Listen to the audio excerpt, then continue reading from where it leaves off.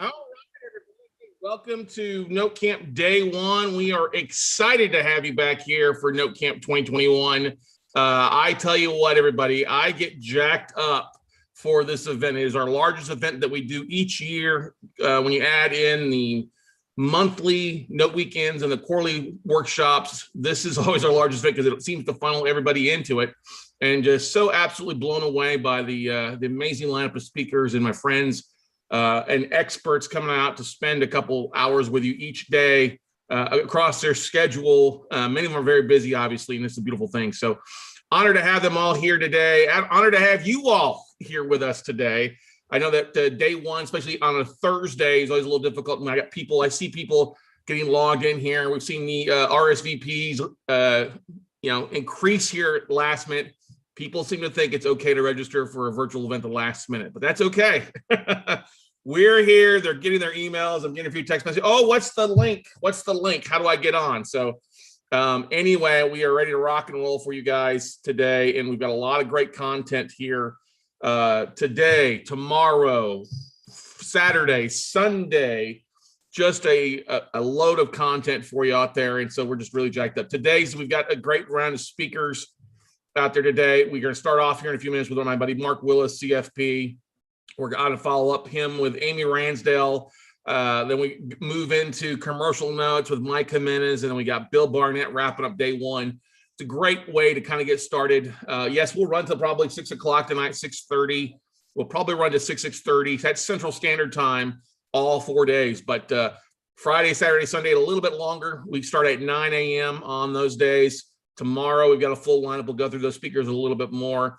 Saturday, a full lineup as well. And then, of course, on Sunday, we've got another busy lineup there. So 4 barrels of fun and content for you. If this is your first time to Note Camp, in the chat roll, do me a favor and say first timer. All right. Type that in that chat roll. And then tell me where you're at, where you're from. I know that many of you guys, obviously, when you're registered here on Zoom, it does ask for, your city and state, of course, your email and name. But always like to know where you guys are, because everybody's in a different spot. And we've got such an international flair for what we do with this event. Every time we've held this now this being the 8th time in the last 7 years, we've held this, and it's always a great group. If you've been to all Note Camps on here, or more than one, say more than one, or all of them. All right, see that in the chat roll where you're from, but we'll get to that in a little bit. For those of you guys that don't know, Note Camp has been a definitely is one of, I guess you could say it's my baby. It's one of the things that we came up with back in 2014. And it is just really, I think it revolutionized a lot of the note industry. We've all been to different workshops and conferences, whether it's notes or real estate. God knows we've all been to our fair share. But Note Camp is its unique beast because it really came from I guess you say, a distressed situation. We were planning a big event in Houston, Texas back in 2014 called the, oh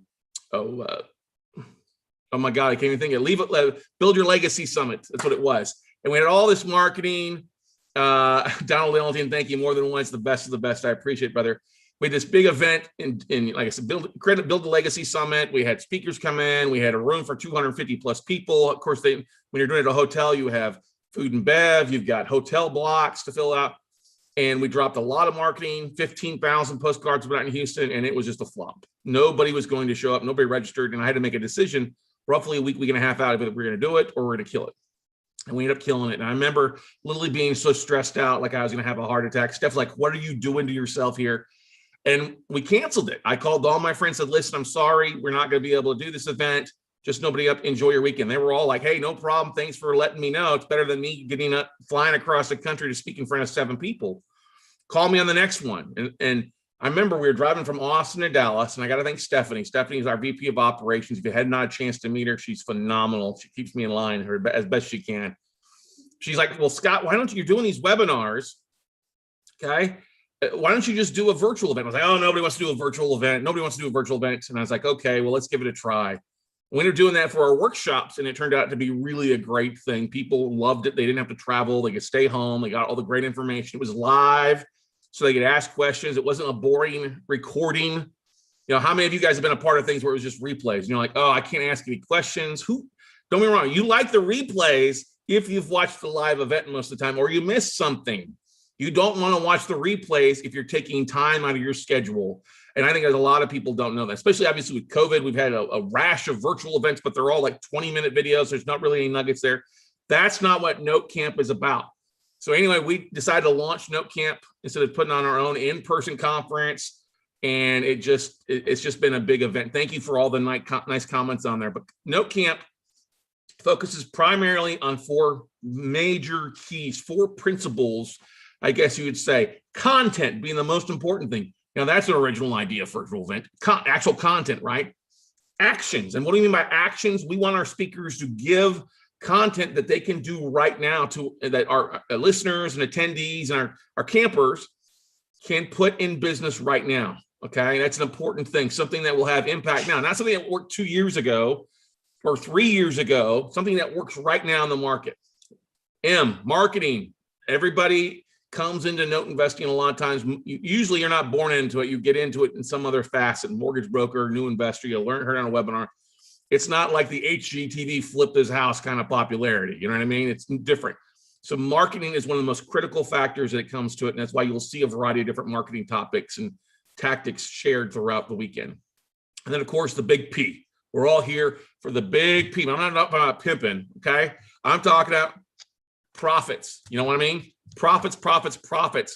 We want to ring that bell, make more money, raise more money so we can make more money. And that's one of the great things that we always focus on throughout all our note camps, is having different money experts, different people coming on to talk about whether you've got a little bit of money to start off with, or you got a lot of money, or you're looking to raise capital, or maybe you're looking to be your own bank and you want to kind of self-bank, self-finance, self-insure yourself, depending on where you're at. And so that's the 4 principles of Note Camp: content, actions, marketing, and profit generating nuggets for you. And those have shown up. We deliver year in, year out. The first year we did this twice. It's a lot of work for a big event. So we've moved it to just once a year, once mid-year, sometimes June, July. So I think it's the latest we've ever held it. But I'll tell you this, we get so many people that repeat, so many people that come to this. We have a variety of different ways that we're sharing this throughout the weekend, and we'll get that in a second. But I just simply want you to see and thank each and every one of you, whether you're joining me live right now, you're watching this on Zoom, on YouTube, you're listening to it on Clubhouse, we'll get that in a second, or you're watching the replays. I'm glad you're here, and I'm humbled, and I promise to always deliver a great event. And I have to give a big thank you once again to all our speakers, all our sponsors. We'll get that in a second. But let's see where some of you guys are at. From Stephen, Carmen, Tennessee, all of them, Silver Spring, Maryland, and Philadelphia. Split the time between location. Also, Charlie Giron. That's a new name. Hey, Scott, how are you doing, man? Charlie and oh yeah, there we go. Okay, now I recognize Charlie. Charlie Maria from Miami and Nicaragua. First time. Glad to have you. Sherry Getler from first timer from Hudson, Florida. Jamal from first timer Colorado Springs. That's awesome. Okay, I'm going up here. Donald Ellington from Maryland, there, Baltimore area. Great to have you, buddy. John Piggins, first timer. Julia Reed, first time out of Texas. James Tabb, first timer, Clarksville, Tennessee. Frank Waters out of Spartanburg, South Carolina. Tiffany Owens, first timer out of St. Louis. There we go. Missouri. Dawn from Connecticut. Awesome. Nora Maggio from Las Vegas, first timer. Nice. And Kay Hellman, first timer out of Seattle. Great stuff. Tyshawn Williams. There we go, buddy. First timer from Atlanta. Julia, yes, it's okay if you use the same link. It's totally fine. Make sure I get the right mark, though. We got somebody else commenting here. I saw pop up. Matrice, what's up, buddy? Out of Atlanta, Georgia. Glad to have you. So you can see those that have commented on there. We've got a big variety of people from all across the country. And that's one of the most powerful things I can tell each and every one of you. You're not alone. Real estate investing can be a very lonely game, especially if you're doing something that's not as common as fix and flips or wholesale and stuff like that. And that's the beauty about Note Camp. All you campers are part of the Note family now, whether you like it or not, okay? And you all should go over and join the Note Nation Facebook group. Don't worry about it. I'll send a link out to you guys later for that if you're not done that. But your audience, your team is not just you. It's just not your vendors. It's everybody that's on here is a resource for you, okay? Because you're going to come across deals all across the country. And now you have an amazing team ready and willing to work with you. And I guarantee you, we all work together. There's deals I call people, hey, can you go by and take a look at this asset? Can you go take a look at this asset? Or, hey, I got an asset in your backyard I think you might like. That's the beauty of Note Camp, of bringing people together.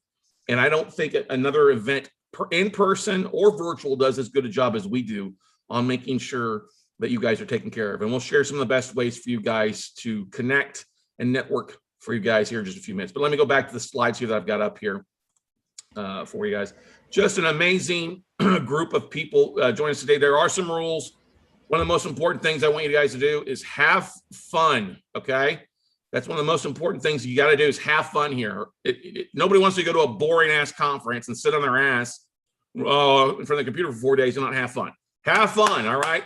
There'll be times during the breaks we'll be getting you up, stretching, having some fun with music. Just really want you to have fun. It's okay to be goofy. It's okay to be yourself. That's one of the most important things. Don't try to be a cookie cutter. Be yourself and have fun. Second big rule here, okay? Be respectful and courteous, not only of your fellow campers, but our camp counselors, I'd say, our speakers. Rudeness will not be tolerated. I will boot you faster than two shakes of a sheep's tail if you're rude and mean to people out there. Now, you don't always have to agree with every speaker. Some speakers go one route and they go a different route. It's totally fine, okay? But I will require you guys to be respectful and have the golden rule. Treat people exactly like you. Now, if you have somebody who's being abusive or ugly or saying things, let me know. I'll gladly take care of them and boot them out. I don't have a problem with that at all. I'll be the asshole, okay? But be respectful and courteous. But I know everybody is pretty much. The beautiful thing is, you know, I love you guys. You're great at that. But every once in a while we'll get somebody in. Who knows? Okay. Third thing, most important thing, ask questions. Our speakers want to hear your questions. They've all got an hour 15. They're going to deliver at least an hour of content before they get into 15 minutes of either selling something or taking Q&A. We only have a few people selling things on here, ladies and gentlemen. We got to pay for the lights, pay for some groceries. But those that are offering a service or offering a product, hey, use them. They're quality people. They've all been handpicked to speak on here. And we're really, really proud and very confident that they will treat you all very, very well. All right. If something happens, an act of God, if the internet goes out, just chill. We have backup plans. All right. But anything happens here on our end when the internet goes out, I can be back up and running in roughly 10 to 15 minutes, if not faster. Okay. So just hang out. We'll get a letter, email, text out to you what's going on, but just stick in Zoom and using an opportunity to have another bio break. But we should not have that happening. Okay.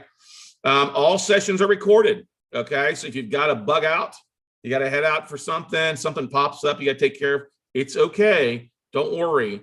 If you're a paid ticket member, you'll get access to the replays there for you, and you'll get access to all the replays for you. Okay. 6, obviously expand your network and knowledge. The chat role's there for you to communicate with everybody else on there. There's some things that we'll ask you to do, specific break sessions of sharing your LinkedIn profile. There's a survey here. If you want to fill it out, great. We'll be glad to share that information with everybody else. If you don't want to share information, then don't fill out the survey. It's totally fine. But one of the greatest things that we want to do is help you guys take advantage of what's going on in the market and be here. Now, we've also got some other things that we're working on, surprises, a couple of cool things with our vendors that we'll be sharing across the board as well. And as always, hey, feel free to share in the Note Nation Facebook group. You're part of that as well, to connect with other people there, okay? If you've got a friend or business partner and you think they find valuable, feel free to share your link with them. I'm totally fine with it the day of. We've all got people all across the country, sometimes the world. If you've got investors or friends or families or colleagues, teammates, and you want to share this link with them, feel free to share the link with them so they can join in, because it's often hard to replicate the energy that you get from coming to an event. And so if you can get your friends or spouses or your loved ones or your biggest cheerleaders that tune in and spend a little bit of time, you'll be doing really well for you, okay?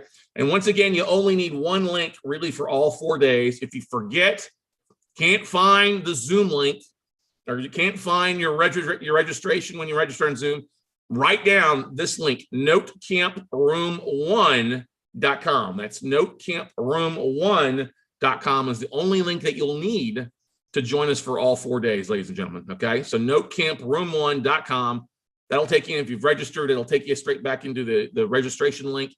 You don't have to re-register. It'll just let you straight back in because it'll recognize your email and your IP address. But Notecamp Room 1 is the only link that you need out there, okay?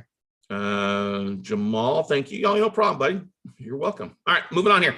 Big thanks to our sponsors. We would not be able to do what we do without our sponsors. You'll see them throughout. Our one, our first one, Laughlin Associates, been with us from the beginning. Aaron Young and Megan Cole, it's just an amazing team. You'll hear from Brent Biscay on Friday, the VP of Operations of their Laughlin's a very trusted partner in what we do. A lot of our clients, a lot of our students, and especially our mastermind students, use Laughlin to set up their entities and set up our asset protection.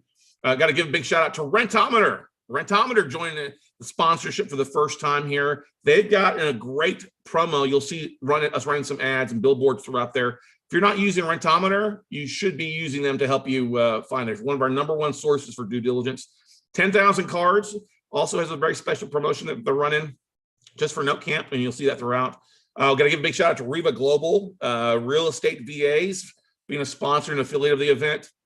Amy Ransdell is speaking here in a little bit, but Riva's phenomenal. Many of you guys that are working full-time are trying to figure out how to squeeze more hours out of the day. That's how we do it. Got to give a big shout out to Note Pros and JD Bates.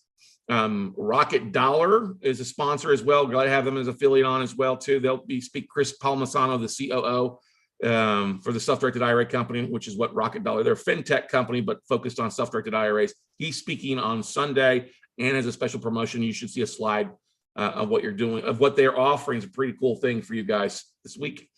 We got, of course, our technology partners: TubeBuddy, Keep, Restream, Repurpose, Zoom. We love those technologies. They're a big part of what we do and help us get everything out. So kudos to all of them. xhange.loans. We're glad to have Michael Jimenez speaking today, talking about commercial notes, how to find and buy. So big thanks to them. Of course, podetize.com, our podcasting and technology partner. Love what they do. They help us do. Many of you guys that listen to the Note Closer show or listen to the Note Camp podcast or Note Night in America, it's Podetize that we use for all our production on that. And Tom Hazard actually be speaking Saturday about how easy it is for you guys to start doing some of that stuff as well. Of course, Dickie Baldwin at Baldwin Advisory Group, the one-stop shop for all your real estate needs. Got a big shout out to Dickie for also being an affiliate and sponsor as well. And then, of course, our radio partner, AMFM247.com. Big kudos to those guys over there, Jason Dad and the whole team at AMFM 24/7 for helping us get the word out in the radio network across the country. So you'll be seeing slides. A lot of our partners are offering up special promotions just for you guys for this weekend or for this event if you're watching the replay. So stay tuned. We'll take plenty of breaks throughout the weekend, throughout the 4 days. Every hour 15, you'll have a bio break, but stay tuned. We got some promotions rocking and rolling for you guys here at Note Camp. And as always, guys, like I said, NoteCamp.live. You can see the full schedule at NoteCamp.live as well, where you guys registered originally. And provided that nobody flakes on their schedule, it should follow pretty close to that schedule throughout the day. Excited. We got over 450 people have RSVP'd for Note Camp. It's not our largest event, but also it's pretty much right on par. We usually see around 400 to 500 people that RSVP'd for this event. So we're honored for you guys to be there. Hopefully we can hit 500 before the weekend is out, but excited for it to be another large event for you guys. And one of the big things, if it gives you an idea, wondering where everybody's located. Obviously, we've got people on here right now. They're from East Coast to West Coast. Give you 34 different states. Okay, 34 different states, and actually 10 different countries. We've got people from Canada, Spain, Israel, New Zealand, Australia, England, Russia, Czech Republic, and Nicaragua. Forgot about Nicaragua for you in there. It did pop up because brother registered from New Jersey, New York, and everything or Miami, sorry. So yeah, 10 different countries. We've got some international flair, okay? But if you want to see the breakdown, you can see the map there where everybody's kind of at all across the United States. Now, we do have people in Alaska. We do have somebody listening from Hawaii as well. So it's really, I love it because you get people all across the country. Literally, ladies and gentlemen, you've got access to people in just about every state out there that you'll find deals if you need some help with. So I love it because it really is a nationwide network, and it really is. It's what's so beautiful about traveling this country. You run into people all the time, and it really, truly has become a Note family across the board for everybody. So anyway, let's see. How can you make the most of Note Camp here? We're going to run through this really fast here because we got about 10 minutes before we get our first rockstar speaker coming on, okay? Attend as many sessions as possible. That's the one most important thing. Take plenty of notes, okay? Ask relevant questions and timely questions. Our speakers will either allow you to ask questions at the time or they'll wait till the very end. If you're going to ask a question, make sure it is very relevant at the time of what they're talking about. Don't ask a question to bank it for later on, because it can become a distraction. Now, I'll be moderating the questions through each session, but just ask plenty of questions. Our speakers, our experts love to hear questions, have questions asked from them, okay? Share your favorite nuggets, lessons, speakers. Each morning, we'll do a quick recap of what you liked. Write down. I know you're going to get a lot of nuggets throughout the next 3.5 days. If something really pops up on your paper, when I take notes, when I go to a live event, is I star it. I'm like, ooh, I need to implement that in the next 24 to 48 hours or next week. So do yourself that, because we'll be asking that. It'll also come in handy for you later on, okay?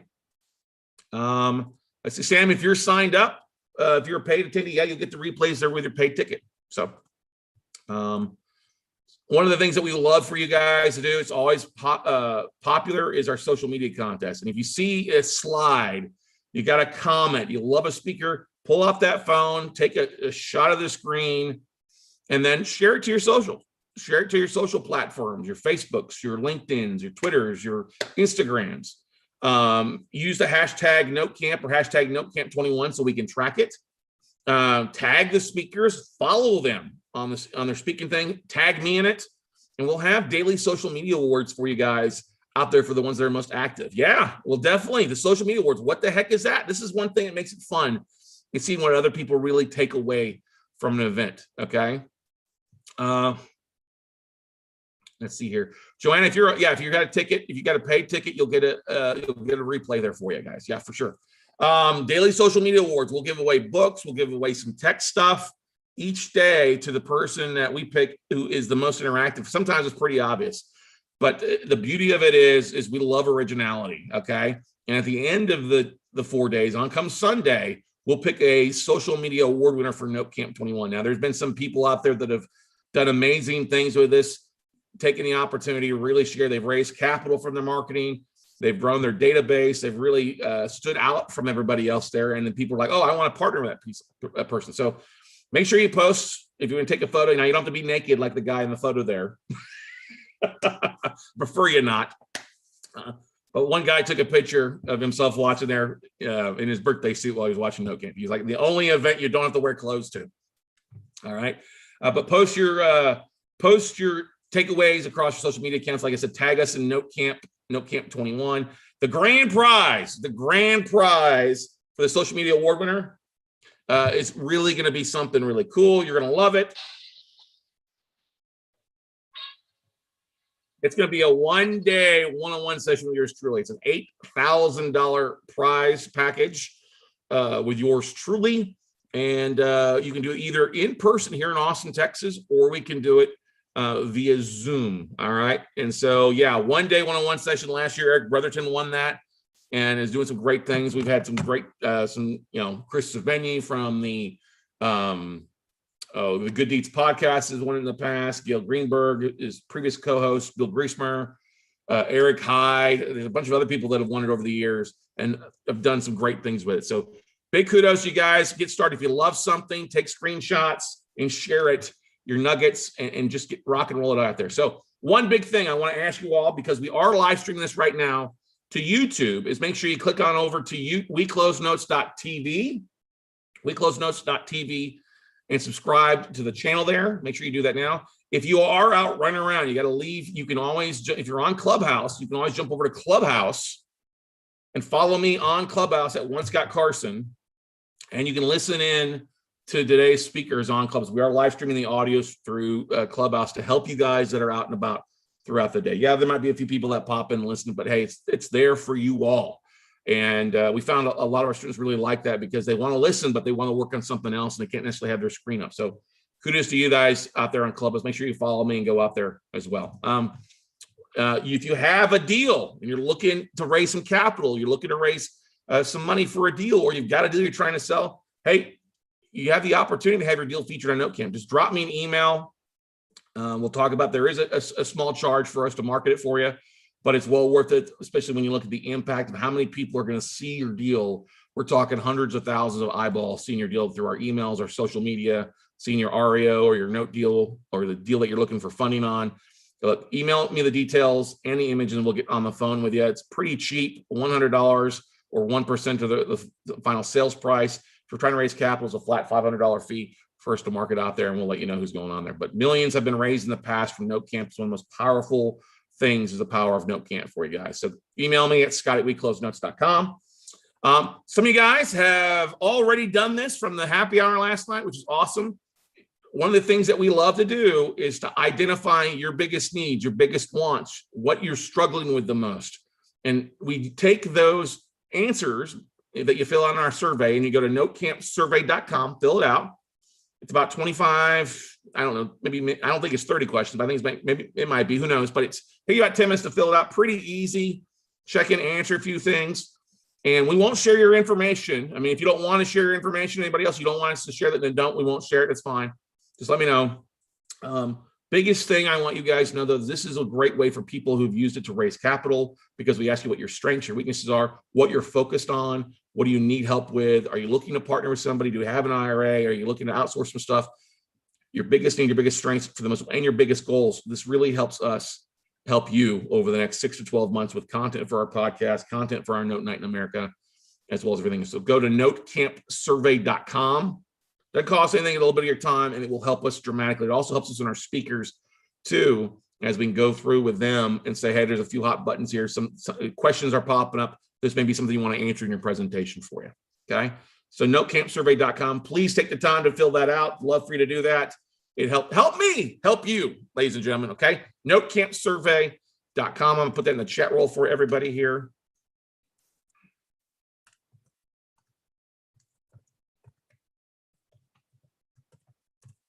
Take a few minutes to fill that out for you.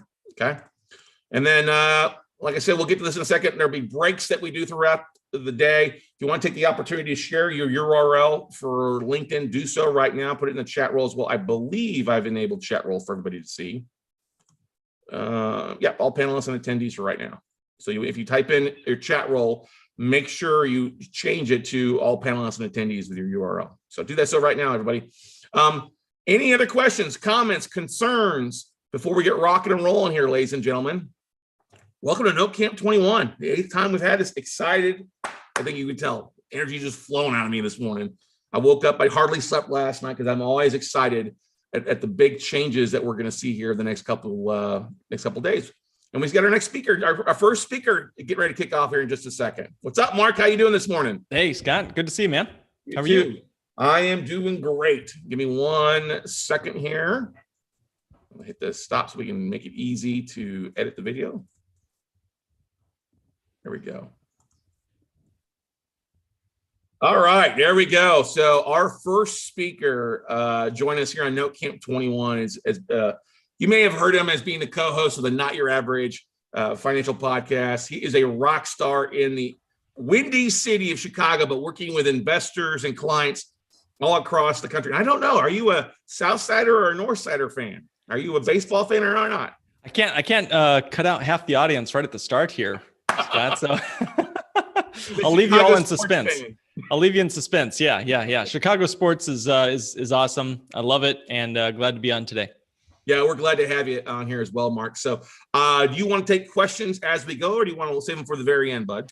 Yeah, great question. We'll add them to the queue. In fact, we'll have a few chances for folks to win a gift card prize. If you listen carefully, there might be some pop quizzes that I'll be asking you guys. So send your question in as they happen. And then toward the end, we'll accumulate a couple. We'll have a few Q&A at the end too. Perfect. Well, I think you probably got a PowerPoint presentation by now, but I'll let you bring it up there. I'll tell you what, guys, when I had Mark on my podcast last year, and then we had you on, we've talked a couple different times. Mm-hmm. Absolutely blown away with what he's going to share with you and show you how to write it. The title of your thing is How to Write a Contract with Your Future Self. And I love that, especially the book behind you, How to Bank on Yourself. And we're so excited to have you here, Mark. Thank you so much for being here at Note C.A.M.P, bud. All right. Yeah, my pleasure, man. So I'm going to get everything going. Hopefully you guys can see my screen here, seeing the right monitor. Is that right? Okay, cool. So this is about building really an asset management and wealth building strategy that you can count on. Think about it. If you could go back to February of 2020, did you know then what you know now about what was about to happen in the world economy? So That's kind of what we're going to get into today. How can you write a contract with your future? So if you're in a hurry, the first thing to write down is this link. Go to bit.ly/lake growth. That's bit.ly/LAKEGROWTH, bit.ly/lake growth. And by the way, if you do that, if you fill those out, and by the way, we're going to have a couple of keywords that I'm going to be saying as we go through this presentation. If you can write down those keywords and email them to us, I'll send you the email address, or we'll tell you the email address at the end of this presentation. If you can write down all 6 words in the correct order, as I drop them, you will get an $50 Amazon gift card just for writing these 6 words down and sending us an email. That's how easy it's going to be. So you can be entered into that raffle giveaway to win that if you write down those 6 key phrases. Okay. You're giving away money for 6 keywords. What's up, man? trying to keep it creative. So again, all you have to do is write down those 6 words and then wait till the end of the presentation. We'll give you the right email address to send those 6 words to. So let's get into it. A couple of footnotes to keep our attorneys happy. These are important, but I'm not an accountant. I'm not an attorney. I am a certified financial planner. So we're going to be talking in those terms today. And the first thing I want to say is you guys are in the right place. You're with Scott. You're with an incredible team of people here. So hang around with people who remind you of your future, not your past, not your past. You know, if you guys have ever seen the bucket of crabs, you know that if you try to escape that bucket of crabs, your buddies are just going to grab it, pinch at your knees and ankles and pull you right back in. So you're with good people here today that are helping you soar. So, you know, just being here today proves that you're on the right track and wanting to improve yourself. It's, for goodness sakes, it's a beautiful day. It's a middle of the day here. You could be out on a beach, but you're here to improve. So let's do that. If you're looking to grow and scale your business, upgrade your personal life, if you want to unleash your financial potential, if you want to have cultivated and rewarding relationships, or even get in your best shape, right? And more, it takes a desire to improve, to have a better future, to write a contract with that bigger and better future. But there's some sinister villains in the way. In fact, there are 2 universal laws that are impacting all of us. Like right now, as we sit here or stand here, there are 2 laws in the universe that impact our life. And those laws are the law of gravity and the law of entropy. In other words, things that pull you down and things that rip you to shreds. And guys, we see gravity and entropy all over the evening news, all over our news feeds, you know, the doom scroll of your evening, right? You see bitter strife between classes of people, between races, ethnic groups, haves and have-nots, political divisions, goodness, genders, you know, so much more. We don't even need to talk about it. It's so pervasive. In fact, Mother Nature herself is bent on just destroying us with viruses, climate catastrophes, the fundamental nature of our aging bodies, for goodness sakes. You know, Scott, I'm reminded of the phrase, life is like a roll of toilet paper. The more you use it, the faster it goes. And that is absolutely true, not just with our aging bodies, but our relationships too. You know, they feel the effects of entropy. If you don't develop your relationships, you'll drift apart. You know, your marriage, your good friendships, whatever. Personal development too. It's like waging war against gravity, just to be a better version of yourself today than you were yesterday. I'd say your business, your investments, everything really is impacted by gravity and entropy. There's no such thing as a passive business. That's the myth. That's the myth. There's no such thing as a totally passive business because if you just walk away, never come back to it, never pay attention to it, it will eventually dissolve and other people will come and grab that cash out of that business. So the law of gravity pulls you down. The law of entropy tears you apart. Not exactly a rosy picture to start a presentation, Mark. What are you doing here? Well, good news. I got your first keyword. So for those of you who made it through that, you get the first keyword. The first keyword is gravity. So write that word down. Gravity is the first keyword. So again, left alone, the universe seems hell-bent on ripping us to shreds and pulling us down. That first keyword is gravity. I promise you, Mark is a very popular guy, a very positive guy too, guys. That's right. We're getting to the good stuff, I promise. So what are some of the ways in which our financial life is impacted by gravity and entropy? Here's a nice little list right here. I'm curious, I'm reading a few of these here. There's market risk. There's liquidity risk. There's tax rate risk. Guys, put into the chat anybody put into the chat one of these that stands out to you. Maybe it's especially dangerous. Maybe it's especially jarring, or maybe you've been impacted by this particular risk in the past. Just put into the chat one of these risks that means something to you and see what happens. All right. All right. Thank you. All right. We got health risk, liquidity risk, timing risk. Yeah. Loss of spouse risk. All of these are huge. All of these could change your life in a moment and more. A financial elder risk. That's a big one. Yeah. Financial elder abuse. One that caught me today was this one here of unexpected financial responsibility, where parents or kids move back in. You thought you were empty nesting, you could start saving for retirement. And then all of a sudden, boom, the kids move back in, or mom and dad are needing some extra help financially or medically or otherwise. Super important, guys. All of these are impacts on our future, whether we realize it or not. And as Niels Bohr says, prediction is very difficult, especially if it's about the future. Okay, so it's a nice quote, but it has dramatic ramifications. Nobody knows the future. But what does gravity and entropy have to do with me and you? There are an infinite number of risks that you can see just walking out the door every day. So where is the hope? Well, I would say that humanity's unique gift, our very special spot in the universe, comes from our ability to envision a bigger future. And that's where the hope is. In the midst of gravity and entropy and everything else, we all want to improve ourselves. So first of all, congratulations on taking that first step. You've almost locked in a better future just by your intentions, but there has to be more to it than just that. So, I'd say the next piece to that is, how do we actually enshrine the desire for a better and bigger future? How do we talk about our future in a way that helps us move forward? And the answer is a contract. The contract is the promise and the commitment to a future.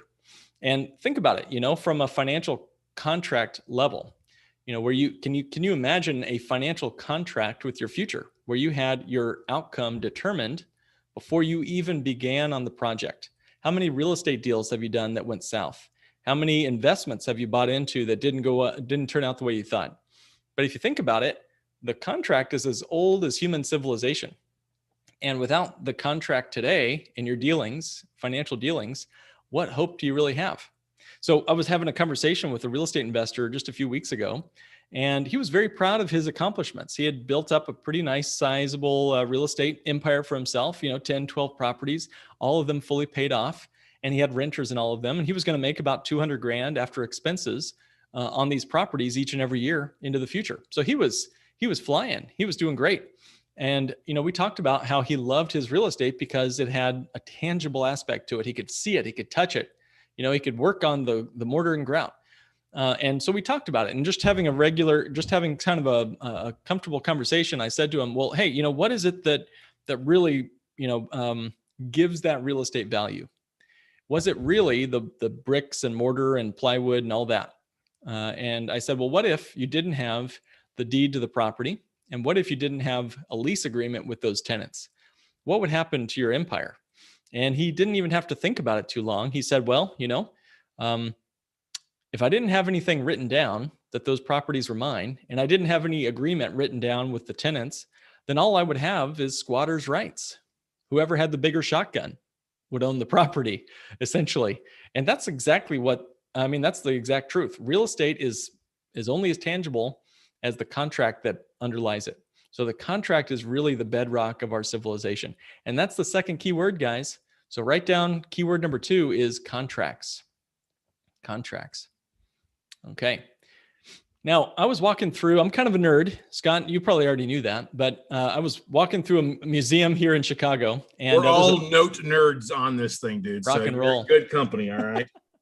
Well, hey, speaking of contracts, I was walking through a museum here in Chicago. There's a really cool one on the South Side, University of Chicago campus. There's this Ancient Oriental Institute museum. And I was just walking through, checking out some really cool stuff like cuneiform tablets and pyramids and pictures of pyramids and mummies and all that. But along one of the walls was this really long parchment. And I'll just zoom in here of what this says. Down at the bottom was a placard that said annuity contract from 300 BC, over 2,000 years ago. So this is an incredible find for a financial nerd like me. Annuities, are just contracts of income. That's all they are. They're just paying you a paycheck. In this guy's case, he's probably a Roman soldier and working for Alexander the Great or whoever. He brings this contract home, shows it to his spouse and his kids, and he's like, guys, I'm set for life. We're set for life. I'm getting paid by the empire. I'm getting paid by the government for the rest of my life. And that's an awesome asset. That's a contract you'd want to hold on to. Now, I'm not here to talk about annuities or whether or not they're a good idea. Sometimes they are, sometimes they aren't. But what I really want to focus on is that contract concept. Imagine what it would have been like, how much pride you could have if you were the guy walking in with that contract in your pocket. So even if you ran out of money, you'd never run out of income with a contract like this. So let's talk about how you'd write a contract with your future today. You may not be as wealthy as the Roman Empire was in 300 BC, but you can set up something that enables you to write a contract with your future. And it's a tactical system. It's not just mindset stuff. But I will just mention that, Sir John Hartgrove said, until it's on paper, it's vapor. So in 1985, Jim Carrey, before he became a famous comedian and actor, he wrote himself a check for $10 million for acting services rendered. And he put that check somewhere where he could see it every single day. And that put him in the right mindset to have a future that was bigger than his past.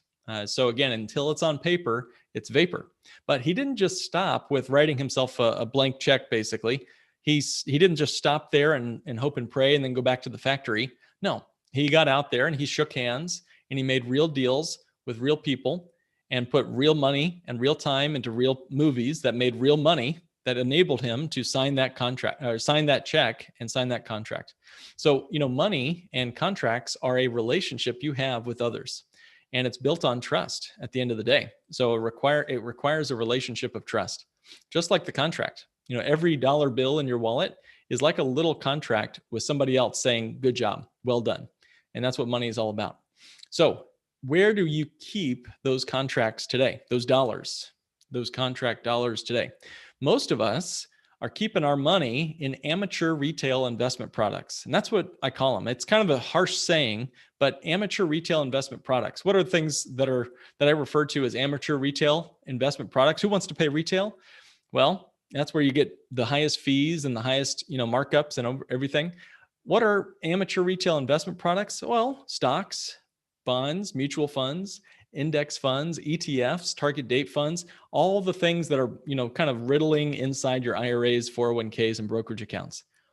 So too many financial products restrict us, like this dead plant here that was restricted by that little pot. That plant obviously needed a bigger place to live, but it didn't have a nice spot for it to live. So what are the constrictions, or what are some of the ways in which your money could be just squeezed to death, like you see this plant doing here? The first is fees. And according to the Department of Labor, a fee of just 1% on your IRA, 401k, brokerage account, any kind of management fee on your retirement accounts will zap 1/3 of your life savings over 35 years. That's according to the Department of Labor. That's messed up.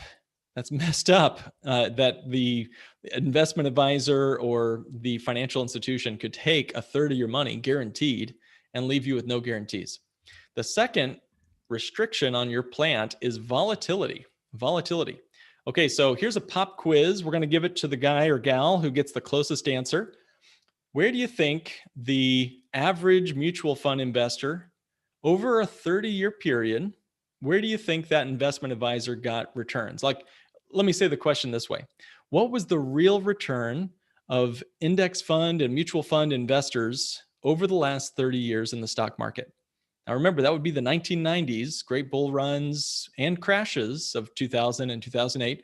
But over a 30-year period, if you bought and hold your investments over 30 years, give me a percentage. Give me a percentage. What rate of return over 30 years would the average equity fund investor get according to third-party research? Somebody read the screen. Good for you. You get the answer. Good. I'm seeing all sorts of answers here. 20%, 12%, 8%, 6, 12. Well, the one who read the answer gets the prize. It was Sherry Goetler. I hope I said your last name right.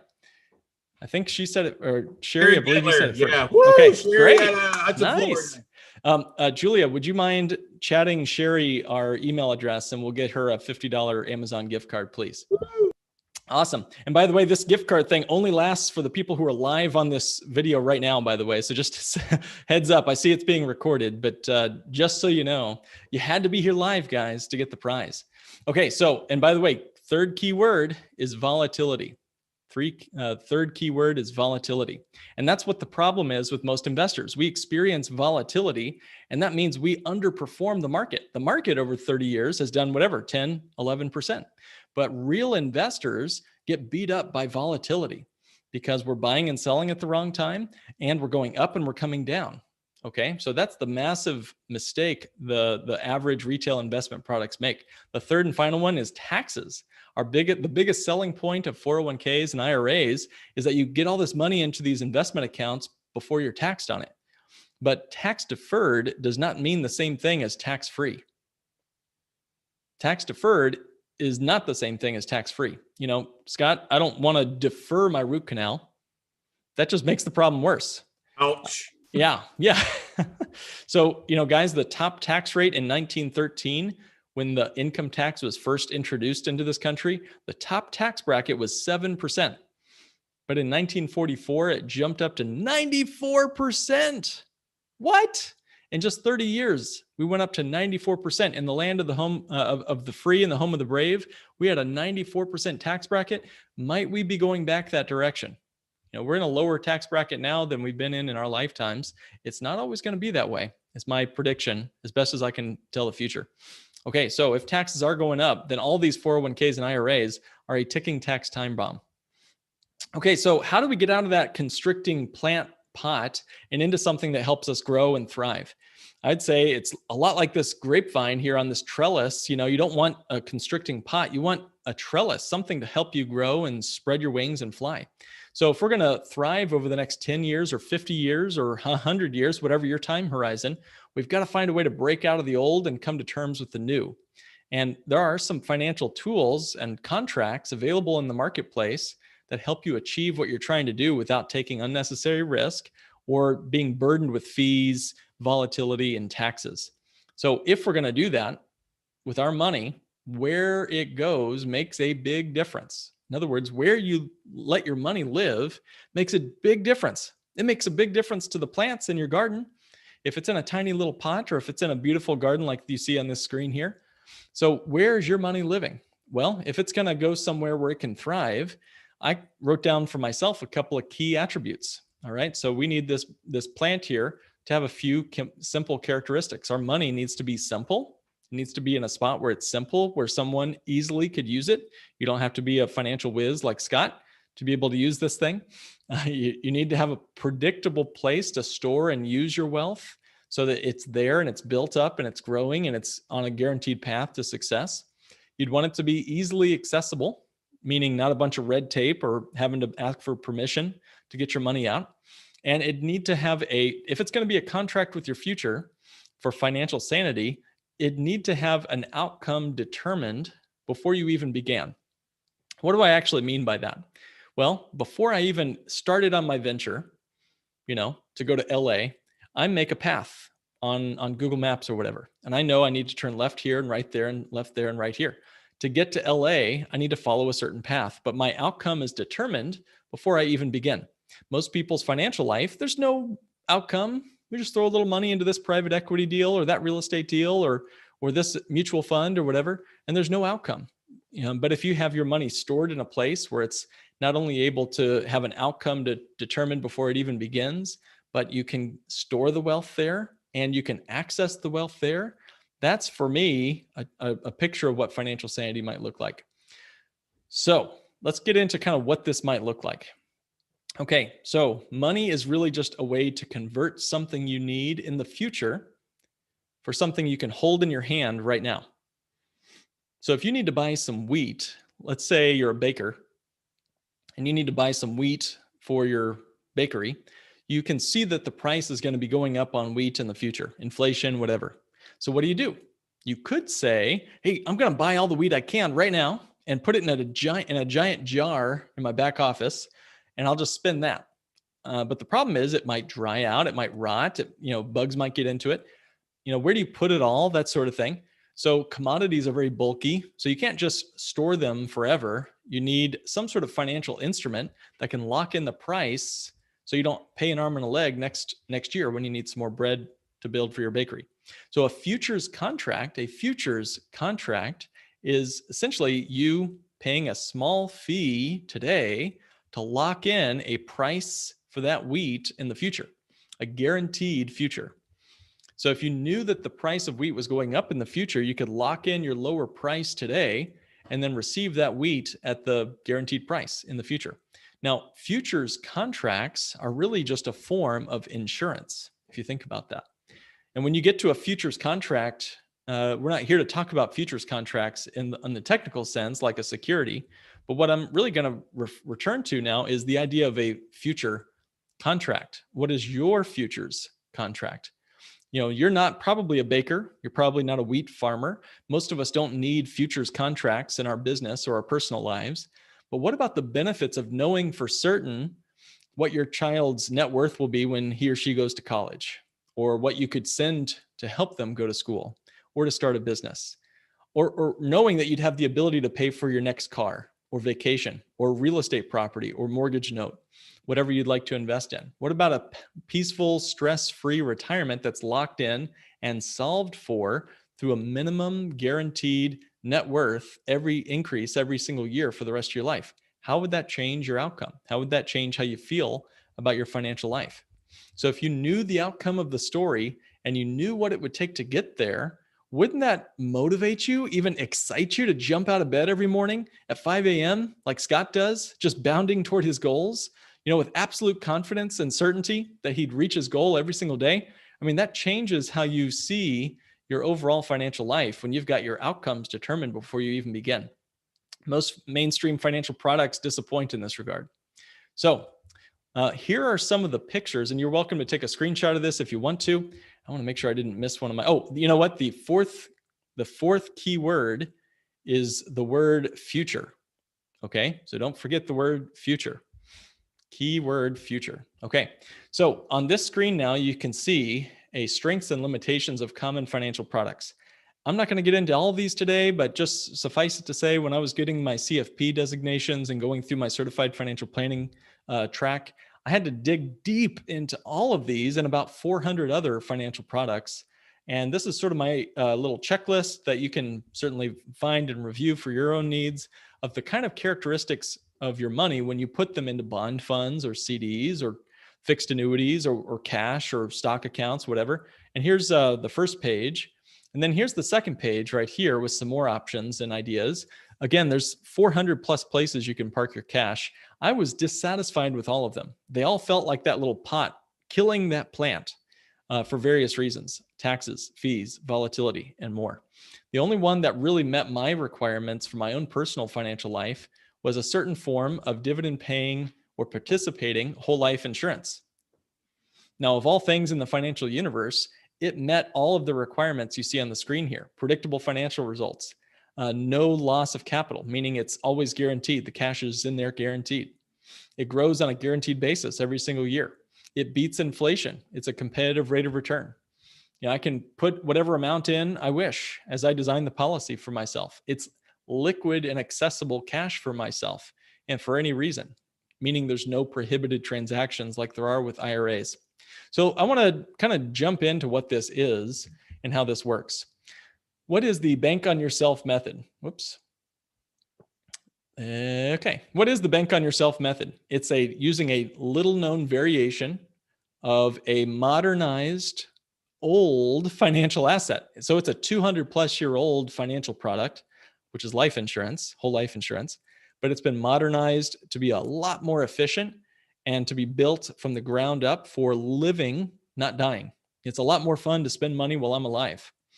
So that's my opinion anyway. So yes, I said whole life, but not the kind of whole life that Dave Ramsey talks about or Susie Orman talks about. With this type of policy, you don't have to die to win. Thank goodness. There are at least 8 living benefits that I won't spend every minute talking about, but I want to zip over a few. One, the cash value on these policies grow guaranteed every single year for the rest of your life. Guarantees are coming from the insurance company. So not tied to the stock market or the whims of real estate, whatever. So you can protect against inflation. So it keeps up with that cost of living increase and the insidious nature of inflation. It grows with a guaranteed increase every single year, regardless of what the market's doing. And of course, it is life insurance. So we're automatically solving that problem for our family, our kids, our favorite charity, whatever. All right, next, you can access the cash in this policy for any reason. There's no prohibited transactions. So I can rehab the rental property down the street, or I can rehab my own kitchen if I want to. I can send my own kids to college, or I can send them to Disney World, and the cash in the policy is mine to use and spend any way I wish. That's so unlike 401ks and self-directed IRAs and more. So the cash value is accessible. I mentioned that, but it's also accessible tax-free. If we designed it correctly, we can access the principal and the gains totally tax-free, both now and in the future. Tax law says that you can get the gains through policy loans out with no taxes due. Now, the money can be used for your investing, for real estate, mortgage notes, whatever. It could also be used for personal needs. And we're looking at companies that have been around for over 100 years. Now, I don't know about you guys, but I hope this is our last pandemic. But for a lot of these insurance companies, this is not their first rodeo. They've been through pandemics before, 1918. They've been through recessions, depressions, high inflation, low inflation, markets up, markets down, and they've been productive and profitable for over a century. That's pretty cool. All right, so the fifth key word is compound growth. Compound growth. Now, I want to talk about how you can become your own source of financing. And this could just, this slide has the capacity to change everything about how you make major purchases in your life. I would actually claim that, you'll actually be better off becoming your own source of financing than trying to chase a little bit higher rate of return on your mutual funds. So here's what I mean. You can use the policy as a source of money for college education, cars, real estate, starting or expanding your business. You can get access to the money as a policy loan, and that's a loan from the insurance company against your life insurance policy, okay? They don't have ability to say no. It's written right into the contract that you get your money anytime you ask for it. And they don't ask you a bunch of pesky questions or check your credit score. Usually within a week, they directly deposit whatever amount you asked for right into your bank account. And while you have that money borrowed out, the policy, the cash value life insurance policy, continues to grow as if you hadn't touched a dime of the money. Now, to me, that shocked me. This is unbelievable that you could do something like this. And while there may be some interest charged on policy loans, it's usually around over 4 years. Let's say you borrowed out 4 years to buy a car. You'd be charged about 1.5% to 2% interest on that money. Meanwhile, your policy is growing, compounded on the entire cash value. So if you had 100 grand of cash value, and let's say you borrowed out 30 grand to go buy a car, paid it back over 4 years, you'd pay about $700 in interest over that period of time. And at the same time, your policy is growing at 4, 5, 5.5% after-tax cash on your money. So you've got an incredible arbitrage there. Even though there might be a little bit of interest paid, your interest growing on the cash is that much greater. So it works out in your favor to be even better than paying cash. All right, let's take a look at what that actually means and what that looks like. Okay, so here's somebody who didn't take loans. Here's somebody who did. Let's take a look at this because this is so huge, it could change everything. Here's a 35-year-old who's putting in $1,500 a month. And you can see the premium right there. Premium is just the word for how you get the money into the policy. So putting in $1,500 a month, 18 grand a year. In year one, they've already got $11,000 they could be using right away. And they have a death benefit of $648,000. Now come with me. Notice there's no loans being taken, a bunch of zeros in the middle of the screen there. Come with me all the way down to age 70. This person finally stops funding this policy. And I want you to remember the number $1.2 million. Okay. So this person never touched this money. They just socked it away in the policy, never thought about it ever again. But at age 70, he decides he's ready to take an income of $60,000, totally tax-free. And that comes out of the policy. So $1.2 million is the cash value at age 70. Don't forget that number. Now let's take a look at the exact same policy, but now this guy's taking $35,000 loans every 5 years. What would he be doing with that? Maybe buying cars, maybe doing some fix and flip properties. Maybe he's getting down payments on rentals, but whatever he uses that money for, he pays it back. In his case, he decides to pay it back over 5 years. All right. And you can see the interest. If you did the math there, the interest on that would be about 1.5% APR. All right. So at the same time that he's borrowing and paying back, look at that. His cash value still continued to grow on the entire cash value, so that he didn't stop or he didn't break compound growth. He still has his wonderful $1.2 million in retirement. And he's got $60,000 waiting for him for his annual income in the future. How cool is that? So your money's doing two things at once. I cannot find anywhere else in the financial universe that does this with any manner of guarantees. Okay, what if you don't have 35 years like that wonderful chap did? Maybe you're, just a few more years older. Maybe you've got a lump sum and you don't want to wait around. Well, check this out. Here's a guy who dumps in 400 grand lump sum. And all of a sudden, he's got $378,000 that he could use right away for his investing or anything he chose. And as he pays, now he takes a loan in the first year for $360,000, and the loans are charged as simple interest all year long. So at the end of the day, he pays back about $5,100 on his terms per month. Maybe that was rental income, whatever. And then he pays that back over 7 years. His arbitrage, the growth on his money, was $53,000. That's even factoring in the loan interest he paid. Looks like it was a 2.1% APR over 8 years. That's not bad. I can't find a mortgage doing that. But the point is, his policy continues to grow so that his arbitrage, his spread, the money he's in the money on, he's in his favor, is $53,000. Now he does it again and again and again. How many times would you do that? If you could, borrow some money, pay a little bit of interest, and then get back even more. The second time he does it, now his arbitrage is $107,000. It just keeps getting more and more efficient. The contract with your future. So I want to talk through now the uninterrupted compound growth. This is what it looks like visually. Most people invest by going into debt. So they borrow some money to get a car or a real estate deal. And now they're on that little train having to climb their way back up to net zero. And they get back to $0. They owe nobody. And they call Dave Ramsey and they scream, "I'm debt free," only to fall back down the ladder because now they got to get a new car or a new real estate deal. And they just live on that perpetual cycle of debt. The other option, of course, is to save money in a savings account or brokerage account or anywhere. But as soon as you spend money, boom, it's gone. And you broke compound interest. And you got to do it all over again. And so at some point, we have to say, what could we do that beats paying cash? What beats paying cash? Well, this policy appears to beat paying cash. In fact, it does beat paying cash because you get arbitrage. You can borrow against yourself, the policy, but the money continues to grow as if you hadn't touched a dime of the money. Now, is this perfect? Is this some mythical creature that we all just discovered just now? Of course not. This is a long-term contract with your future. This is not get rich by Saturday. Okay.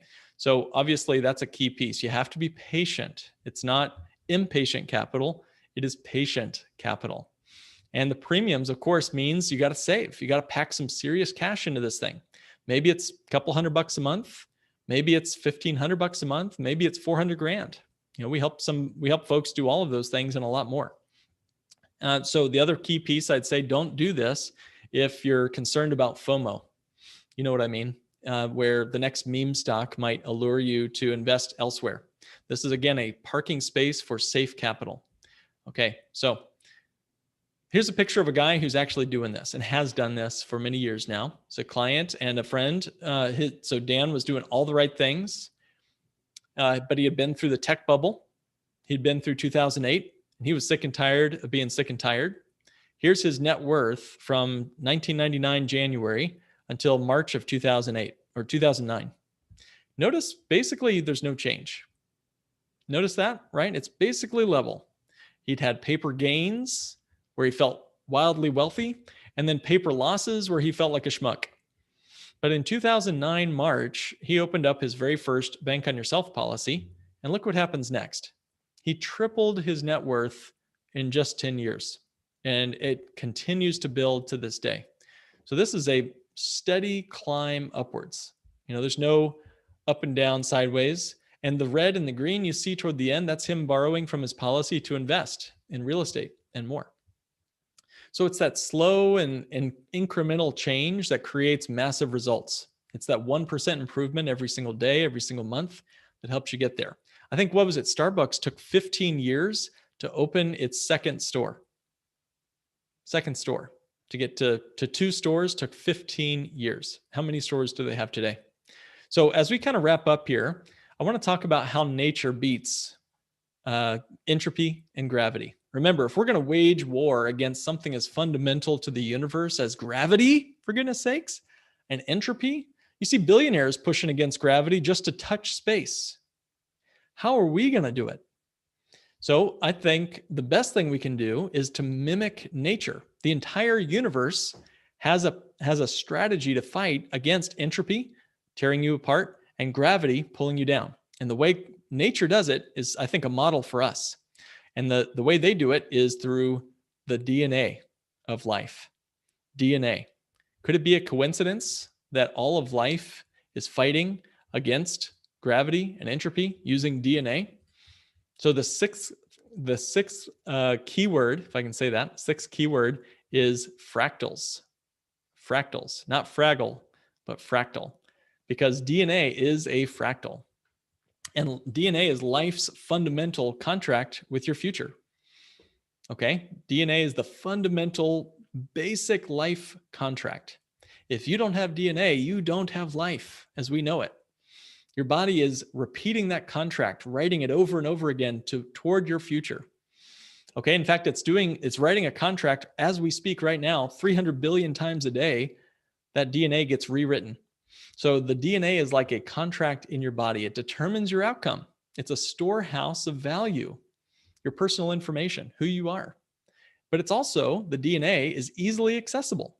So it's a storehouse of wealth, but it's also easily accessible for you to rewrite it and grab it and use it to be multiplied and spent into new cells and more. So doesn't that sound a lot like the money contract we've been talking about, this dividend paying whole life insurance? It's infinitely simple, but yet it's wonderfully complex. DNA even looks like a lattice, if you kind of look at that grapevine analogy I mentioned earlier.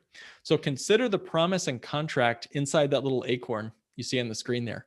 Just by looking in that acorn, you're not going to think it's some big, powerful oak tree, just looking at that thing. It looks like a, pretty runty looking nut just laying on the ground or on a tree, but it has a contract with its future. It's writing its future right into every living cell inside of it. And you guys can do that too. And in fact, you can do that with your money. It's that practical. So essentially you can sit down with a true professional. I have met a number of people who thought they had a Bank on Yourself type whole life policy, but there's a lot of other names for this strategy. Infinite this, living bank that, family wealth banking. I mean, the list goes on and on and on. There is only one trademarked, credentialed phrase that helps distinguish the professionals in the marketplace. It's the difference between an all-natural granola bar and an USDA organic granola bar, and that is the Bank on Yourself professional. If you don't have someone who is a Bank on Yourself professional designing these policies, guys, I've seen it too many times. They could put you back in the market through a variable life insurance policy. They could riddle it with high fees. It could be an indexed universal life policy, which gets more expensive the longer you keep it, which is like another time bomb all over again, back to fees and volatility, right? So don't just work with an, I can do that financial guru. You got to work with a Bank on Yourself professional. There's about 200 of us around the country, the United States and Canada. My firm is one of those. Humbly happy to be a part of that community and that revolution in the financial professional space. Guys, we're here to help you write a contract with your future. You can do it. Okay, so I think I'm finally done with everything. I hope I have a few minutes. I don't know if I do or not. So Scott, this is the link, guys. If you want to come chat with us, you can hop on our calendars by going to bit.ly/lake growth. That's bit.ly/LAKEGROWTH, bit.ly/lake growth. Scott, are you there? Maybe he's going to the website. Maybe he's going to the website to fill it out. I'm typing in the link into the chat roll. Thank you, sir. All right. Appreciate that. Thank you. If there's any questions, happy to answer a few. There may be a few. I can go read through a few of them here. Yeah. There's a few questions here. Let me go to the chat roll first here. Yep. Tyshawn asked the first question, because how long after you start your policy do you get access to the cash value? Yeah. Again, depends on who built it and what company it was with. If it was not built by a bank on yourself professional, very likely it might take you a year or two or more to have any kind of cash value that you could borrow. Had a guy who had to wait 5 years for a company to give him finally the chance to borrow against his policy. Another one took 10 years before it would even grow when you borrow against it. So these are very popular mutual companies that I would not recommend for bank on yourself. The type we typically work with, you can have access to the cash value and borrow against it even in the first month, just 30 days. 30 days. Wow, that's good stuff. Tiffany asked, is there a penalty for not paying the loan back in a particular amount of time? No, there's no penalty at all. There's no penalty at all. There is loan interest. There's loan interest that's charged. So you do want to find a good strategy to pay off the loan someday. If you never pay off the loan, guys, it's a non-recourse loan. And that means it's just deducted from your death benefit. The insurance company loves to give out loans because they already have the collateral, the death benefit. If I have a $2 million death benefit, and let's say I borrow out $1 million to go invest in some fun real estate, and I die that night, then my family gets $2 million minus $1 million loan to get my $1 million to my family tax-free. Okay. And the family also gets $1 million worth of real estate that I purchased right before I croaked. So there is no required repayment plan. There's no penalty to borrow the money or to not pay it back on a certain schedule. You are in control of when you repay that loan. Great question. Good answer there for you. Okay. I'm just going through here. Tyshawn, you may have answered this right. Are the interest rates fixed? They are tied to the Moody's Corporate Bond Index. So they have not changed in 15 years or so, but I'm actually looking forward to when they raise again, because when the loan interest rises, where does that profit go? Well, it's a mutual, let's think it through. That's a mutually owned life insurance company, not publicly traded. So any interest I pay to the insurance company is part of the profits for the company that I mutually own. And so it comes back to us indirectly as a part of the dividends. So if they raise the loan rate on me, that means my dividends are going to be going up too. Does that concept make sense? Or yes. Should I go a little deeper? You want to go a little bit deeper just for the heck of it. Hey, Scott, let's say you and me want to go into business together. And let's say you and me are going to be starting a mortgage company together. Okay. Mortgage company.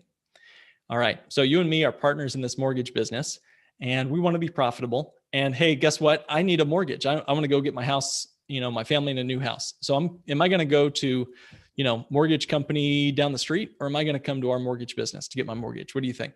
You better be doing it in-house. That's right, man. That's right. Yeah. Now, are you going to want me to repay my mortgage? Yeah, that would always be a good. Probably a good idea. Yeah. If we want to stay in business. Yeah. And so as I'm repaying that mortgage to the company that you and I own together, who benefits when I repay my mortgage? Who benefits? The company. Owned by you and me, right? That's correct. Yeah. Yeah. So I'm indirectly benefited when I pay my own mortgage there. The same holds true with these mutually owned life insurance companies.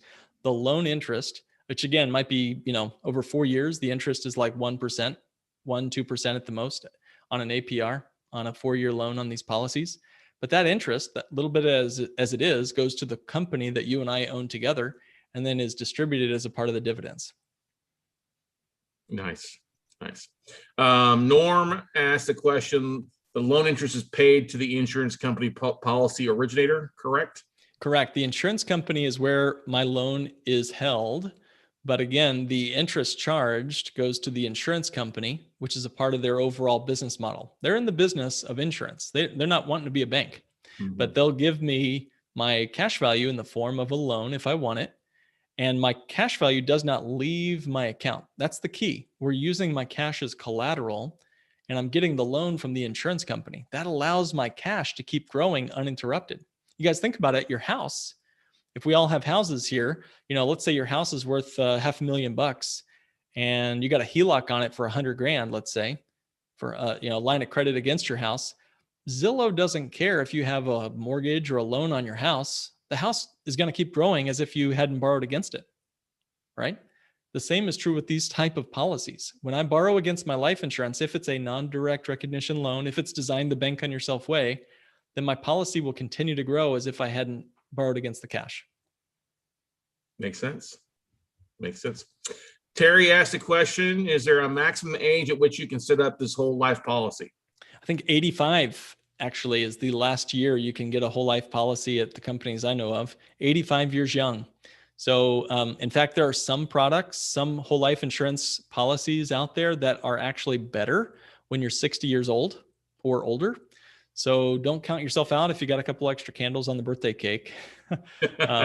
Obviously, the point of this is building up cash. So we squeeze that death benefit down as hard as we can. It cuts a lot of the commissions out, cuts a lot of the expenses of insurance out. So you don't have to be in perfect health, and you don't have to be a spring chicken to start one of these. But I think the last age to your question is 85 years old. Okay. What are the various costs of a policy for someone over 60 who wants a benefit of $500K? I know that may vary, depends on the individual there for a little bit, but any various costs? Well, let's see. I can maybe, I'll give an extra credit slide here for folks and say, ask such a great question. Great questions from your audience here, man. This is awesome. There must be some smart folks here. So give me a second. I'll actually show a picture of that for fun. Sure. So why don't we go to the next question while I'm letting this load up, and we'll keep rolling for a second. Can you convert a term life to a whole life policy? Oh, wow. Another smart question. Yes, we did a whole podcast on this exact topic. If you want to, you guys go to Not Your Average Financial Podcast, anywhere you hear podcasts, and you can see that. It's, let's see, it's episode 187. So just a couple of weeks ago, and you can absolutely do that. Now, caution, kind of like religion, you want to know what you're converting to. Okay. Yeah. There's a lot of term insurance I wouldn't want to convert to the products that they offer at certain companies. So you want to make sure your term insurance is with the right company, so that when you finally do convert it to bank on yourself, it's a true bank on yourself designed whole life policy. Mm-hmm. Okay. And very quickly, here's episode 91, where we get into that single premium idea. This isn't exactly the numbers this person, your previous question was asked, but here's a lady who's 61 years old. She's putting in her case, she put in $211,000. And notice in the first year, she doubled the gift to her family, $448,000 income tax free. And she's got liquid money of $196,000. And in fact, it breaks even and gives her gains by year 3. Now, quick story here, and I'll keep it very brief, but she used the cash in this. She sold one condo here in Chicago, one of those wonderful condos on the river. She sold one of those condos, put the equity of that, the sale equity, into this policy. So 211 went into the policy.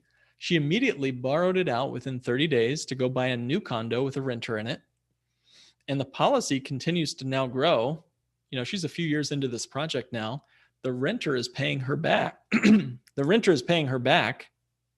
And the policy continues to grow on this same schedule here. So now, instead of just having one asset, the downtown condo, she has 2 assets: the condo uptown and this policy and the death benefit. So it's a great kind of it's kind of like nitro and glycerin, Scott. It's better together. So let me ask. Let's look at. So basically, let's say she goes out and gets hit by a subway or the L train in Chicago. There you go, man. Yeah, L train. Okay. Yeah. The L train, and suddenly she hasn't paid back what she borrowed. So that 196, 155. That gets deducted from the 448, 302. Correct. Yeah. So the rest would be whatever, 240 something thousand would go to the family. Yep. Plus they'd keep the condo. There you go. Mm-hmm. And can sell that there for you. Okay. Yeah, that's great. Plus it's a cash flowing asset and going from there. I hope that answers your question, Donald. Joanna Zhang asks, how long do I need to fund the policy before I can start having cash value to borrow against? I think you said that already. It was 30 days for what you're doing, right? Yep, that's right. Okay. So that's faster than closing on a traditional mortgage, man. Yeah. Insurance is not exactly a speedy industry, but that is pretty quick. Norm asked a question because how's the policy securitized? Does the insurance company have recourse? Well, that's the thing. It's the safest investment the insurance company can make. When they lend me money or you money, they already have my collateral, my death benefit on hand. So it's a reducing of their liability. Because remember, the death benefit, pull this lady's numbers up here again. The death benefit is an asset to our families, but it's a liability to the insurance company. Okay.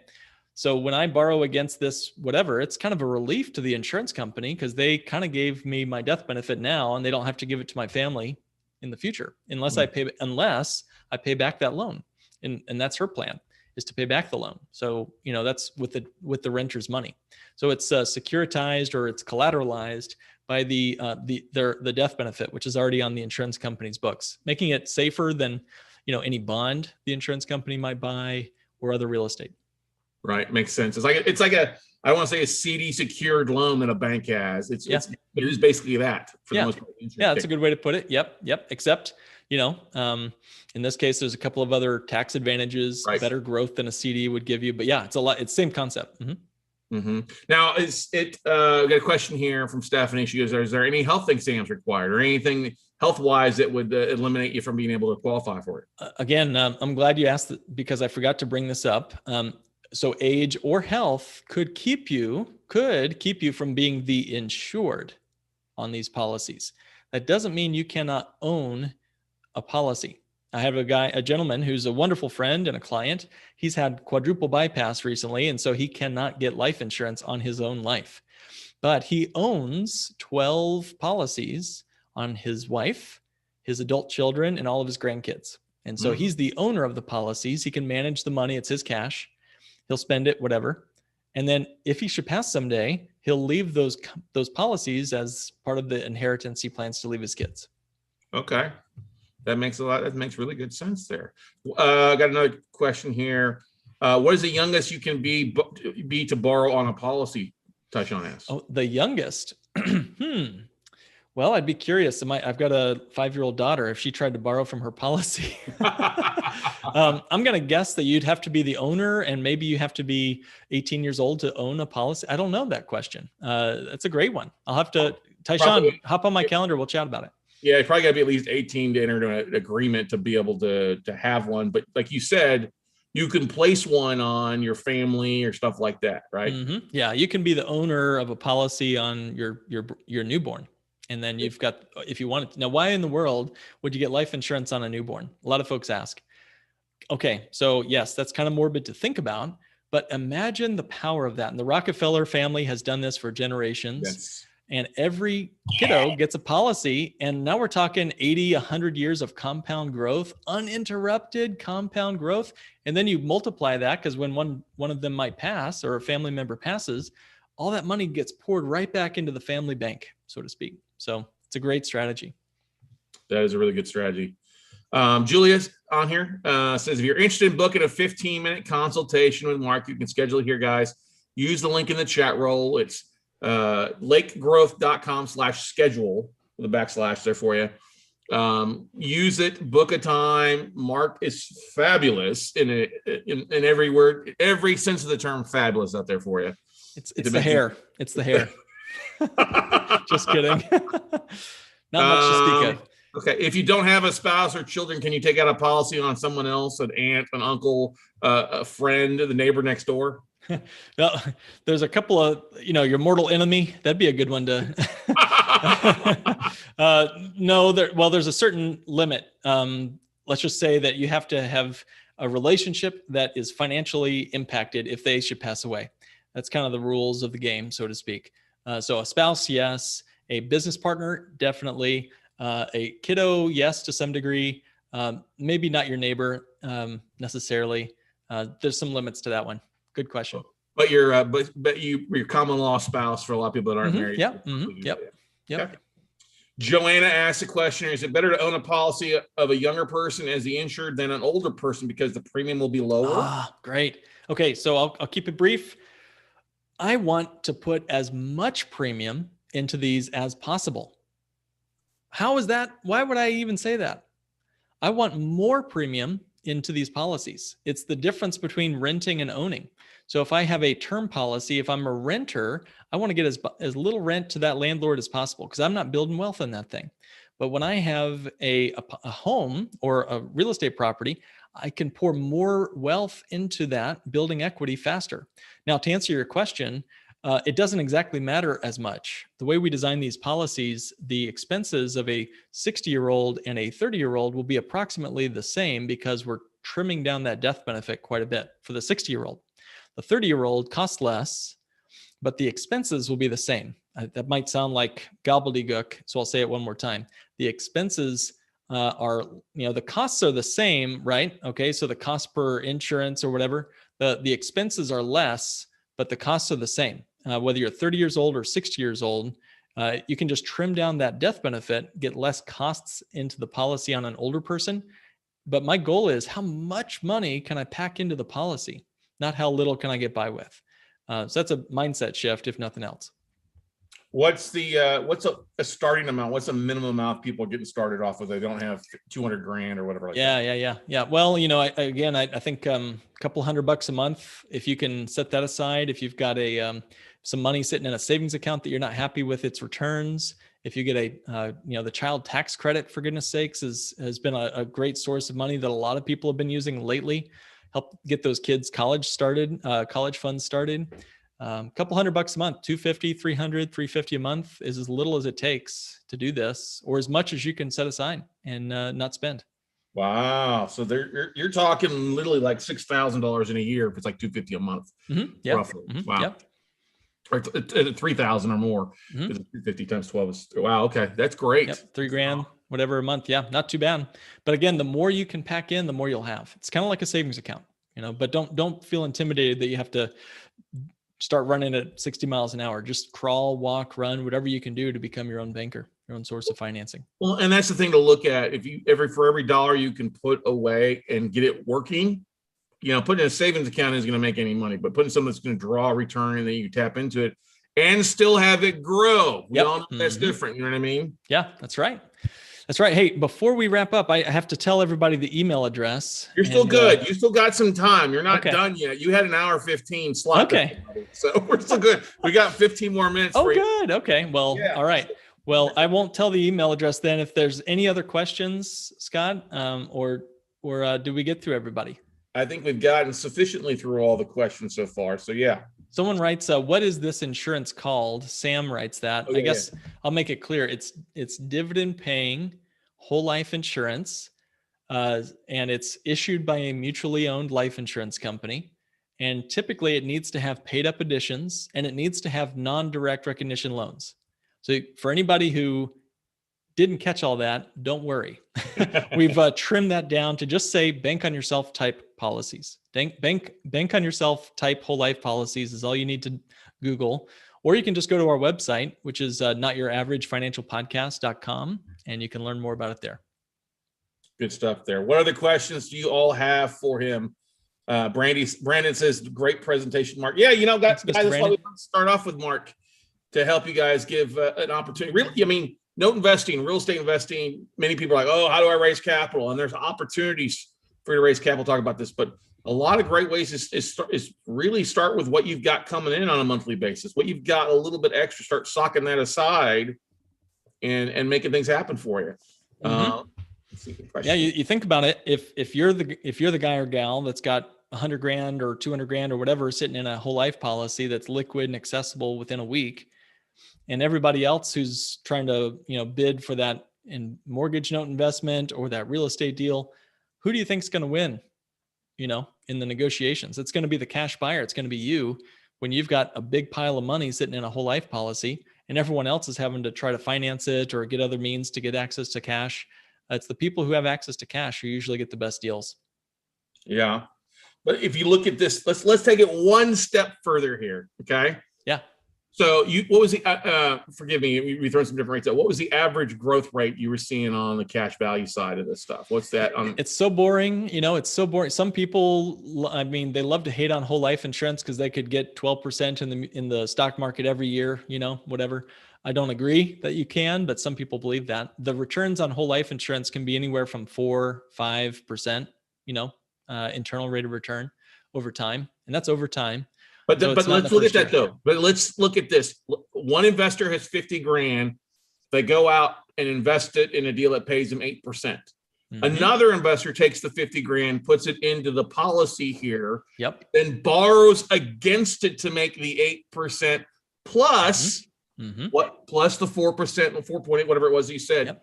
Bonus of that aspect of things. Mm-hmm. Yeah. Yep. Exactly. And you got the life insurance death benefit there to double out to your family. And you got a parking space for when that real estate investment or whatever comes back to you. So you got to park that money somewhere. And you got tax-free access to the money in retirement, not just today, but in retirement too. So you're exactly right, Scott. It's a multiplier, isn't it? And it just sort of layers on itself, which is kind of the mind-boggling part of this whole thing. Mm-hmm. Tiffany says an awesome book to check out too is by Nelson Nash, Becoming Your Own Banker. Yeah. Tyshawn asks, when is the money taxed? Yeah, good question. It's either taxed on the seed or the harvest, right? All things, it's either seed or harvest. So when do you think taxes are going to be lower, now or 40, 50 years from now in this country? So life insurance is taxed before you put money in 99% of the time. You can put the money into the policy after tax, just like a Roth IRA, and then it grows tax-free. And you can get access to it totally tax-free, both next month and also 30 years from now or whenever you need the cash. Good stuff there. So Donald Ellen says, who said you can't save $2 million? Ha ha. Yeah, that's right. Tyshawn asks, are you on Clubhouse? Do you have a room on Clubhouse? Because this would be great for Clubhouse. Yeah, it would be a great Clubhouse. I am not on, well, I have an account. I have only been on there once. My daughter has invited me to her backyard Clubhouse where there's tea, but that's the only real Clubhouse I'm invited to most of the time. That's funny. Norman asked a question, with things changing and companies going out of business, how secure are these companies to invest in? I'm sure he's probably thinking about like the AIG debacle. Yeah. Well, okay. So I'll keep this brief so we can keep moving through other questions but it's a really smart one. AIG is one of those companies that went through 2008 and got beat up pretty bad.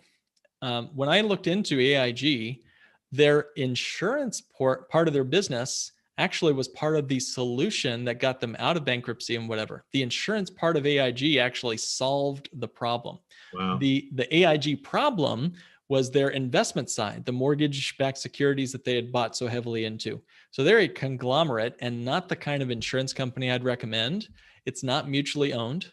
Okay. So that means it's publicly traded on Wall Street, and they're allowed to do riskier things with money whenever they're set up that way as a conglomerate.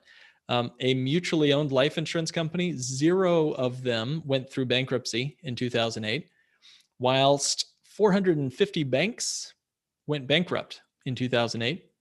Okay, so let that kind of, I guess, set the scene for this. But the idea here is, if there was an insurance company that was to go bankrupt in 2021 when we're recording this, what would happen? What would happen to your money? Well, the insurance company would typically call the Department of Insurance and let them know, hey, we're in trouble. And the commissioner of insurance would come step in and serve the policyholders. And typically they'd move the contracts to another insurance company. Right. So you're really, the only change you'd see very likely would be just the change of the logo at the top of your annual dividend statement. Now, dividends aren't guaranteed, so you might lose a dividend in 1 year. But again, I wouldn't work with a company that just started 2 years ago. You want to look at companies that have been around 100 years. Yeah. I had a question for you on this one. It's a theory. Let's say you're using other people's money. Somebody's got 50 grand and they want to invest in a deal. Could you go take that 50 grand before buying the note, go put it in the policy, and 30 days later, pull the cash out to go buy that note and be the beneficiary on that policy? Such a cool question. Super smart question. The one thing I'd want to make sure your investors knew was that this was happening. Okay. Right. Because if it all goes south, you always want to know, well, who they're going to be blaming. Right. Yep. And so as long as you've communicated that this is what you plan to do with their investment, you're putting it into a guaranteed, maybe safer than an FDIC insured bank account for sure, life insurance company, a contract, and they understand what's going on and they sign off on it, and your attorney likes it, then yes, that would work.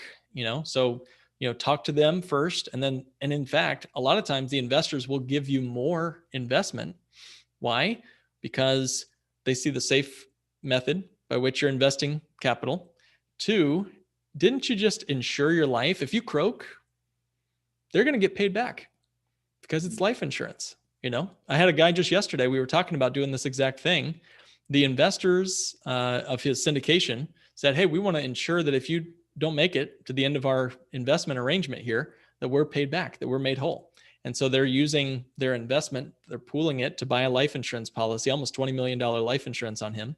And that will be part of what is paid out to the investors should he not make it to the end of their deal together. So it's a great strategy, Scott. I love it. Just make sure everyone signs off on it. You're good to go. Right. No, that's a thing. And that's the thing. I mean, because if you're sitting there, hey, we're going to borrow 50 grand from you and we're going to pay a 6 or 8% return based on the asset, whether it's a note or an REO or rental property. But we're going to take that and securitize it or insurance in case something happens to you or to you. Your family's taken care of and paid off, and we were able to go our separate ways and go from there, right? Yeah, that's right. Yeah, and if it all goes south, you just want to have a couple of exit ramps. So yeah, even if you don't pass away, maybe you say, hey, this death benefit is collaterally assigned to Joe Bob, the investor, until I can repay Joe Bob. Right. And then that way he's made whole, whether you win or lose on that investment deal, whether you live or die, he's paid back and made whole. I love it. Super cool. Great question, man. Totally cool on how to structure that there for you. I'm gonna have to run that by my guy with doing some funds and stuff like that. That's love really that. Cool. What other questions, Mark? Besides this, what else do you do when you're sitting down with somebody? What are some things that they need to have in place when they're scheduling a phone call with you? What are some of the necessary documents or things they need to pull together? Really, thank you for that. That's a great logistics question because, it can be intimidating just trying to figure out where do I start? And really, it's just, we start with you. I just have a 15-minute phone call with you. It's nothing heavy. I don't need you to, pass a math quiz or anything to talk to me. We're just going to learn about you and what your concerns are, what your goals are. We have a 15-minute discussion to maybe answer any questions you have from today's presentation or just anything else about financial life writ large. This is one tool in our toolbox. It's not all we do. We're a full financial firm. So if you have questions about your IRA or about your tax strategy or about, your debt, paying off some old student loans, whatever, or your estate plan moving forward, we'll look at the full financial picture with you. And if this Bank on Yourself tool is a good fit, we'll tell you. If it's not, we'll be clear about that as well. And then we'll show you some other strategies that might make more sense for you. So, this is a tool in the toolbox. It should not be the only tool, but it can be an important one if we know how to use it well. So we'll have a conversation with you first, 15 minutes. Then we have a more in-depth discussion, a financial analysis that's one-on-one. All this is free. We don't charge a fee to do this. And we just learn more about kind of your goals, concerns, what does the word retirement mean for you, et cetera, et cetera. And I saw Kay asks, are you a fiduciary? And the answer is yes. I act as a fiduciary as a certified financial planner. How long did it take you to get your CFP, man? Well, ask my wife. It was a couple of years, at least 2 or 3 years. I remember a lot of evenings, a lot of early mornings, and a lot of quick dinners and pizza. Exactly. Donald asked a question, and this is a great question. I was about to ask this myself. Can you use self-directed money to apply for a policy? Yes. I'm in the middle of actually writing a podcast on this exact topic. So Donald, be sure to subscribe. Shameless plug here, but subscribe to my podcast and you'll get the full answer here in about 3 or 4 weeks. So don't miss that episode. But to shortly answer, back in 1974, they passed the ERISA Act and IRAs were born. Okay, so IRAs are not even old enough to retire yet. That's how young IRAs are. Okay. So IRAs could do almost anything because they were issued by banks. That's how they got this through Congress back in the 70s. Banks were not allowed to offer life insurance back in 1974, and they still don't allow life insurance inside IRAs. That's just a no-no. But there's a ton of other no-nos in your self-directed IRA. There's lots of prohibited transactions. And I'll get into in this episode a couple of other bear traps I've found as I was doing some research and have worked with a number of self-directed IRA clients. But I would say find a way to roll out the money over a good period of time in a smart way, a tax efficient way, and move it into some of the money could go into life insurance if you wanted to. And then you can use that money in a much more free way. Again, self-directed IRA has a lot of prohibited transactions. I'll tell a quick story on this. One guy, he tried to convince the IRS that his retirement home, he bought his retirement home with his IRA, his self-directed IRA, and he called it a retirement home because the IRA is retirement money. Yeah, didn't work. Can't benefit directly like that. That's right. Yeah. Well, he lost, and the whole IRA became taxable in 1 year, along with an early withdrawal penalty. So just kind of be aware that self-directed IRAs, it's so much like so much the government, when they name a certain something, it's usually hiding the true nature of what it is. Like Social Security. Is there anything secure about Social Security? They kind of hide the meaning. So self-directed may not be as directed as we think. Mm-hmm. That's the truth. Well, another thing, you'd have to with yourself, you have to pull the money out, pay a penalty. Yeah, that's right. On taxes to convert basically back to cash versus that's right. A 401k. You'd have to pull it out and turn it into cash before you're able to buy the policy. That's right. That's right. So some people say, hey, that's a deal. We're in the lowest tax bracket I'll probably ever be in. I don't like seeing people pay the penalty. So we'll try to avoid that if we can. And look up the phrase 72T. That's an interesting concept you might look into. 72T avoids that 10% penalty and still gets the money out of the IRAs and 401ks if you want that. Now, some people I work with will roll over IRAs, set up accounts, IRA accounts, and then we'll also do bank on yourself as a supplement. So it doesn't have to be all or nothing. I love it. Got another question or comment here. I think it was just Julia posted the podcast and it's NYA for Not Your Average financialpodcast.com. If you're out there listening on Clubhouse, like some of you guys are out there for you. So good stuff there for you. Now, is there a mistake you see people make that drives you bonkers early on, Mark? Is the $10 million question. You see people make a mistake early on that they just don't know they're making a mistake. Wow. Yeah. Well, there's two sides of the log to fall off when you start banking on yourself. The first side of the log to fall off is that you don't ever look at this. You see it like it's a vault that you cannot touch.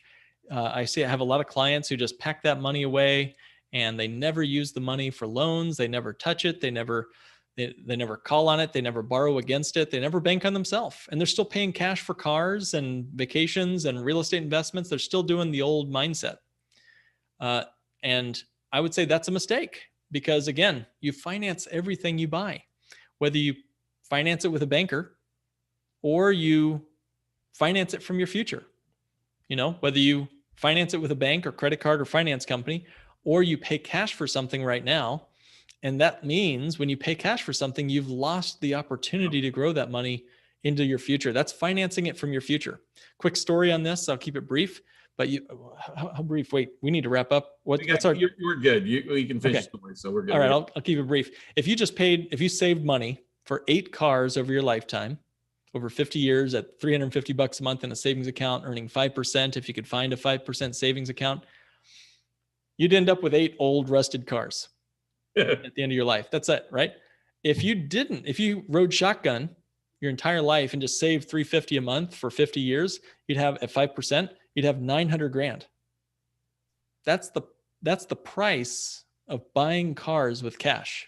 Mm-hmm. So when I say you finance it from your future, I'm talking millions of dollars with everything you buy with cash. Okay. So the first log side is never using the policy. The other way you can mess up a bank on yourself policy is by ripping all the money out of this thing all the time, never having a strategy to pay it back. And that's another mistake I see a lot of people make. They don't smartly think about paying their bank back. Who would steal from their own bank? But a lot of folks do. So it's really important that you work with the bank on yourself professional, like myself or any of our associates and advisors, because man, you can really mess this up if you don't have a game plan to borrowing and paying yourself back smartly over a reasonable period of time.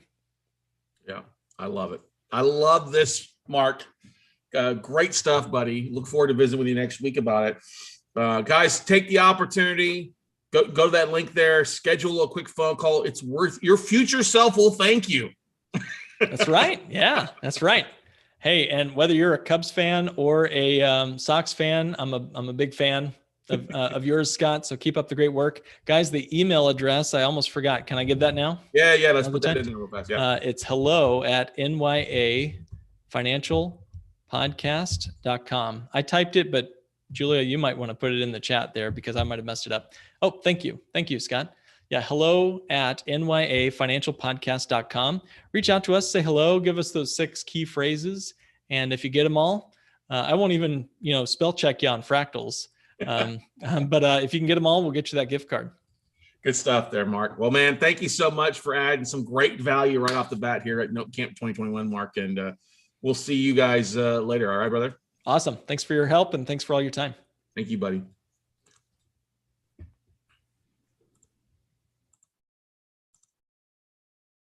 All right, that was great stuff, huh, everybody?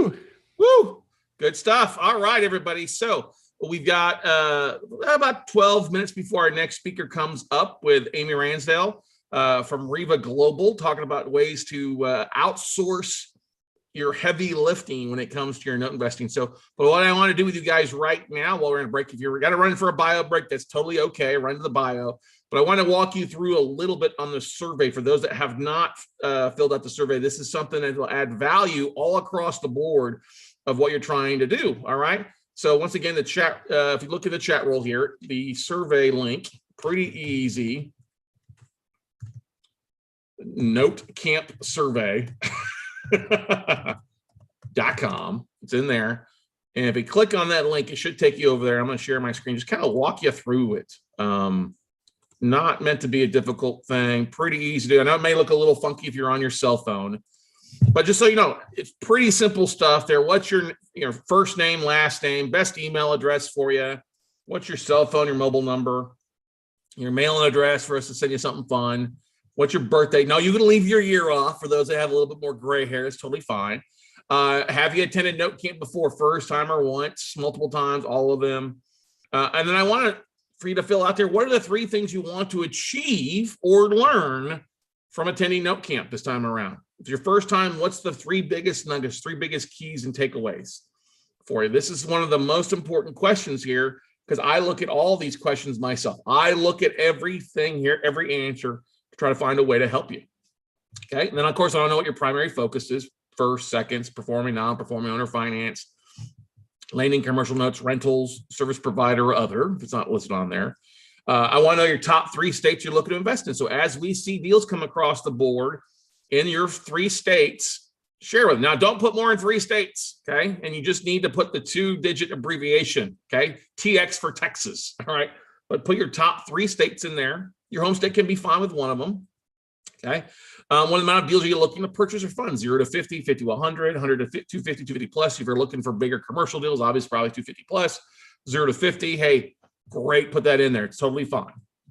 How many notes have you purchased since you started? If you're brand new, just put 0. If you've wholesaled some, great, 1 or 2. It's not a negative thing. We just like to see how experienced our audience is out there. What's your biggest strength? This could be due diligence, finding deals, marketing, raising capital. Put your biggest strength in there. And then what do you need the most amount of help with in your business? Is it finding deals? Is it marketing? Is it due diligence? It may be the opposite of what you put in there as well. We always like to know if you've got a self-directed IRA or not. And if yes, who is your custodian? It's always a great thing to know. Are you looking to joint venture with someone more experienced? Yes, no, or maybe. This is always a great way to see who's looking to partner up with some things, okay? Obviously, if you have an LLC company, put that in there. What's your website? Do you have an entity, LLC, S Corp, C Corp, stuff like that? Put that in there. Just fill it out there. And then I want to know what your biggest personal goal for the next year. Now, it could be monetary. Hey, I'm looking to make 100 grand. I'm looking to leave my job. We're looking to bring in $5 grand a month cash flow, whatever it might be. Hey, I'm looking to lose 50 pounds. Put it in there. I want to know what your biggest personal goal is for the next year. Okay. And then what's your biggest goal for your note business in the next year? Income or number of deals you're wanting to close. Then put in your LinkedIn profile URL on there so we can connect with you. And then I always like to know what social media platforms you're using: Facebook, LinkedIn, Instagram, YouTube, Twitter, Clubhouse, or Spotify Green Room, and any others that we don't leave off of there that you're using. And then this is for me personally, if you listen to the podcast, the Note Close Show, I'd love to know how you listen to it. Via listening to it in person. I don't watch or listen. Facebook, YouTube, my website, the podcast platform, others out there. And then I ask some questions when it comes to marketing. It's always interesting how you guys market or don't market. And that's why I like that. How often do you send an email out to your total database? Once a week, twice a month, once a month, never. Are you a full-time or part-time real estate investor? Kind of get a classification, those that are working JOBs or doing this full-time now. I always like to ask, have you ever reached out to banks directly? Yes or no? How often do you market to how often do you market your note or real estate business as well? Okay. And also what other activities you'd like to look to outsource, the ways to save time and money for you. And then we always like to do a quick thing. What are you struggling with the most? Not your biggest weakness, but what are you struggling with the most? And then I like the last two questions here. What other topics or speakers you'd like to see covered on future note camps? What can we do better with your note business for you guys that have been around for a while? If you're brand new, just say whatever put on your mind. And then last thing, 30-second question. What other types of real estate trainings have you attended? If you wouldn't mind putting the event or the speaker name on that. So don't care if it's your local RIA. If it's just your local RIA, put your RIA name in there. It'd be great for you out there. But literally 32 questions. Shouldn't take you long at all just to type that up. I mean, basically did that in roughly about 6 minutes there as we were flipping through that for you guys. But it's not meant to be intrusive. I just like to know more about you so I can be a better educator, better investor, and helping out my students out there to make some things happen. Okay. Well, that's notecampsurvey.com. Questions about the survey. How many guys really loved what Mark shared here this last hour 15? Really great stuff, huh?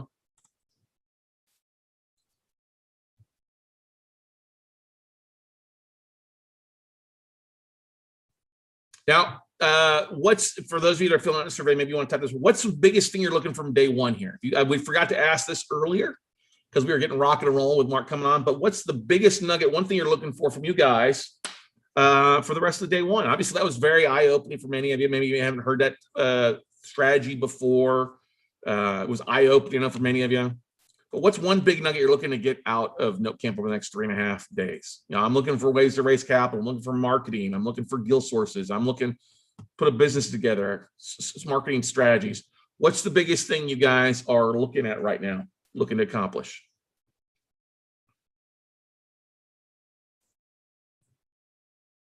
As we get rocking and rolling here. I know always one of the biggest things is how to raise capital. And we'll talk about that a little bit this afternoon. We'll talk about it some tomorrow. Get rock and rolling. Look at her. Good morning, Amy, or good afternoon, I should say. How's it going? I'm good. How are you? I'm doing great. Great stuff. We'll get started with you in just a couple minutes here. We're just letting everybody take a little bio break as we just wrapped up our last speaker here a few minutes ago. No problem. I'm in my RV. So we're going to do our best. So, our virtual assistants. That's right. Is Preston joining you there or what's going on? He's in the office because I'm in the RV. So okay. He's somewhere. I don't know. He won't come on the live call, but he's probably listening, or he probably is going to log in. I would assume he would. Okay. All right. Cool stuff. Good stuff. And then you want me to share my screen, right? To do the slides or okay. Yeah, do the slides that you got. And am I all by myself or are you kind of? I will be here and monitor. Do you want to take questions during or you want to take them at Yeah, I would love to questions during, or even if like you don't, we can ignore the slides. Like it doesn't have to be so specific and dry, and it can be very interactive. I love interactive. So I know. Why don't we start off with the slides? I'll be there in moderating questions. So let's do this while Amy is getting final set up there. Why don't you all that are on here in the chat roll, so it'll be great stuff. What's one thing you would love to outsource? What's one beautiful thing that you say, if I never had to do that again, I would love to outsource it, whether it's marketing, whether it's finding IRA investors, whether it's sending an email blast out, maybe it's posting to your social media. Maybe it's your database management. Maybe it's your CRM. Put all that stuff in the chat roll, everybody. Put what you're looking, what do you want to say goodbye to Leanne says all my admin tasks. We've got some other stuff popping up here. Let's see here. Vishu says, in regards to what I would like to learn during this raise capital process of buying both non-performing, performing, process of making non-performing into performing, that's something that's awesome. Laura says she wants help with outsourcing and marketing content. Okay, good stuff. I love that. What else, everybody? I know you guys are in the process of filling out the survey and answering questions on there, which is great stuff as we get started here in just a couple more minutes there for you. So how's your day going, Amy? You've always rocking and socking and being a powerhouse in what you do, huh? Yeah, always powerhouse, and that's for sure. It's fun. We really have a great life. It's, you know, I love being an entrepreneur. You have so much more freedom of choice with that choice, and most of you that are, you know, going to be joining us, you know, are joining for the Note Camp, right? Like that's the goal, right? Most of us have is to find ways to invest so that it becomes, you know, somewhat passive, and we have, you know, freedom of financial choice, which gives us some freedom of choice in other areas. And so, yeah, so that's rocking and rolling to continue building that path for ourselves. And so, yeah, I don't know how else to describe it, but I do a lot of different things. Everybody's like, you do all these different things. Like, not really. Like, I kind of do. I kind of know anyway, but yeah. So. Good stuff. Good stuff. All right, let me go on over here and let me the record button. And we'll do that. We'll go and get started here. So, hey, everybody, I know that you guys have been rock and rolling day one. We're rock and rolling here. I wanted to bring somebody on here. I think it's probably, many of you may not realize, but maybe the most impactful speaker for your real estate, your note business, your entrepreneurship, yourself here for the next hour 15 or hour, or however how long we go. And many of us as entrepreneurs or note investors, we're control freaks. Let's just admit it. We're all control freaks. And we often say, I got to do it my way. I got to do it, or it's not going to be nearly as good. I can't let somebody else help me out with that. And that could be nothing further from the truth. And so I am honored to have my friend Amy join us here. Amy Ransdell, she is the rock star, the CMO, making things happen there over at Riva Global. And I'll tell you what, when we hired Riva, we brought Riva on to help us with some things. And the team that you have over there, we saw exponential growth. It made my life a whole lot easier because of the things we had Jason doing and everything like that. And so, Amy, we're glad to have you on Note Camp, man. First time around. We had Bob speak last year. Glad to have you here speak this year. Yes, no, thank you. I'm so honored to be here. Anytime I can speak to entrepreneurs and provide for them ways to think outside of the box for more efficiency so they can still scale, but not, you know, put more and more weight on their own shoulders and end up in, you know, entrepreneurial overwhelm. I am that girl, right? I just have a real passion for people to do a lot, whatever it is that goal is that you have, but do it efficiently so you can still enjoy life, right? A little time freedom to go along with it. So totally honored to be here. Thank you. Good stuff. Now, I don't know, are you pulling up your slides and initially dive into that stuff? Or let's do that real fast. Let's go through some of the goals for the roll. All right, let's do this here. All right, nobody make fun of my computer. Hold on, you're gonna see all kinds of messiness here. All right. There you go. That's perfect.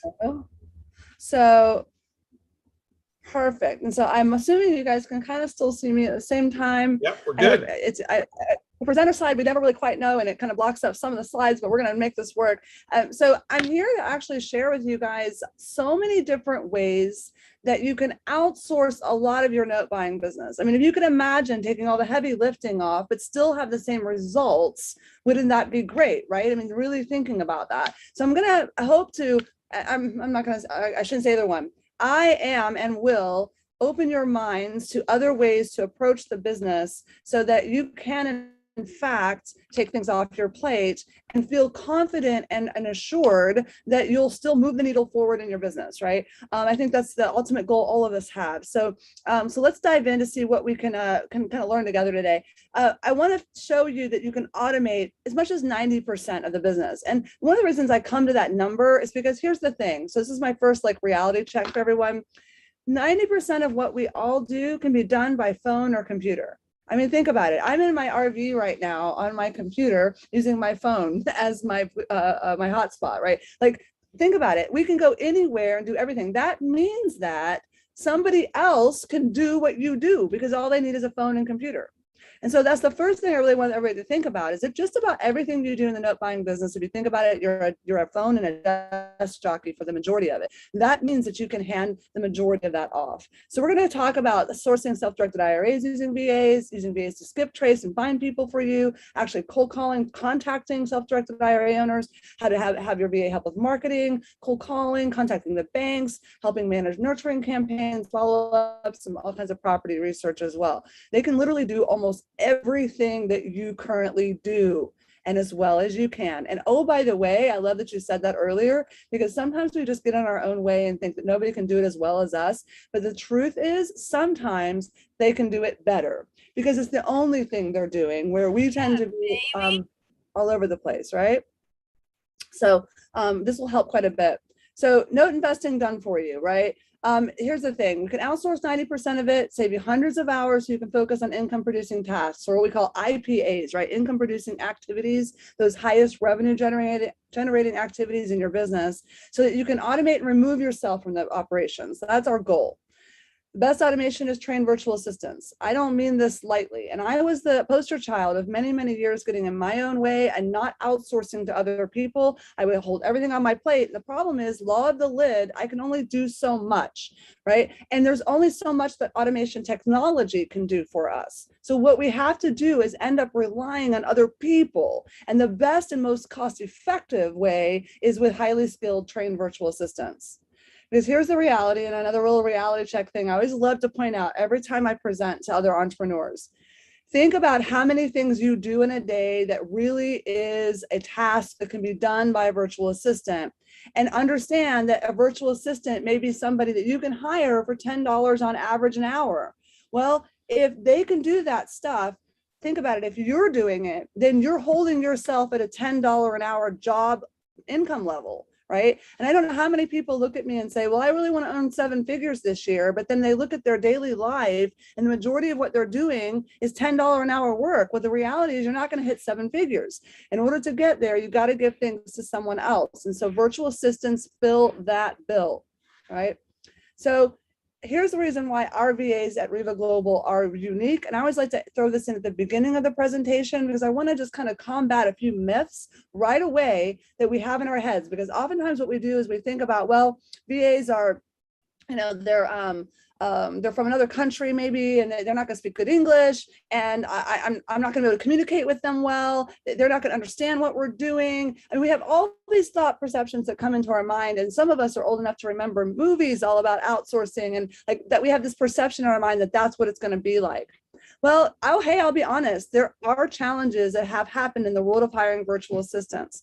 And one of the reasons that Riva Global was founded, formed, built, all the love that's been put into this company is so that we could solve the problems that people were having when hiring virtual assistants. You know, all companies, the ones that thrive are the ones that find solutions to problems people were having. So we were having problems with virtual assistants once we got out of our own way to start hiring them, and our coaching clients and people we worked with were as well. And so we set out to completely disrupt all of the industry when it comes to virtual assistants and get rid of all of those challenges. And so at Riva Global, our VAs are trained and screened. And so let me explain what that means, just so that you guys are totally excited about our VAs. So when we get into all the creative ways to use the virtual assistants, none of these objections even sit there any longer. So let's go through what these are.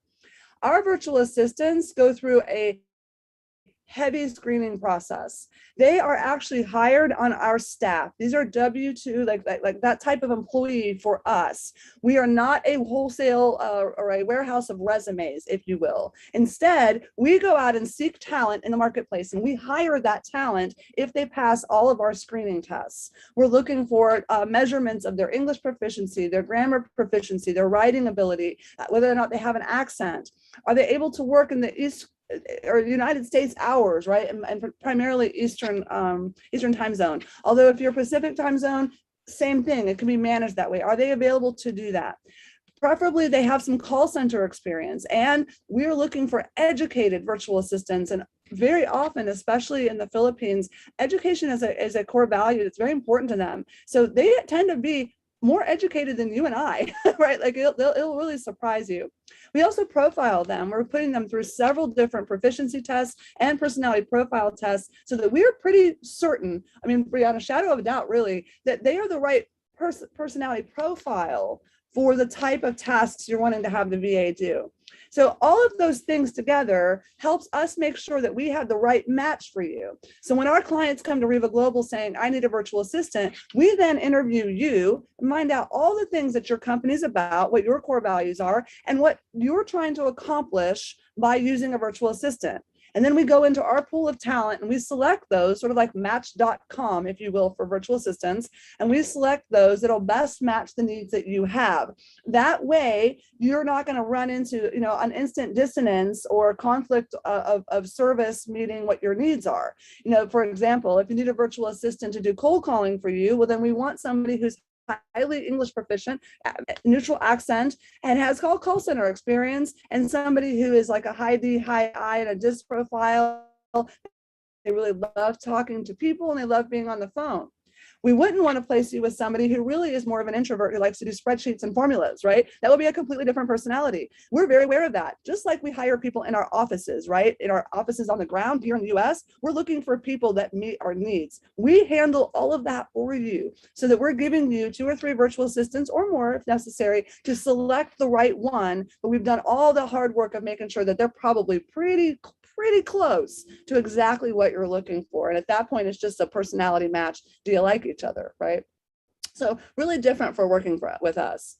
Now that you have these highly skilled, educated, highly trained, pre-trained VAs, and oh, by the way, I forgot to put that part in there, our virtual assistants go through a couple of weeks of pre-training so that they can even pass to be placed with a client. So they're generally not green at all in so many of the different areas that you're going to want to hire a virtual assistant for. We've put them through intense training and tested them on it to make sure that they've passed.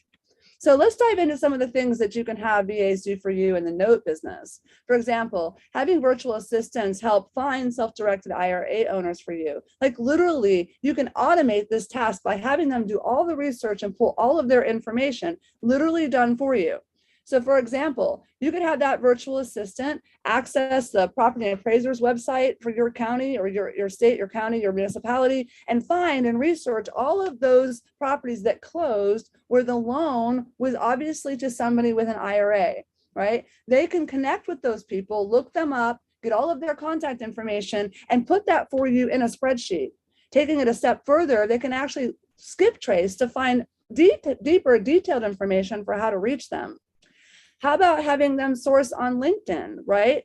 We have them go and source on LinkedIn and they're looking for certain types of keywords and certain searches and so forth to connect with people who likely have some sort of an IRA. Maybe it's not self-directed yet, but they definitely have an IRA and it's somebody that could be somebody we might want to work with. If they're investing, right, then we're looking for that directly. So we know they already are somebody who does note investing. We use a tool called Octopus to help us scrape those leads and follow up with them. And it's a perfect task to have your VA do for you. Those are just some ideas, right? So could you imagine having them do all that research for you? I mean, how many of you are doing that for yourselves right now? How many hours a week or month or quarter are you spending yourself looking for people who are potentially already have self-directed IRAs, which make good investors, or people who have obviously are already in the note business, right? Doing all that research for you is powerful. Skip tracing done for you, same thing. You can have your VAs do all of the research to find the owners, compile all of that, put them into your CRM for you, and start dripping on them, right? And with tools like ringless voicemail and text message marketing and drip automations for emails, all kinds of work can be being done to outreach to people and follow up with them. Same thing with contacting them. Imagine them calling people for you. Can they cold call and follow a process and scripts? Absolutely. And why wouldn't you, right? They can follow up with emails, direct mails, all kinds of things to connect you with everyone. And when they reach the ones that are ready to transact, ready to talk to you about doing business together, those warm and those hot ones, how about this? They direct connect you and they handle all the other ones. So you're only talking to those who are ready to do business. They can schedule appointments for you and notify you. They can even gauge motivation. right? We use virtual assistants for every part of our business. We happen to be talking today about note investing, but I'll tell you what, I'm using virtual assistants to do the same thing for me for sellers, for buyers, for private lenders, for contractors, for tenant screening, for, I mean, I can go on and on and on. We're literally doing the same process. One of the reasons I'm sitting in an RV today is because I can, because I have virtual assistants helping guide the process in my business. And I didn't share this, and I know it's in my bio, but I'm a broker. I run a real estate brokerage. I also run a full-time investment team. We actively invest in volume. So we have a lot of flow happening through our businesses, in addition to Riva Global, and in addition to my coaching program. So all that together, right, requires having virtual assistants to actually automate that for us, or we probably wouldn't be able to scale at the rate that we are. So consider that as you're thinking about these ideas. What are all the things that VAs could actually be doing for you? Here's an example of an email that could be sent by a VA straight to straight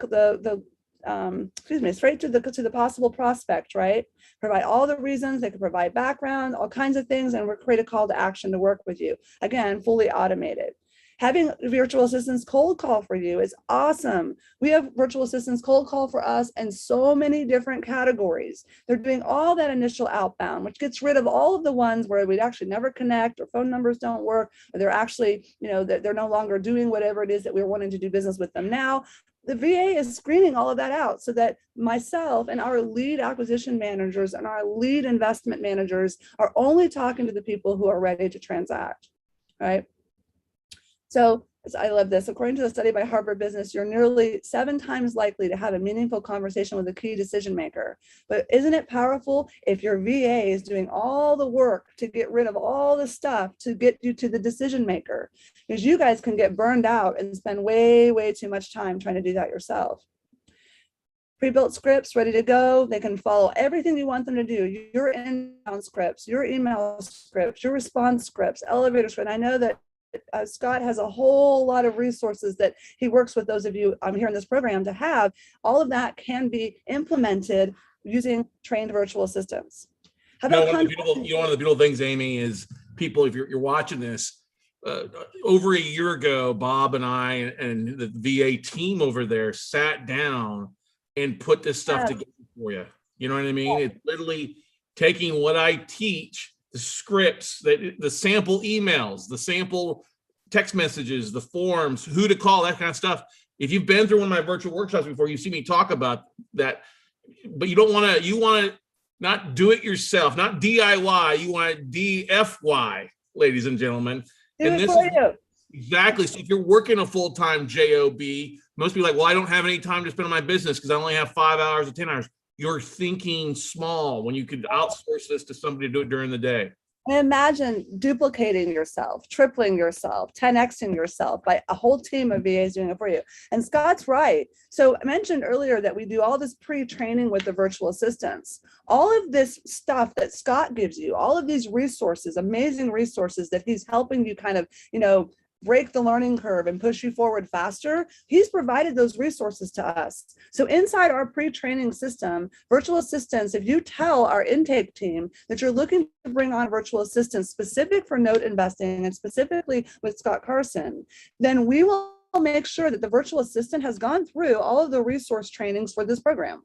Like, we're going to make sure that they actually have they studied it? Do they have access to it? And so they have. Then for you, they're not green. Like, they actually know what your intent is and the stuff that you're likely going to be using. It doesn't mean that you might not have your own things that you create and you also give to the VAs to do, but you've cut so many hours and so much stress off the process of getting the VA ramped up, right? Because they're already 10 miles down the road with you into the process, because they've gone through the pre-training, they understand the intent of what you're doing, and they've seen the very resources that you're going to want to use. Huge benefit for you. I love having virtual assistants contact banks. Now, we know that there's a whole lot that goes on there to try to find the banks. We just recently sold a note to a bank, right? And so we are looking to talk to those banks. Well, again, a virtual assistant, an educated, highly trained and highly scaled virtual assistant, can call those banks, follow your script, engage motivation for you. Again, helping you 10x yourself, at least duplicate yourself, if anything, right? Or those of you that really just want to do other businesses or have a job to be able to have someone doing it for you. They can update everything for you. I mean, it's amazing. I'm going to tell you guys again, I'm literally sitting in this RV, and as I sit here, I have some of these things happening for me by trained virtual assistants in this program. We provide scripts. There's the scripts, again, resources that are all available to you through Scott Carson's program. These are all things that are being provided to the virtual assistants. They understand this. They've seen these scripts before. They understand what to say. You're going to be just filling in the blanks about your own personal company as far as elevator pitch, almost everything else. They're following your process that you follow with this program. Nurturing campaigns, same thing. They can be helping you automate the entire process of follow-ups and nurturing. And hey, by the way, guys, all the money's in the nurturing, right? I mean, what's the cliche phrase that the gold's in the follow-up or the money's in the follow-up? It is so absolutely true. But the reality is we sometimes just don't have the time in our own business to do that. And that's the one thing that we'll oftentimes set to the side or procrastinate on because we want to put our energy and focus to other parts of our business, the other reactionary parts of our business that maybe can't be automated or outsourced. And so that very, very important follow-up activity isn't happening consistently for our business. Your answer to consistency is having a virtual assistant that's all they do. Like literally, can you imagine all day long someone's doing follow-up calls, nurture calls on all ends of your business? Huge for moving the needle forward. All the scripts for leaving voicemails, for example. Can a virtual assistant absolutely say the script? Yes. Okay, as well as you can, and maybe better, because they're going to practice leaving this voicemail script over and over again and doing all those follow-up. All right, stats on follow-ups, right? I always love this. 2% of sales close at the initial meeting, right? But according to marketing, 44% of sales reps, they never follow up after one rejection. 22% stop after 2, 14% after 3, 12% stop after 4, right? That means that 92% of people are done after the 4th no. Well, let's not be done, okay? Let's have somebody consistently continuing to do that. Okay, I have closed deals this year that were in our nurturing pool for quite a while and had multiple rejections, but we don't necessarily stop following up in one way or another between drip emails and phone calls and other tools that we actually use. So having someone doing that for you though, because you might be more inclined to give up on the first rejection because again, law of the lid, there's almost so much time, energy, and focus you can give. By having someone else that's just doing that all the time during business hours when banks are open and investors want to be on the phone with your company, they're doing that consistently. Those of you that are trying to balance another career or a job or another business, I mean, seriously, banking hours are banking hours. Do you want to talk to somebody important? Well, they may not be in the office at the time that you're home and can make calls, but having a virtual assistant on the phone all day for you during banking hours is a game changer. All your follow-up automations, seriously, I love these stats again. Takes an average of 7 to 12 touches to convert a lead. 70% are closed in follow-up, right? But again, how many of you can actually do that? How many of you are going to call one lead 12 times, right? You say you're going to, but the reality is I love all of you, even though I don't know you, I'm going to tell you I love you. But it's just, it's something we always drop the ball on. I'm just as susceptible to this, right? I do get busy, I do get behind, but because I know that the money is in that process, I'm going to outsource it and give the responsibility and accountability to a highly trained and skilled individual to do it consistently for me. Social media marketing. Somebody mentioned that they were looking for somebody to assist with marketing. OMG. Okay. Social media, it can be so time consuming and somewhat frustrating. But again, you can have all of it done by a virtual assistant, keeping you present and active online, automating it for you, right?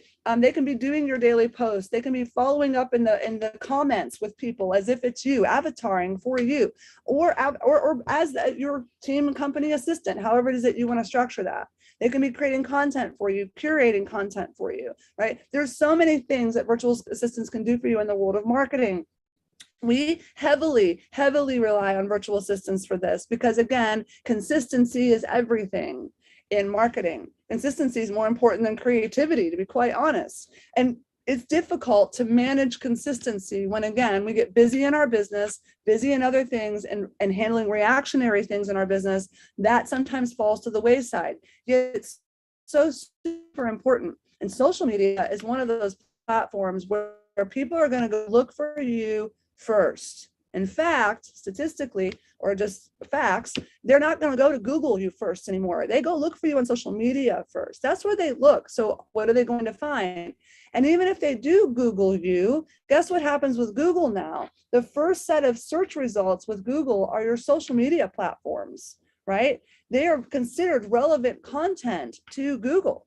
And so if you're not putting up consistent, fresh content on your social media platforms, LinkedIn, especially for those of you in note investing, then people are going to go there and they're not going to feel that you are what you say you are when you contacted them. And they will be out of rapport with you, even at an unconscious level, not even understanding cognizantly why they feel out of rapport, but simply because they went there, you said you were something, they went to go look that up and they don't see any kind of presence or consistency behind your message. And you could lose out on that opportunity. So how do you combat that? You have a virtual assistant doing that for you and creating consistent presence. This is the one. This is one of the most valuable things. I want to bring it back to that slide there, Amy. Is I gave Jacelyn basically, okay, here's what I want to have happen. So I gave her access to my LinkedIn. She logged in. She took articles. She found articles. She tweaked them. She logged into my Canva account and created infographics that looked a whole lot better than I did. She then went to Buffer and went and scheduled it all on the schedule that I wanted, which went to Facebook, which went to Twitter, which went to Instagram, which went to LinkedIn. Yes. I just gave her a set of directions, and the beautiful thing is it was all done. And people are like, oh my God, you're everywhere, Scott Carson. And I'm sitting there chuckling to myself, like, yeah, I am, but am I really? You know? Okay. I love, oh my gosh, I had to say something. So like, I'm not, like people will say to me, you're on social media all the time. And we have a lot of different platforms that we're running. And I'm like, no, actually I'm not. Or people will message me and I'm like, I don't reply, it's my VA, right? Like you literally can have them do everything. So I love that she's just managing that for you. Now I'm going to highlight something though. I'd like to put a little balloon around something. You did take the time to create for her instructions, right? What your goals were for her to achieve for you, what those daily tasks would be, and what you considered as measurables for measuring her performance. So I will say for all of you guys, you are going to want to do that with your virtual assistant. You can't, it's not you just don't say, oh, hey, I have one, and then disappear and just expect that they're going to manage everything without your input. So you do want to train them, give them your input, and especially in marketing, you want to make sure that they really understand your brand message. They really understand the intent of what you're marketing for. And so spending a little time with them to make sure for your company, right, they understand the pre-trainings on what your goals are in your business potentially, but they're still going to need to work with you. And Scott's done really well of working directly with his virtual assistant to have that beautiful synergy now happening. My favorite part though is the consistency side, because what you would just said too, right? Literally, guys, is so cool. Like I will wake up, I kind of open one eyeball in the morning and I'll go and check some of the platforms that we have. And I'm like, oh, look at that really cool post.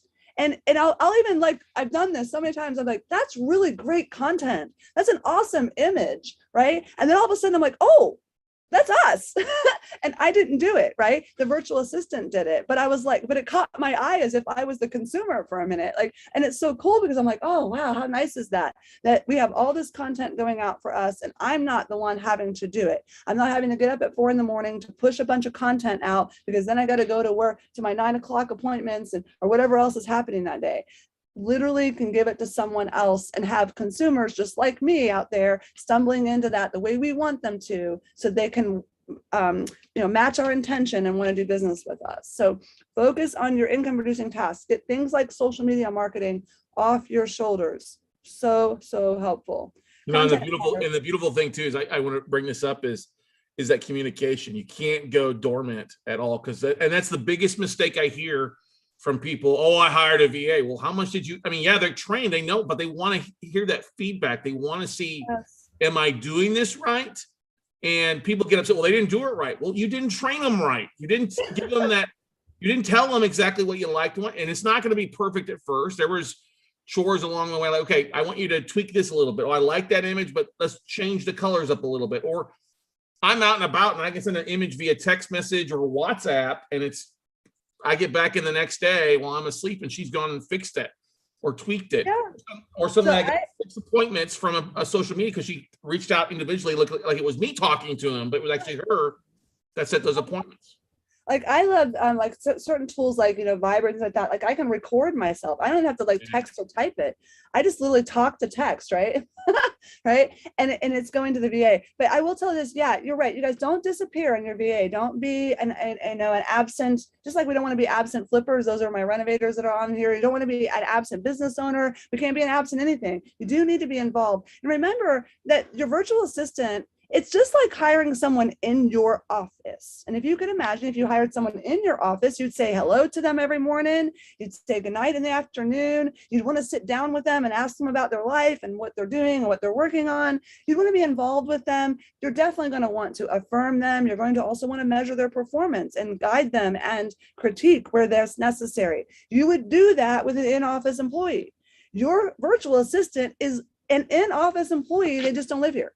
Okay, so you want to treat them exactly the same though. They thrive on affirmation and they thrive on being recognized for where they can grow. Give them things to grow into, give them things to reach for. That's 101 in employee growth, employee management, right? So that's the same thing. They are part of your team. And if you do that well, guys, you will have virtual assistants that will stay with you for years. Like literally, like we have clients that their VAs have been with them 5, 6, 7, 8 years, right? And so they really have become part of their family. In fact, we'll hear about clients who their VAs will fly over to meet them here in the United States because they become so close, they actually want to go hang out together. So you want to go to that level though, give them that affirmation, give them clear instructions, measure their performance, advise them and affirm them, critique them, help them grow, give them incentives, do all those things just like you would someone sitting in your office. You know, I think about Preston, who you mentioned earlier. Preston's in my physical office. Well, Preston and I eat lunch together sometimes. Preston and I we talk to each other. I know things about Preston's life. I also know things about my personal assistant, who's a virtual assistant. My personal assistant, I have a personal assistant. I have assistants for other things I do too, but I have a personal one. And I know things about his life. By the way, guys, he lives in the Philippines, all right? So we're never in the same place at the same time, but he does an amazing job managing my crazy life. All right, so I threw this slide in here as an example of like a content calendar. So Scott was talking about how he gave instructions to his virtual assistant. Like this is an example of one way I might instruct a virtual assistant from on how to put content out for me, right? And this is something that you guys can have as a resource, this sort of structure. So the VAs know what to do. You know, maybe Mondays is a certain type of posting, and every Tuesday is a certain type of posting. It helps them and guides them as to what to check off and what to do, so they don't wake up themselves every day going, oh, I have this huge mountain in front of me of social media marketing, which is just so broad. And instead they can wake up every day and they know exactly, this is what I do on this day. This is the type of content I'm looking for. This is the type of content I'm creating, and they can dive into it and have much, much better results. Hugely helpful to give them something like this. And Buffer you mentioned. So I love Buffer.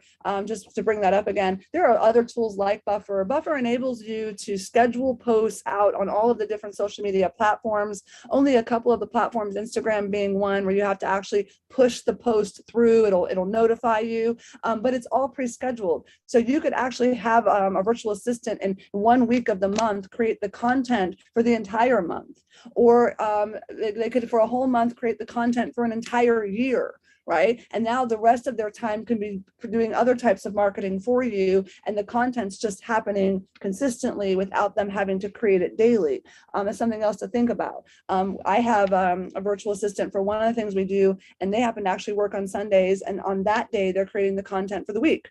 Right? That's just for the week. It's done ahead. And then that means during the weekdays that they work for us, they're doing other tasks that are important, that are good weekday business hour type tasks for us.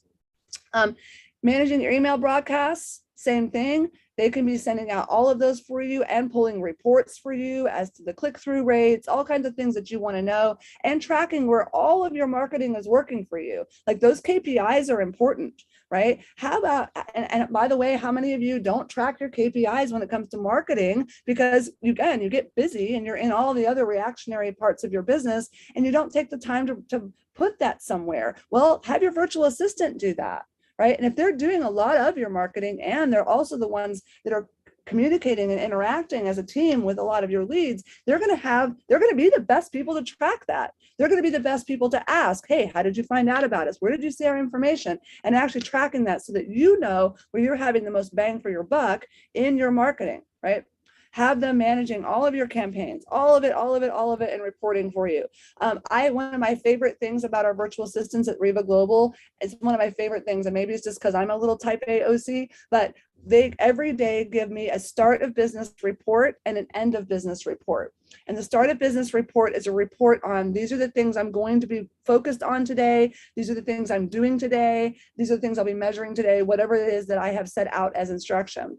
At the end of the day, I get an end of business report and they tell me all the things that happened that day. And certain days of the week, they're giving me weekly and monthly and quarterly performance reports on things like my KPIs. And so I get to look forward to that. And oh, by the way, let me remind you yet again, I'm sitting in an RV right now, but I could get on my phone right now and I could look at the actual call performance reports and marketing KPI reports for the last month, last week, last quarter, or just today by simply just opening up my phone. So to sum it all down, this is what we do. We focus on what we do best and we outsource the rest. That's what I want for all of you guys. You know, what are your most important revenue generating activities, your most important decision-making activities? What are the things that only you can do that couldn't be done by someone else? That's all that you should have on your plate. Everything else, get that off your plate. All those other hats you're wearing, give them to virtual assistants and simply manage the results that they get for you versus you trying to do all the things and wear all the hats, right? The old, the phrase that, chase two rabbits, you won't catch one. Okay, well, welcome to business growth. It's nearly impossible to scale without automation, outsourcing, and delegation. All right, and if you I teach a course on efficiency, and I tell people first you eliminate all the things you shouldn't do, then we figure out what we're going to automate with technology, then we outsource to highly skilled trained virtual assistants, and all that should be left is only what we would have to delegate to somebody in our physical office, right? Obviously, winterizing one of my rental properties is probably not going to be done by a virtual assistant, okay? Obviously, there are some things that have to be done by somebody on the ground, but everything else can be done by somebody virtually. It's really, really powerful.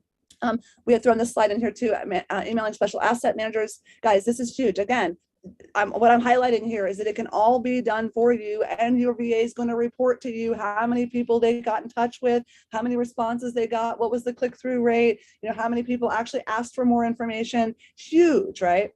So here's the thing.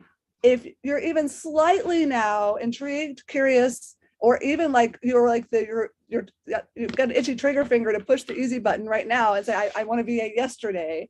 If you go to that bit.ly right there on the screen, right, there is a quick landing page. Just go there, throw in your name. I think it asks for your name and your email and your cell phone. That's it. You can go right there, put that information in. It's going to pop a calendar up automatically.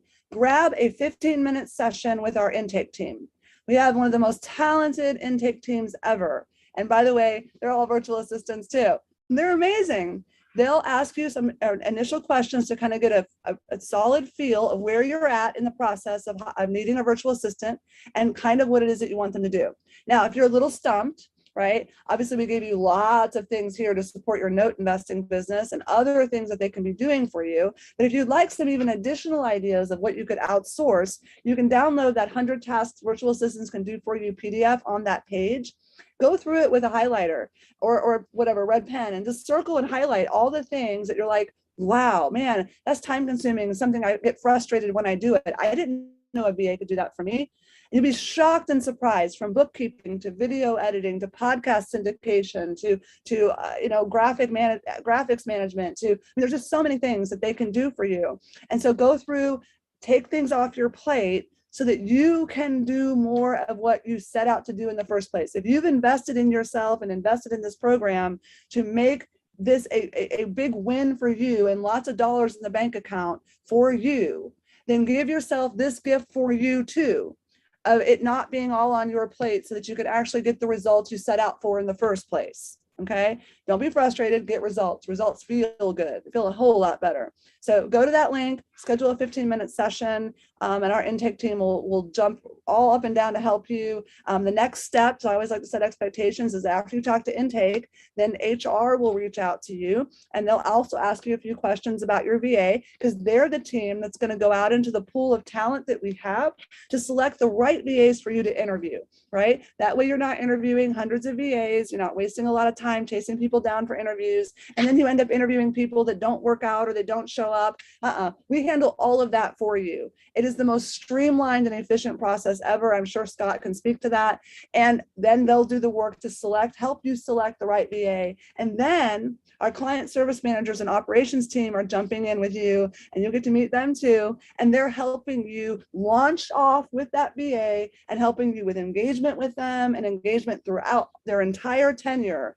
The entire time that your VA is hired by you, there's a client service manager and operations team that's checking in with you and checking in with your VA all day long, every day, to be sure that everything's working smoothly and you're getting results and they're getting results and everybody is working well together. So it becomes this amazing process. You're not even getting just one VA when you hire a VA, you're actually getting a whole team. So I look forward to meeting as many of you in the process, and I'm open to any questions that you guys have. I love it, and I have to echo that. It was one of the easiest ways, because I've had in-person staff before where you're going through 2 or 3 questions, you're interviewing people, or people don't even show up to the interview without calling you. You know what I mean? Then you're paying, you don't get it. Then you're paying a wage, or I don't want to work for you because I make more flipping burgers. I'm like, wait a second, that doesn't make any sense. We got a question on here. Let's talk a little bit about that investment in someone's business when they hire a VA. Amy, you want to talk about that because they had a question from someone about the price of this. Okay, so specifically to price, let's talk about that. And I want to say something. I love that you said investment. So just give me permission for just a minute, everybody. I am very anti using the words spend or cost, because when we look at things as a spend or cost, we look at them as a loss. But that is not what we do as investors, right? Everything that we do is an investment. Everything we do is an investment for an ROI, right? That's what we're looking for. You know, if I take a breath of deep air right now in my lungs, I'm investing in myself to have oxygen to serve the rest of my body. Like, everything's an investment. Everything I look at it in that capacity. Virtual assistants are an investment. Okay, so you're going to have the investment of the VA, and then it's on you, with working with your VA, to set out to have specific results that you want for that VA's time, effort, and energy into your business. Okay, so the investment with Riva Global is that you'll select a virtual assistant, or 2 or 3 or 4, whatever it is that ends up working for you. It works either 20 hours or 40 hours per week. Those hours are dedicated to you. They're not moonlighting for anybody else. They are working solely for you. There's no 4 or 5 clients at once that they're juggling, and those are dedicated hours. Okay, so you can have a VA that works for 20 hours. You can have 2 VAs that each work 20 hours. You can have a VA that works 40 hours. You can have 2 VAs that work 40 hours. A 20-hour-a-week virtual assistant, it runs $10.60 an hour. A 40-hour virtual assistant runs $9.60 an hour. And as an added benefit to you, we're managing all of the payroll process and all of that. So you're just paying that flat amount. You're not dealing with any payroll issues, HR issues, benefits. We cover those. We handle all kinds of things for our virtual assistants. And in fact, from a benefits perspective, we treat our VAs so well in the industry that we have massive waiting lists of talent to be on the Riva Global roster, because we give them health insurance, and we give them all kinds of amazing programs for their families, credit repair programs for them to qualify for a mortgage for their home, student loan programs. We have all these things because we want to take care of them. Family first is one of our core values, and we want to take care of them. And the better we take care of them, the better our clients have as an experience. You have a better longevity experience with your virtual assistant because they don't want to leave Riva Global because we treat them so well, and in the industry so much better than what's out there. So you end up with a VA that's committed and dedicated to you long term, as long as you treat them well too. So so that is the investment. $960 for 40 hours a week, $1060 an hour, 20 hours a week. And I can tell you, you cannot hire somebody, a college educated, perfect person to fit what you're doing for anywhere close to that, anywhere in the United States. I don't care what part of the United States, actually a lot of other countries too, you can't even get that there for you. And this comes from somebody who's had 4 full-time people working 40 hours a week, one person handling market, one person handling bank phone calls, another doing due diligence on stuff like that. This was an eye-opening thing to help you guys. Now, David asked a question. David says, are there a minimum number of weeks that we'd have to sign them up for? Okay, forever, so, David. You actually want to go into this with the intent of having a forever hire. Okay, no different than if you hire someone in your office. And we are not a contract for hire virtual assistant service, right? There are things like that. Like you can go to fiverr.com and hire someone to do a specific task once. Right? We're not that. So these are people who are going to become a part of your team, a part of your family long term. Okay. I want to highlight something that you just said a second ago because I just think it's worth saying. From an investment perspective, right? I one time too had 4 people helping manage our blogs. At the time we had a lot of video and online content blogs, and I had 4 full-time employees, and so my overall load, my payroll load per month, if you can imagine, was high. And 2 of them had graduate degrees. I mean, these people, they were expensive, so I'm going to use that word that I don't like to use, right? I was able to replace that entire team with virtual assistants for 20% of what I was paying. Wow. So that's an 80% savings for the same result. I have one of my virtual assistants that works on my cold calling team. They have a graduate degree, right? I mean, like, we don't think about that sometimes. Sometimes we just don't think in our minds, we think about our own backyard. Well, everywhere in the world, people have the opportunity to be educated, right? So you may have people who literally, like I said earlier, have more education than you. And for such a deep difference in expense for a local hire than there. And I'm with you. I'm triple a VA cost in my market to hire somebody for the same role. Then you're looking at also payroll taxes and other benefits that we're not covering that in that hour figure, the $960 or $1060 an hour. One thing I also wanted to throw on there. I mean, it's all about what you want them to do. It's all about. Here's the biggest thing too, is think of the opportunity cost of what you're not getting done right now. Yes. You know what I mean? If you're doing $10 an hour jobs, you're making $10 an hour. Right.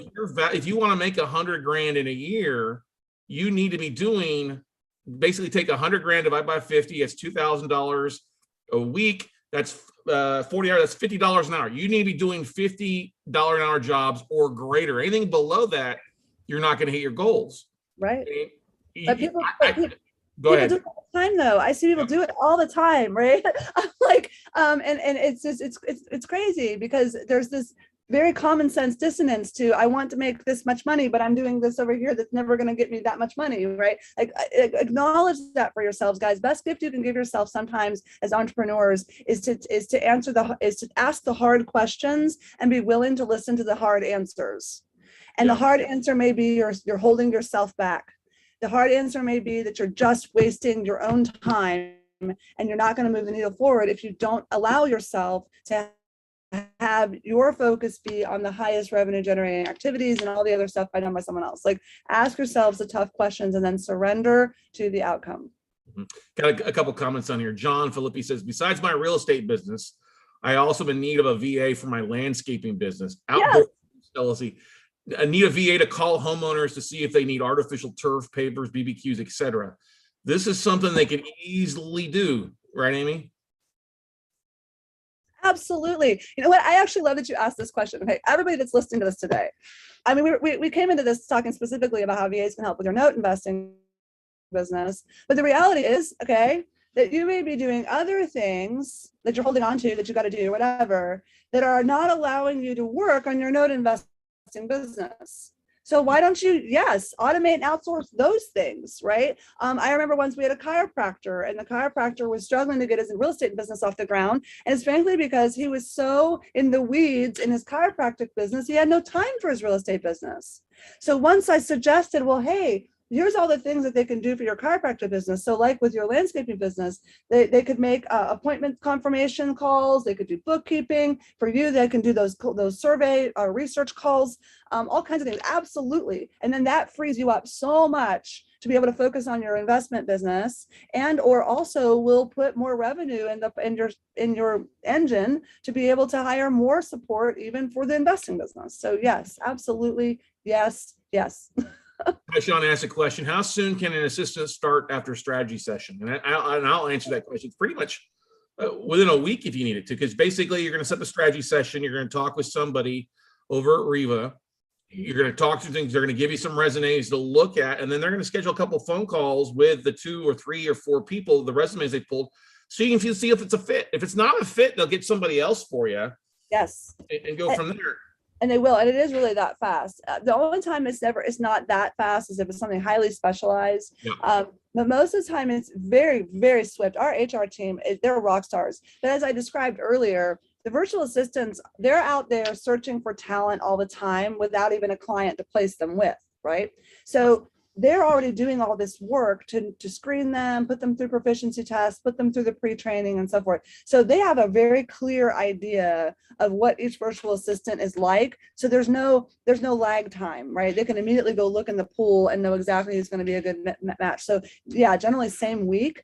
You did make a point there about, if you interview 2 or 3 that we'll give you in the first round, if none of the 3 fit for you, we immediately and very swiftly set you up with another round of interviews, Yep. right? I will say the majority of the time, statistically, about a little over 80% people find the VA they want in the first round, okay? And sometimes it's the very first VA they talk to, very, very much so. And then the other thing, that just because it brought it up for me, once you hire the virtual assistant, and they start with you, and that's very much right away too. Generally, the VAs are immediately available for their hour blocks for you. Is they, 6 months down the road, and you've built this great history with that virtual assistant, and something happens, life happens, right? And something could potentially happen to that virtual assistant. I mean, I reject that. I don't want bad things to happen to anyone, but if something did, you would be able, our team steps in right away to help fill with another virtual assistant. I mean, like immediately. We don't want you to have any rollover time. Like we try as fast as we can. We set you up with interviews, the whole process, because it could happen. No different than someone in your office that all of a sudden has to leave. So. Well, I want to commend you guys on that, because that happened with JC. Her father passed away, and so she took a week to do what you need to do when you have a family member pass away. You guys you plugged somebody in with, you let me know before she was even late and said, hey, so and so just had an issue.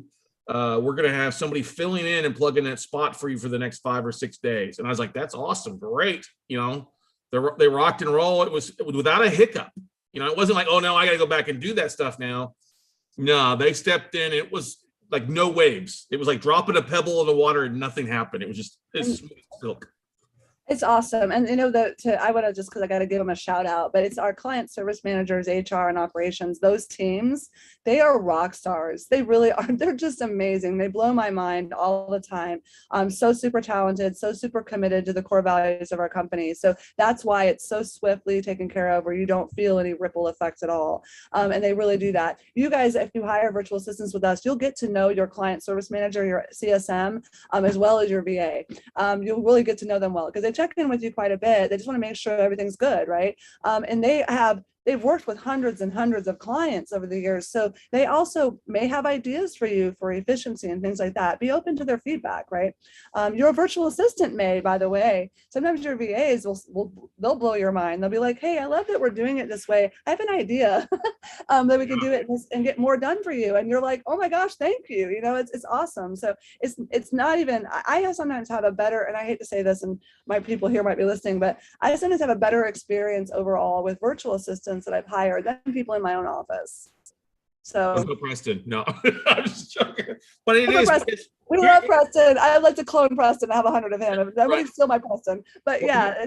here's the thing. You've got and I would agree to that, because you've got people that are so excited to do something for you. I mean, they literally take ownership of your businesses. And it's such a fresh breath of air versus, okay, you got somebody that shows up, I don't really want to be here. You know, you look at what you guys mostly would hire, and it's gonna be somebody new. It's probably gonna, you know, the first time they get a higher price, they're gonna leave your ass, which happens all the time. That's not the case for you. Ownership. Yeah. They love what you're doing. Yes, you can start with one. You don't have to start with 3 or 4. Start with one to get the ball rolling on there. But they literally do. They do take ownership. And yeah, I had some great suggestions. Still getting great suggestions from the VAs. Streamline things and save me money, even on services that we're using for CRMs or marketing and stuff like that too. Yeah. And so they do love what they do, right? And we do all that added benefits as well at Riva. So they also love working for Riva. Like there's just so many things. We're again, we set out as a company to solve all the problems in the industry. So we said, what are the problems? Great, how do we solve that? So we did, right? So the VAs never really want to leave. They love their job, and they love that they have a job that in that part of the world too pays really well. Yep. And is consistent. And a lot of them are working in an environment that's very safe compared to where they might be. I mean, there's just so many things. So they are so appreciative, so grateful, so excited to be challenged. And they like to be challenged too, by the way. They like to, they're educated people. They want you to push them and challenge them. So it's just such a great experience. It's hard to explain until you actually experience it, but go for it, dive in. I mentioned hiring one VA to get started. We have a lot of clients too that will hire one VA to get started, and then they get that VA mastering what they're doing and they've got them rock solid doing what they're doing. And then they'll scale their business by hiring another virtual assistant. But instead of them training that virtual assistant, they have the first virtual assistant they hired train the new one. And so they become almost like a manager of a virtual assistant team for you. I mean, how cool is that? Now you're scaling without even adding to your plate, training yet another team member, because the other virtual assistant can do it for you. Well, here's the thing that I love, and we had a question from Tyshawn or somebody else who we'll get to in just a second, is if you want to go from where you're at to making at least 6 figures start off with, you got to hire somebody. You got to hire somebody to do it. That's the success. And here's the thing that's always blown me away. And you've spoken at a ton of real estate events. You've been to expos. You've been to these big conventions. And I always crack up because when I was in the mortgage industry, I was hanging around the Ron LeGrand's, seminars and stuff like that. I love Ron. Ron's great, right? And awesome. I would talk to people every week that would go from one event to another event. I said, "Hey, how was that last?" He was always, "Oh, it was great." And I said, "Did you get some marketing?" "Yeah." And my phone was ringing off the hook with leads. I'm like, "Great, how this goes?" "Well, I don't know. I'm too busy to call them now. I have to go to another workshop. I can't call my leads." I'm like, "Oh my God, you just spent $500, $1,500, $30,000. And that's the same thing. We see that. And it's one of the big things with my coach. I'm like telling people, like, listen, you got to hire somebody. Yes. And it's cheaper than you think. It's worth not paying coffee for a couple of weeks for you to get rocking and rolling. Warren asked a question, what's the onboarding fee? You want to explain that, Amy? Amy? Did I lose you? Oh, so we do have we have a placement fee. It's a one-time fee of $495. You pay it once and once only, meaning that if you end up hiring 10 virtual assistants with us, you don't pay it again. It's a one-time fee. It is non-refundable if you've gone through the interview process, although we wouldn't, I don't want to say that. You're going to get your investment back. Okay. So it's one time, multiple VAs. If you end up interviewing more than we wanted, I mean, if you interview 9, it's still the same placement fee. So yeah. Here's the thing. Many of you guys have expressed interest in, like, I need to find deals. I need to do due diligence. I need to raise capital. Yeah. All the things that you really need can be handled by somebody else without you having to spend time doing it. Absolutely. Because guess what? How would you do them? I mean, you say that, right? Guys, how'd you do the property research? And every one of you are going to look at your laptop and be like, on my computer or on my phone. Then why do you have to do it? Somebody else can do that, right? It's 90% of what we do can be done by someone else.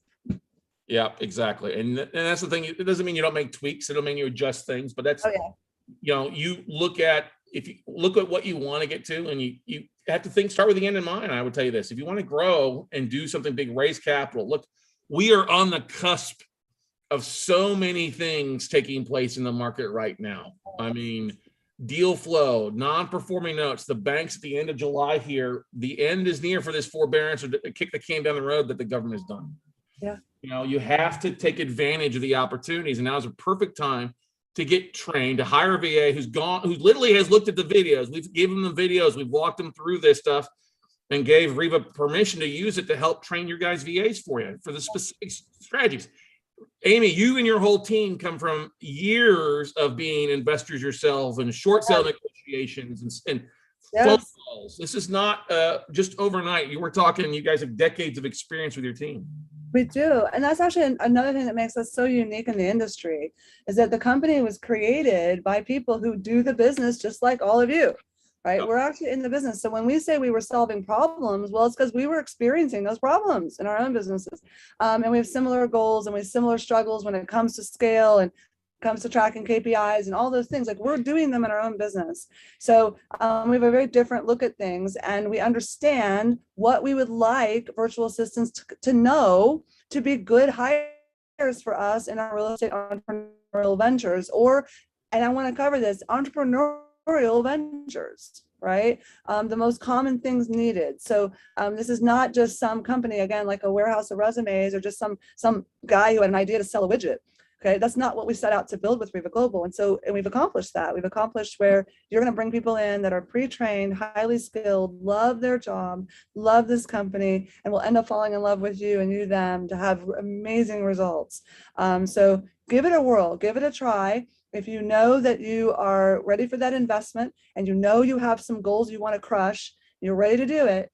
Well, instead of being frustrated about it, the needle not going as far forward as you want it to now, start making it go forward with a virtual assistant. 15-minute strategy session, see what they can take off your plate. Yeah, exactly. And David asked a question. Would you confirm again, you've actually got videos for the VAs to be trained by your methods with the intention of helping us do that? Yeah, I literally sent over, you guys have seen me go through the finding IRA investors on the county record. I sent Bob and the team and Amy and the team over there that exact video. You have it. You have it. Exactly. I pulled it over. I sent it over. The whole marketing. I mean, they have their own marketing calendar they've done for years, but I'm like, hey, here's the 30-30 matrix for the activities that your VAs could be doing for it. Here's the finding asset managers on LinkedIn and the email blast. I literally sent them the specific things. Yes. So it's literally, that's why I brought it on. It's like such a valuable thing to make it work for you guys. There's no excuses. So to kind of say something to you guys, like when you go through the 15-minute strategy session thing, when you do that, tell the intake team, they're amazing. Tell the intake team you are specifically wanting someone to work your note investing business with Scott Carson. Like, just say that, okay? Because then the HR team is going to select those VAs that have already probably listened to all of that pre-training material, or at the least they know that their skill sets match what all of that is, and then your VA can go access all of those pre-trainings ahead of working with you, right? It is already in our system, and all the VAs have access to our education platform that they have to go through and be tested on and everything, and all of those trainings are hosted on that platform. So all you have to do is make sure that your intake knows that, HR knows that, your CSM knows that, and the VAs will absolutely have access to that training material. And if you have to do something else, like start cold calling people to put in barbecues or something else, that's a different thing. It's a different thing, but you know what? They can do all that for you. Right. It's the same types of activities. I mean, seriously, so like the guy with the landscaping business, absolutely. Could you have a VA make cold calls to survey people's interest in turf management or whatever that you said? Absolutely. Right. It's still the same skill set as someone cold calling homeowners to see if they're interested to sell. Okay. And so when you tell the intake team, I want someone to make outbound cold calls for me to survey interest, that's what skill sets on a personality profile and experience and background they're going to look for to match with you. Okay. So just be very communicated with the intake team. Like, just, this is what I want. This is what I want to accomplish. Our intake team is very talented. They know how to listen to what you're saying to kind of help guide what type of VA direction to go. They may even advise and say, well, I think that could be 20 hours a week, or I think, that might be two different VAs. Maybe you do 2 20-hour per week people. I say that only because, like, we'll sometimes have someone who comes to us that says, I want to have data entry and research done, but I also want someone who is a rock star salesperson, cold caller. Well, that's not always the same personality types, depending on how deeply you need those things done, right? So the intake team asks very good questions to elicit where you are in your business and what it is you're looking for, so we get you the right match. I love it. I love it. I love it. I love it. You got to think about this too. Depending on when you have them work for you, you may go to sleep at night and wake up. If you gave them the list of IRA investors in the counties that you like, they could literally have the full list for you. Yeah. Name, phone numbers, mailing addresses. They could even do a mail merge for you, so that all you've got to do, and they could probably even email it to FedEx office for you. So that all you got to do is pick up the letters and stuff the envelopes to ship it out to the IRA investors. Or they've pulled a list of people who have bought a CFD in 4 or 5 counties and pull those entities and track down that person's phone number or email address, even email them, see if they have anything available or looking to sell stuff. And now you got deals in your inbox to evaluate. Listen, I have a VA that my acquisitions guy and my physical office this week started something with him where he's going into records, and his task is to pull no less than 100 potential prospects per day for us. Mm-hmm. This is really cool. And he's going into the tax records and he's pulling 100 a day. Do you know how long that would take me? I would never get to it, first of all, because I'd have 5 other things happening around me. And so I know I don't have to blink an eye. I have certainty and confidence, and know I have somebody else putting 100 new potential prospects into our funnel every single day. Mm-hmm. Right? So think about that, guys. Think about, like, for instance, how much money you will make on a transaction. Like, think about the net goal that you have on a transaction, right? Then think about the investment of the VA, right? I have a client, now this isn't note investing specifically, but I have an agent client who had generated a ton of records, ton of leads, a couple, 1,000. He wasn't doing any follow-ups to them. He just wasn't. He didn't have time. He was managing clients. He was going here, going there. He's also a father and a husband and all these things. So he wasn't doing the work to follow up with people. And so he's working with me as a coaching client. And I just simply said, listen, I said, don't come to your next session until you've implemented a virtual assistant to do follow-up for you.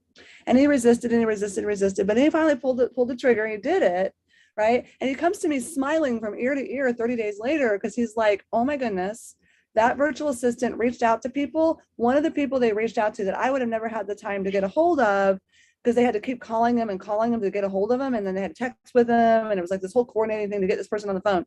The VA finally got the person on the phone. That person transacted in 30 days. And he made enough money on that transaction to pay for the use of that virtual assistant for an entire year. Yeah. So basically he's having a free helper for a year off of one transaction that he would have never touched had he not had the VA doing it for him. Mm-hmm. Terry asked a question here. Do you have VAs trained in other software like FreedomSoft, and Connected Investor software?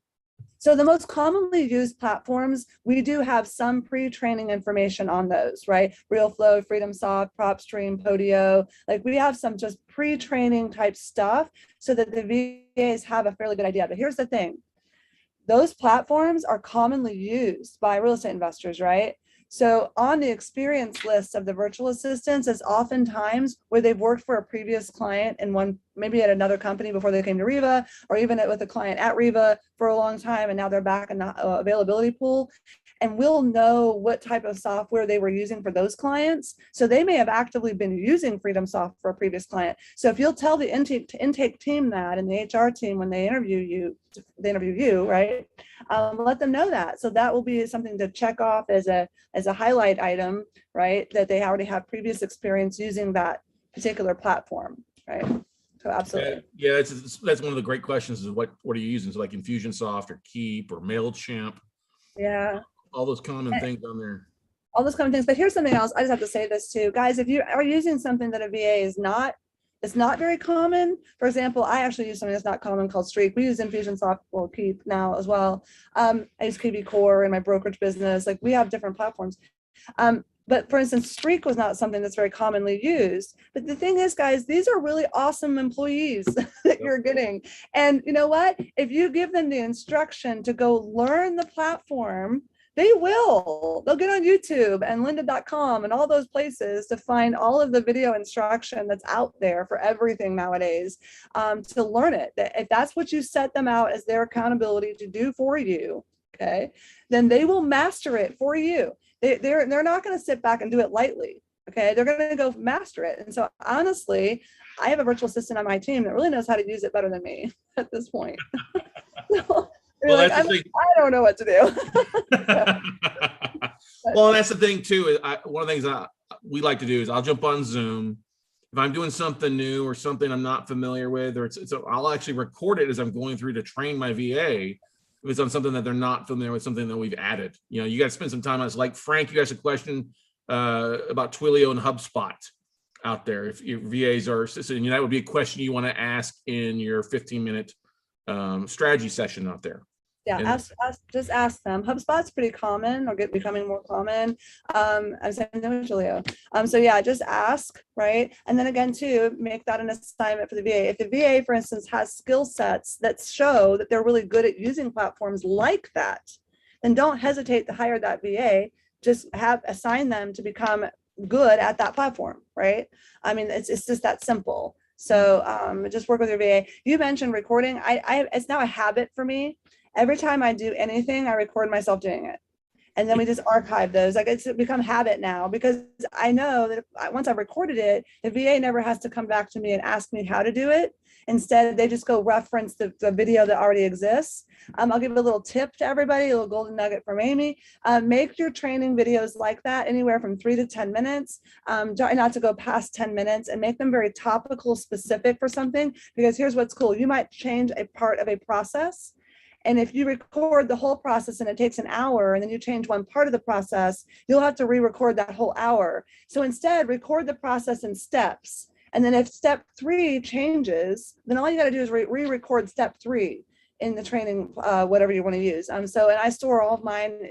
I use Kajabi and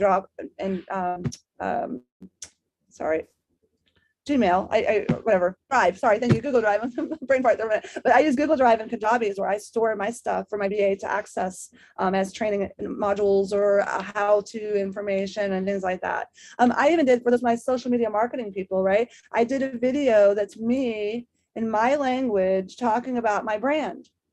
I did a video that's me in my language talking about the avatars of clients that we work with, how I describe what our perfect client is, right? Why do I do those things? So the VA can truly install at a deep level an understanding of my business. No different than if somebody was in my office, where they would be around our mission statement and our core values all the time, right? I give that same benefit to my VA, so they feel very, very connected to the mission and message of what our companies are about.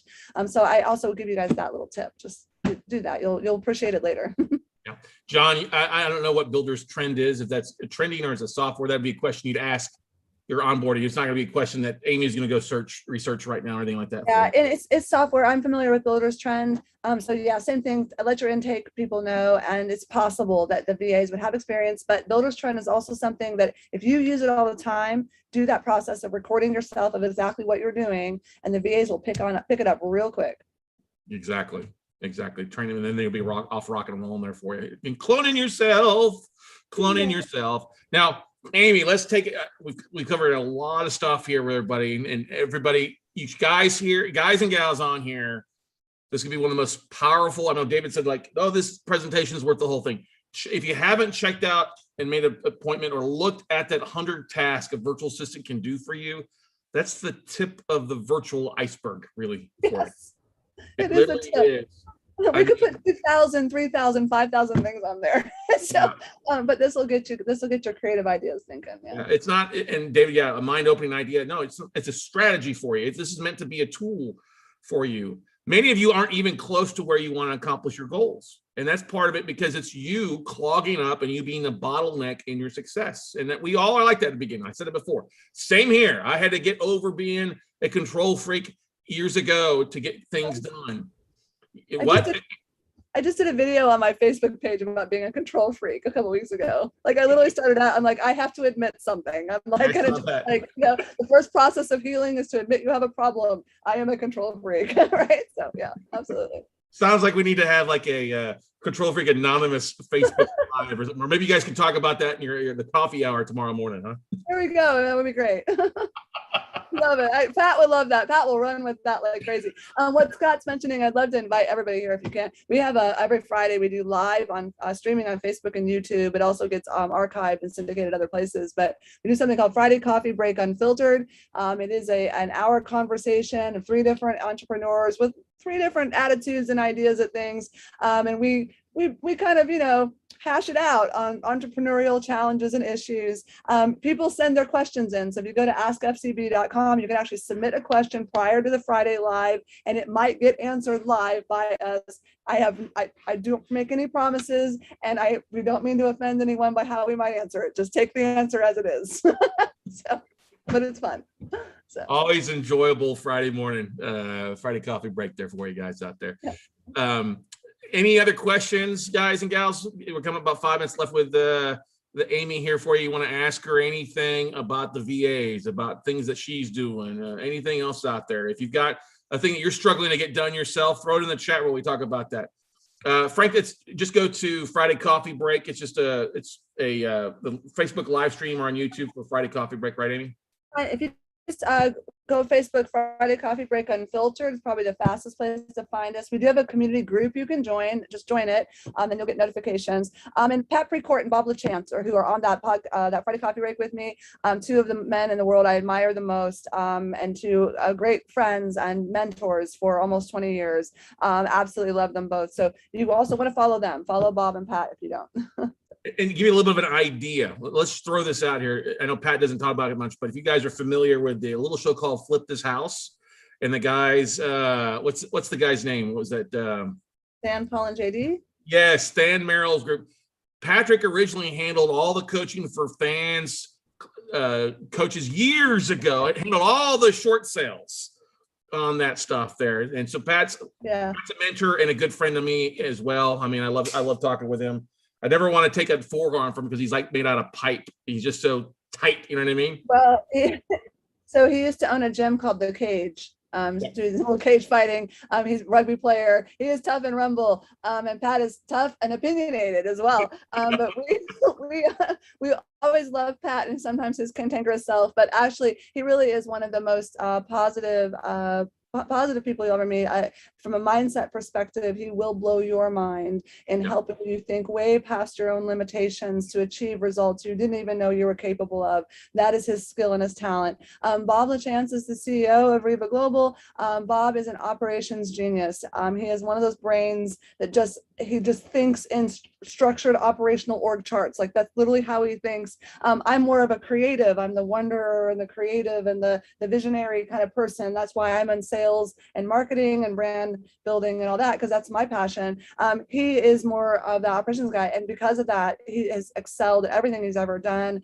If you really want to pick the brain, I always tell him he can take a forest and whittle it down to a toothpick in one sentence. It's really hard to find people who can do that. It's just an extreme talent. So as a trio, we are a pretty powerful group of coaches, and all 3 of us do work as coaches and have for all of our careers. And it's because we all bring those different things to the table. So I think part of Bob's strength too is being the ex-professional hockey player. Hockey players don't go where the puck is at; they go where the puck is going to be. And that's one of the great conversations that led us to kind of all connecting together a couple of years back. Was I've known Pat for years. Pat made the introduction to Bob. I met Bob through you, and vice versa. And it's just really, it's just a great thing. And that's why I have you guys on here. I think it's one of the most powerful sessions of all of Note Camp, is taking that step to really decide that you want to do some things bigger than what you're doing. And the first thing I do is say, raise your hand. I need some help. And this is the best way to get help to take your business all the way. Note Camp is amazing. By the way, note investing is amazing. It's something that people just don't even realize you can do. And there's so many different directions within the world of note investing. Like it is, when I learned about it years ago, I was like, oh my gosh, this is awesome, right? I think the hardest thing for me to get over in note investing was that when I bought a house, quote unquote, I got handed an envelope. I was like, wait a minute. I want to go like knock down walls and like, where's my house? Right. Exactly. Right. So that was probably the hardest thing for me to get past, was that I wasn't actually getting a house. I was just getting this really pretty envelope. But I could get that envelope delivered to me anywhere I was. And isn't that really cool? So, so really amazing. And so this is an amazing program. This is such an amazing niche of real estate. It's such a powerful niche. I love, love, love everything about it. When you can be the bank, and there's, 7 ways to Sunday, I can be the bank, and all the things, all the power I have, just in that position, you can be the most benevolent, most, I mean, it's just unbelievable things you can do. So enjoy this niche. And I'm going to go out on a limb and say that this is the most powerful part of the Note Camp. This is the most powerful thing you can do for yourselves, period, is to find ways to bring people in that are highly skilled and talented so that you can do more of what you love and do more of what matters most to you. Because some of you guys are sacrificing time with family and friends and your passions and your dreams because you're overwhelmed and overloaded in your business or in this drive to learn this new niche or whatever it is that you're doing. And so you're taking away from your life. I call it life equity. Give yourself some life equity back. Right. And the best way you can do that is to automate through talented, skilled people who love working for you. So hire people that are better doing the things that you want to do. Yes. One of the best things you can do, delegated stuff there. Amy, thank you so much for coming on Deliver 200% as always. All right. Thank you. I'm so honored. You guys are awesome. All of you. Scott's amazing. You guys have a blast with this whole rest of this Note Camp. I'm a little jealous I don't get to sit and listen to all of it. I'm going to go back and hopefully hear the recordings. You guys crush it. I love it. And I hope to engage with, meet as many of you as I can that you need help. So we're here. Sounds great. Thanks so much. Thanks, honey. All right, bye-bye. All right, everybody. Hey, we're going to take just a 13-minute bio break or afternoon break. Get up, stretch, run, grab your fresh cup of coffee, water. We've got another amazing speaker coming up on next. Michael Jimenez with xhange.loans coming on next. He's already emailed me. He is ready to rock and roll. Hopefully, he's not drinking like 3 cups of coffee before like he did last time, because he was just running a mile a minute with great content and stuff like that. So get your bio break, get up, stretch, get you a little something to nibble on. Be prepared to take a ton of notes. Hopefully you took the time to schedule an appointment next week with Reba then, but you're going to want to take some notes. Mike's always great with his content, and I guarantee you'll learn a thing or two here on how to buy, sell, and invest in commercial non-performing notes here in next 13 minutes. We'll see you back here in just a few minutes, everybody.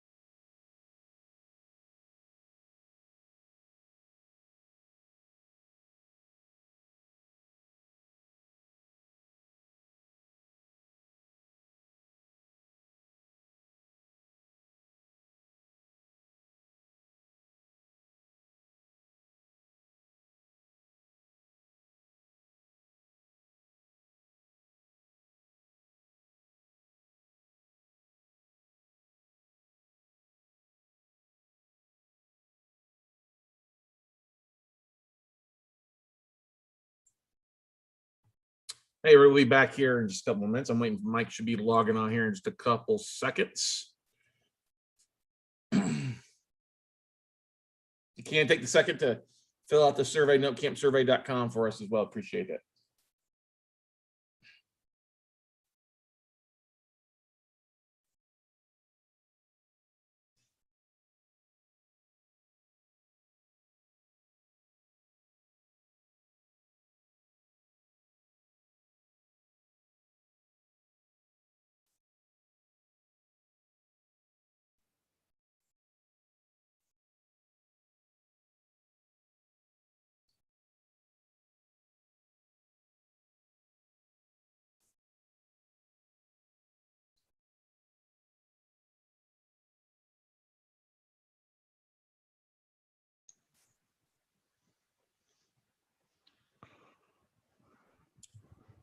What is going on, brother? I hear you breathing.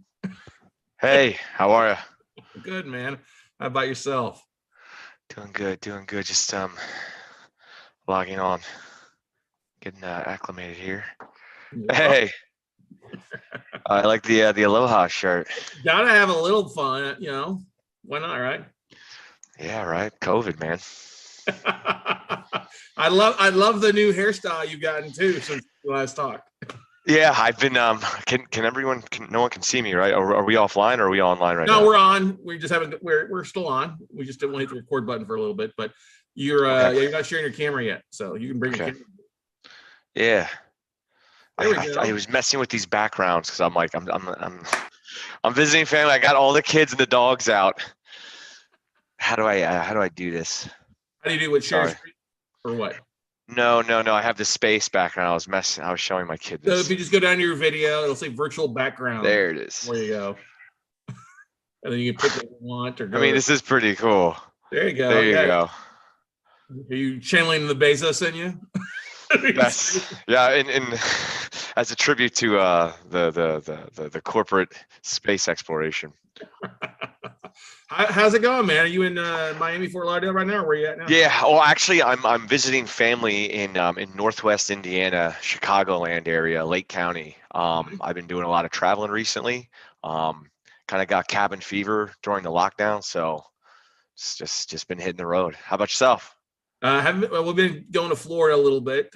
I was spoke in Denver a couple weeks ago, so it's nice to get back out a little bit. But pretty much just working from home, having to do virtual backgrounds. So imagine I'm somewhere else. You know what I mean? Yeah. I was actually Denver was really nice. I went out to Denver the first time a few months ago, right when the lockdowns were opening. Yeah. And I'm a Florida man, so things have been open. So I was way out of etiquette. And it was really weird. I was like, oh, we're doing this now again. It was weird. Good stuff. Got to mask up. Yep. Good stuff. Well, what do you say we hit the record button, get rock and rolling, buddy? Huh? How's that sound? Sounds good. Yeah, I sent you the. You pull it up on your end. I don't have to pull it up on my all right, end. cool. You just share your screen in a second. We'll get rock and rolling. All righty. All right, this is good.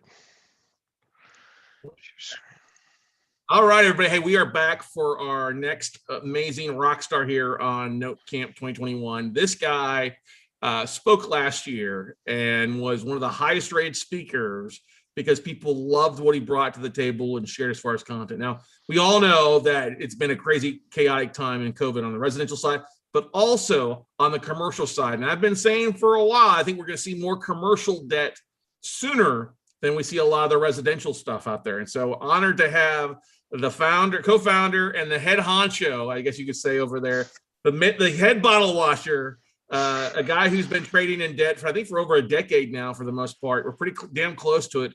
My buddy Michael Jimenez. What's up, man? How's it going? Hey, thanks for the great intro. Wow, the pressure just spiked, man. I didn't know I was that highly rated. I would like to say under a decade, so I appreciate the compliment. But yeah, it's I started in CRE back in I think 2003, 2005 when I graduated school. I was doing intern stuff before that. But yeah, it's been a while, and I've been focused on the distress side since about '08. So I've learned a few tricks along the way. So, we started off on our own about 7 years ago now. So while the origination and upcycle is still kicking, and we started xhange.loans just about, I want to say, a year ago officially, but we've been working on it for some time and building it ourselves with the latest greatest in tech. So check it out, xhange.loans, the online marketplace for non-performing loans, and that's what I'm here to talk about today. Yes, I agree, Scott. We're likely to see some commercial distressed asset opportunities, especially where we are in the cycle. I'm going to cover that all once you advise for me to share my screen here. Go right ahead, brother. Hit the share your screen, and then there we go. Houston, we are okay for launch. There you go. Just got to maximize. You guys can see that. Yeah. Maximize here. Look at you. Okay, perfect. Yep, there you go. Now that you want to take questions throughout, or you want to wait till the end for the? I would love interrupt me as much as possible. I have a tendency to get bogged down in minutia and go a little fast. So feel free to interrupt me. I like the more dialogue because there's so much to cover. And I kind of focused on trying to stay or build on top of what we went over last year, which was just like a quick crash course. So this will get a little bit more into, I guess you can say, the strategy and tactics that I use and that I've been refining over the past few years to find CRE NPLs. I love it. So I'm going to drop off my video, but I'm here, man. Okay. I'm here. All right, you got it. Thank you. So without further ado, and again, if anyone, Scott, feel a need to or urge to ask a question, please feel free to just stop me. Okay, so here's the intro: how to source, buy, and sell CRE NPLs for the We Close Notes Note C.A.M.P 2021. I'll start off with a quick intro and background just on myself and the company, xhange.loans, that I started and helped run. And then we'll just go over briefly distressed debt market, kind of the cyclical nature, where we are, current market trends, and just touch a bit on the distress process, just to make sure that everyone's like keenly aware kind of where things are. Then we're going to look to focus on just the real basic fundamentals of sourcing commercial real estate non-performing loans, then buying them and selling them. So I want to get right into it. And again, if at any moment you guys have questions or have any insight to share, feel free to chime in. And if we get through all this quickly enough, we also have some case studies, or we can just take questions. So plenty of stuff to cover today. So speaker and company intro. So this is me, Michael Jimenez. I'm the CXO, or Chief Experience Officer and co-founder of xhange.loans. Basically, we built a tech-based or SaaS-based marketplace to help lenders and investors buy and sell loans. Our focus is non-performing loans, but we can sell performing, sub-performing, etc. We don't do originations, and we really do focus on sales, and mostly having an open listing platform that's both secure for both the lender and investor. Okay.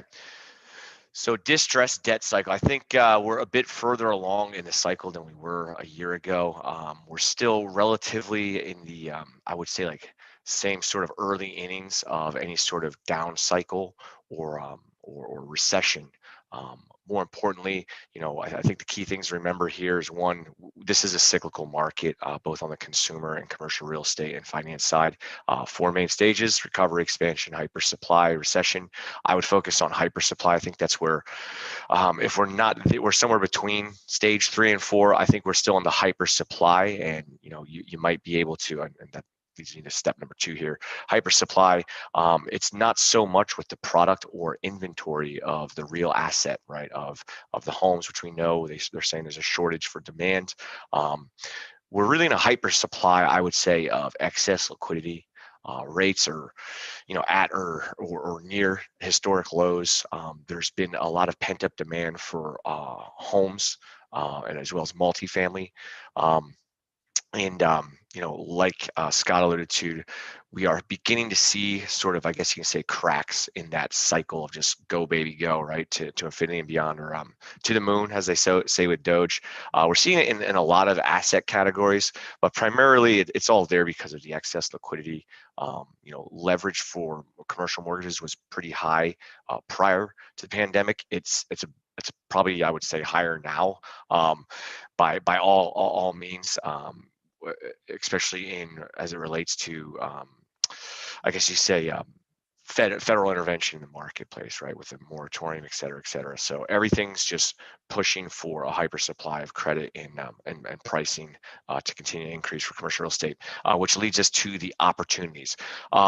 Liquidity is being taken back and credit is being tightened for certain aspects, and it's typically the ones that are performing, I guess you say, performing worse than most other property types in response to the pandemic, primarily in terms of loan types: CMBS debt, bank debt, small balance lending or small balance loan debt, and then commercial and industrial. In terms of commercial real estate property types, hotel right now is the number one loser, I guess you can say.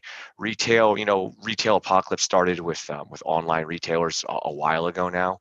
They kind of never really came back with the same strength as they had in 2007. You can see that with the mall is kind of like the textbook example, as well, just the retailer balance sheet and how many retail bankruptcies we've had. So they've been it's been tough for retail for a while. A lot of that, the less competitive space and less functional space kind of got taken out over the last, I'd say, almost 10 years now, over 10 years. But now this just kind of hit them even harder. So you're starting to see a lot of, I think Starwood just announced that they're going to start dumping malls. So we expect, and not me, but the underwriters and the analysts expect 2/3 of America's malls will eventually be closed within the next 10 years.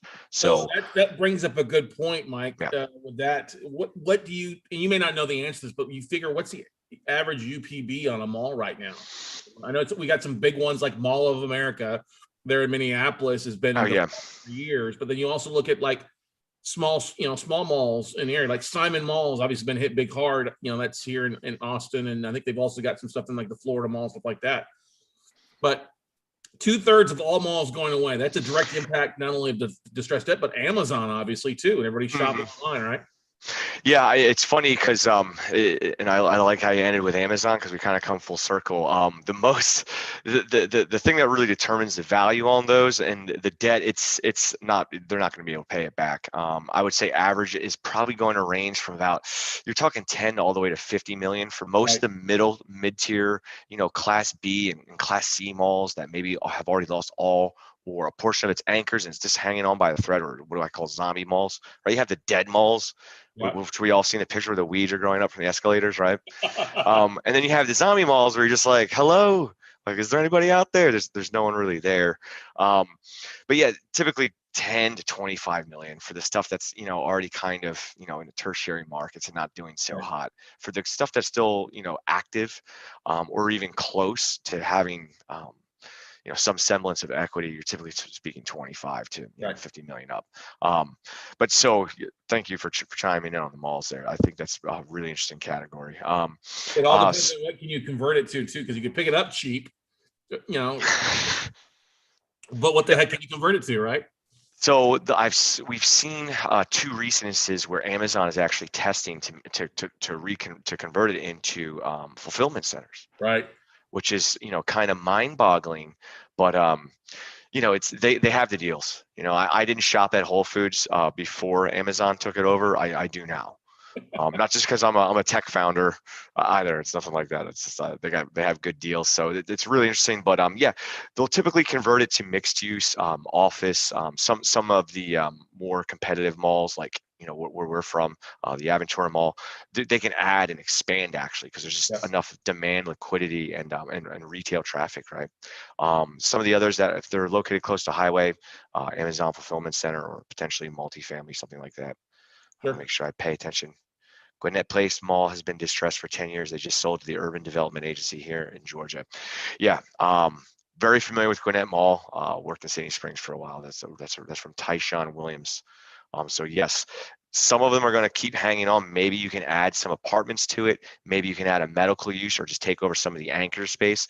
But it's mostly about filling in all that inline space with with the highest and best use. So there's a ton of potential for the malls, and I do think in a lot of aspects, its success or its future is going to be determined by the folks in charge of zoning and as well as taxes in that jurisdiction.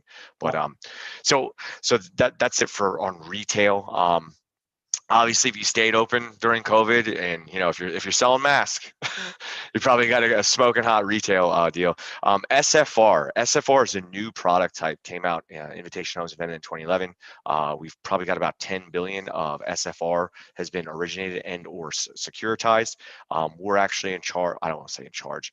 We kind of have the I guess you can say we stake the claim to selling some of the SFR out of securitization for the servicers, and that's been really interesting, as well as small mom and pop multifamily housing. Those are the folks who maybe have been affected or had loss of employment due to COVID.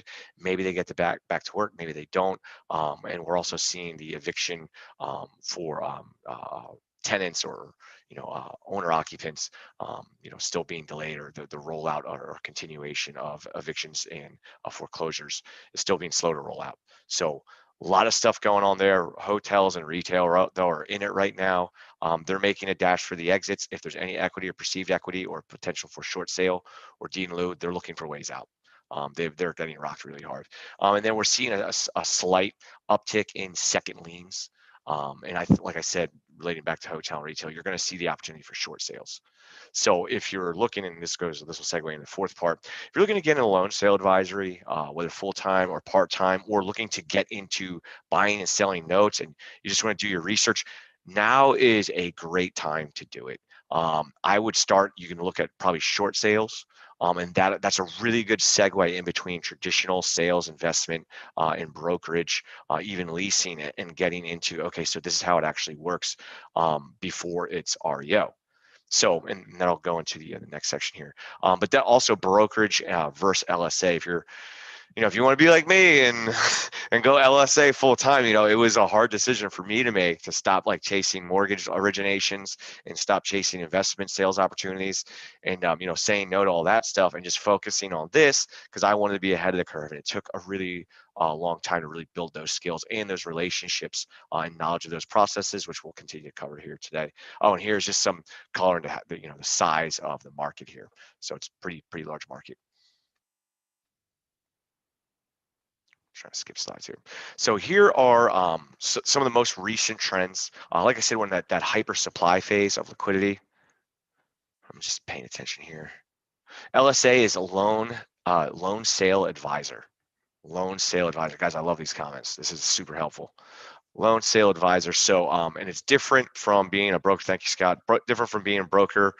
There's really no licensure requirements or anything like that, so long as you're focused on commercial, like myself, and not owner occupied. So you can also decide for yourself which one do you want to focus on. So like I said, we're in the hyper supply of credit. If you can see here, this loan origination chart, this is from the Mortgage Bankers Association. They're probably the top notch in terms of commercial real estate finance, as well as real estate finance.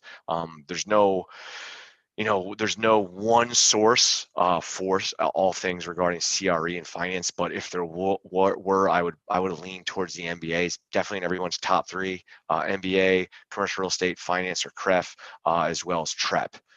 Those are probably the three main data sources for commercial real estate finance. So loan origination, three main takeaways here. Number one, it's hitting all-time highs in certain regards. Number two, banks being part of that. They recently hit 1.5. This is in billion, so about 100 and it was like 70 billion in originations. And right now they have 1.5 trillion in total holdings, or 39% of the market for commercial real estate, as well as multifamily housing.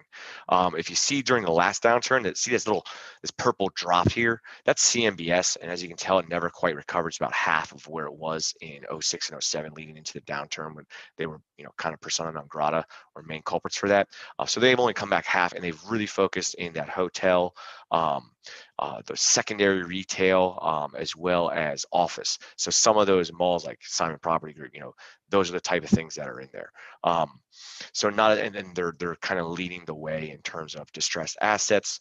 The GSEs, which is really interesting, they're they were considered a lender of last resort. They kind of bailed out the real estate market after the downturn, but they just continue to grow, and they're at about double where they were when the downturn hit. So they were at they were at just under 50 million, and now they're about 5x. Sorry, so they're at about, call it 25, 30 billion in originations, mind you, back in 05 and 06. So that's annual, up to about 150 billion in originations now, which is pretty incredible. So banks are going to be playing a higher role or larger role in CRE and multifamily distressed, and just originations in general. The GSEs that's completely multifamily, everything multifamily.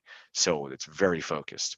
So they kind of trump everybody else in overall or that specific niche. And then CMBS is it's the same story. They're just not as big, which is probably a good thing. No offense to any CMBS lenders out there. These are the current delinquency rates, and these go way back. You can see here's kind of the mean or the norm here, that sweet spot between, obviously 0%, knock on wood, no one has 0%, right? But typical delinquency rates are 1% to 2%. That's a healthy, vibrant economy. Everybody's able to pay, and people are kind of hitting their mark in terms of growing, expanding, and staying current with their business and their debt obligations, right? This was obviously during the downturn, and this was the brunt of it here. And if you see, right, and this is something I really wanted to bring into focus here. Probably helped like I had a marker or something on this, but I think everybody can bear with me here. So we all know, the mark kind of, all the ticks in the roller coaster kind of stood still in about 2007, late 2007. I would say about around second or third quarter. And then we had the Lehman collapse in 08. So it took about a year for the roller coaster to kind of start going downward. And then you can see that spike, right? That's the spike in CMBS. Then we got banks and for this, the GSEs, Fannie Freddie weren't as big back then as we showed back here. But it took a while to hit bottom, to peak for delinquencies, right? That's 2012. So Lehman collapsed in 2008, and then we didn't hit the peak of delinquencies till 2012, and that's, with a lot of maturities and things. It takes a while for it all to get through the system. Right now, what we're seeing, and also the main thing with the delinquencies is you got a lot of forbearances, instant modification, instant forbearances, a lot of people with borrowed funds, stimulus, PPP loans, all of that is in here. So obviously we're not as high as we were back in 2012. Again, it took 4 years to hit that bottom. So we had, call it the lockdowns in 2020, about a year until we hit insolvency, or, everybody ran out of borrowed money, and now we're going to reopen, right? And what happens next? I don't know. But I don't think. I mean, Scott, if you want to interject, please. No, I think part of what you're talking about is that I think drug it out a little bit was the bankruptcy by Lehman, and that kind of drugged out as they kind of worked through that. Because I remember I had a couple of loans of the Aurora Loan Services back in the day, which is owned by Lehman, and couldn't do anything with them because they were going through the bankruptcy filings and stuff like that. So I think we're seeing a little more impact because there's more stuff's been financed by the banks these days versus your Wall Street, and your local mom and pops with what I think finance 66% of the stuff that's 5 million or less versus the big guys and stuff. So it'll be interesting to see what happens if money keeps staying cheap. They can keep kicking the can down a little bit of road, but I think with inflation starting to increase, yes, and employment struggling, those are a couple other things that are going to affect. If you got a spot and location, great, but it doesn't mean you have anybody showing up to work it. You know what I mean? Yeah, absolutely. That's really the perfect economic analysis. I didn't want to get into that because I'll go down that rabbit hole all day. Rabbit hole for another day, brother. Yeah. But yeah, the main thing, this is kind of still crucial. I mean, it's a bit higher than the all-time lows, but we don't really know what these numbers are yet, and it's going to take a while to work out. So that's the main thing. And if you're looking and you're tuning in, it looks like you have quite a bit of an audience. So thank you for having me again. But you guys you're looking at the right place at the right time. And it is a really unique market out here right now, and I'll get more into that in a little bit, where that translates to the finding opportunities and buying and selling. But don't pay so much attention to DQ status, because that takes a while to get there. That's part of the process of the distress process. It's a lot more about these late pays, and this also have those folks who are recipients of deficit spending, right? So CMBS, this is 30 plus days, so that's everything that's late basically. You can see the spike. I mean, you're talking 10% at the height of, or the beginning of the lockdowns, and now it's still about 6%. And that's with those triple P funds coming in. So man, yeah, hotels, CMBS hotel loans, if I had to go after one specific loan type, that's probably where you're going to find the most amount of distress. Like I said, most of those guys are listing their assets on 10X and with their commercial real estate brokers like Marcus Millichap, CB, and they're going to be looking to sell out of the equity position, to re-up with mezzanine equity financing, possibly refi, or just sell, walk away, maybe do a short sale. So we're probably going to see short sales towards the latter end of this year before those tax rates go up. So GSE 60 plus days. I can't see that because I'm looking at my face there. So Fannie and Freddie, there is a difference between the two. Freddie didn't do SB or didn't originate SBL debt, primarily stuff under 7 million until I want to say about 2014, 2015 is when they came out with their SBL product. Fannie was mostly on the SBL side. So that's some of the key differentiators between the two. Fannie also does a lot of the low income or LIHTC and Section 8 financings, as well as the FHA 40-year financing.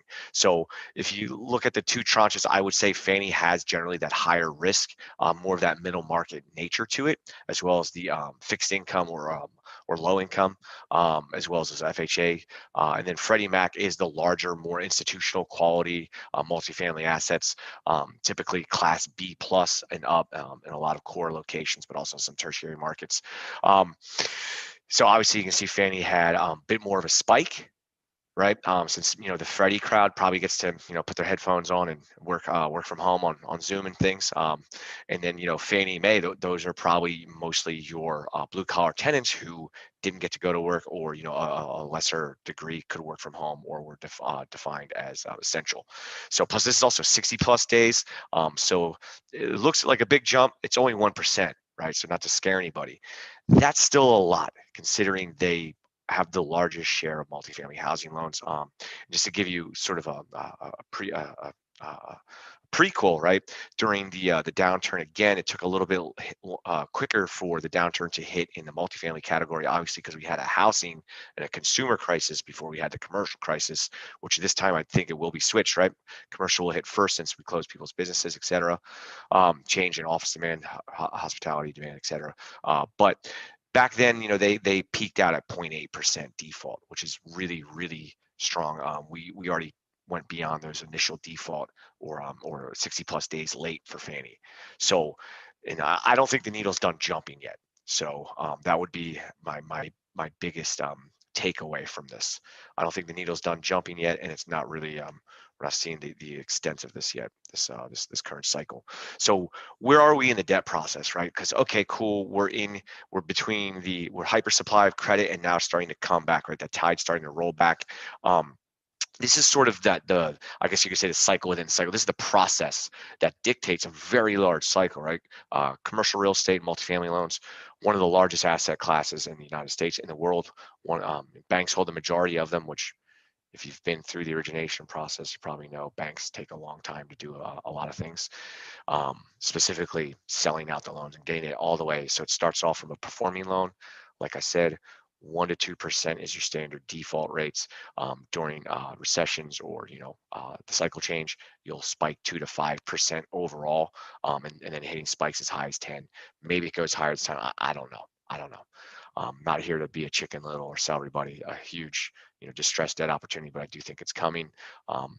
90 days plus past due. This is where the majority of assets are right now, in what's called the shadow inventory, right? It's not really, you haven't started the foreclosure process or served with notice of default, notice of foreclosure, because we've had the moratorium through the end of June.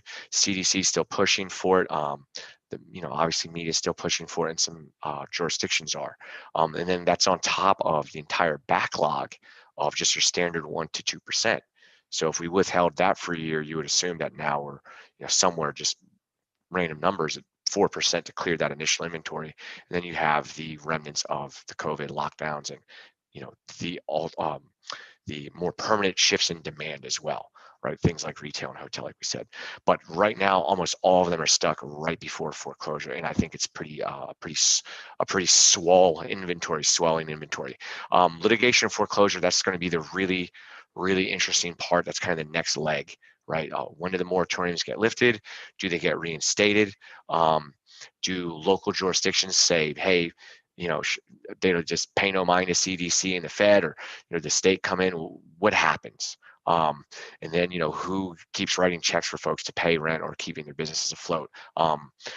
We got to get to the end of that before we get into foreclosure, because no one really wants to willfully go into foreclosure. And then post foreclosure is what most folks are used to when it comes to distressed debt opportunities, which is why as a loan sale advisor, your goal is to get there before foreclosure, because that's when the rest of the market is back on it. That's when the servicer, the receiver might take over, and the people who basically specially service the asset, right? So a lot of the realtors will go, and if your realtors or brokers listening, you want to go to special servicers to help them special service and serve as receiver, and give them the information of how much it's worth, how much you can rent it for, or give them the management in hopes that they come to you for sale as a REO.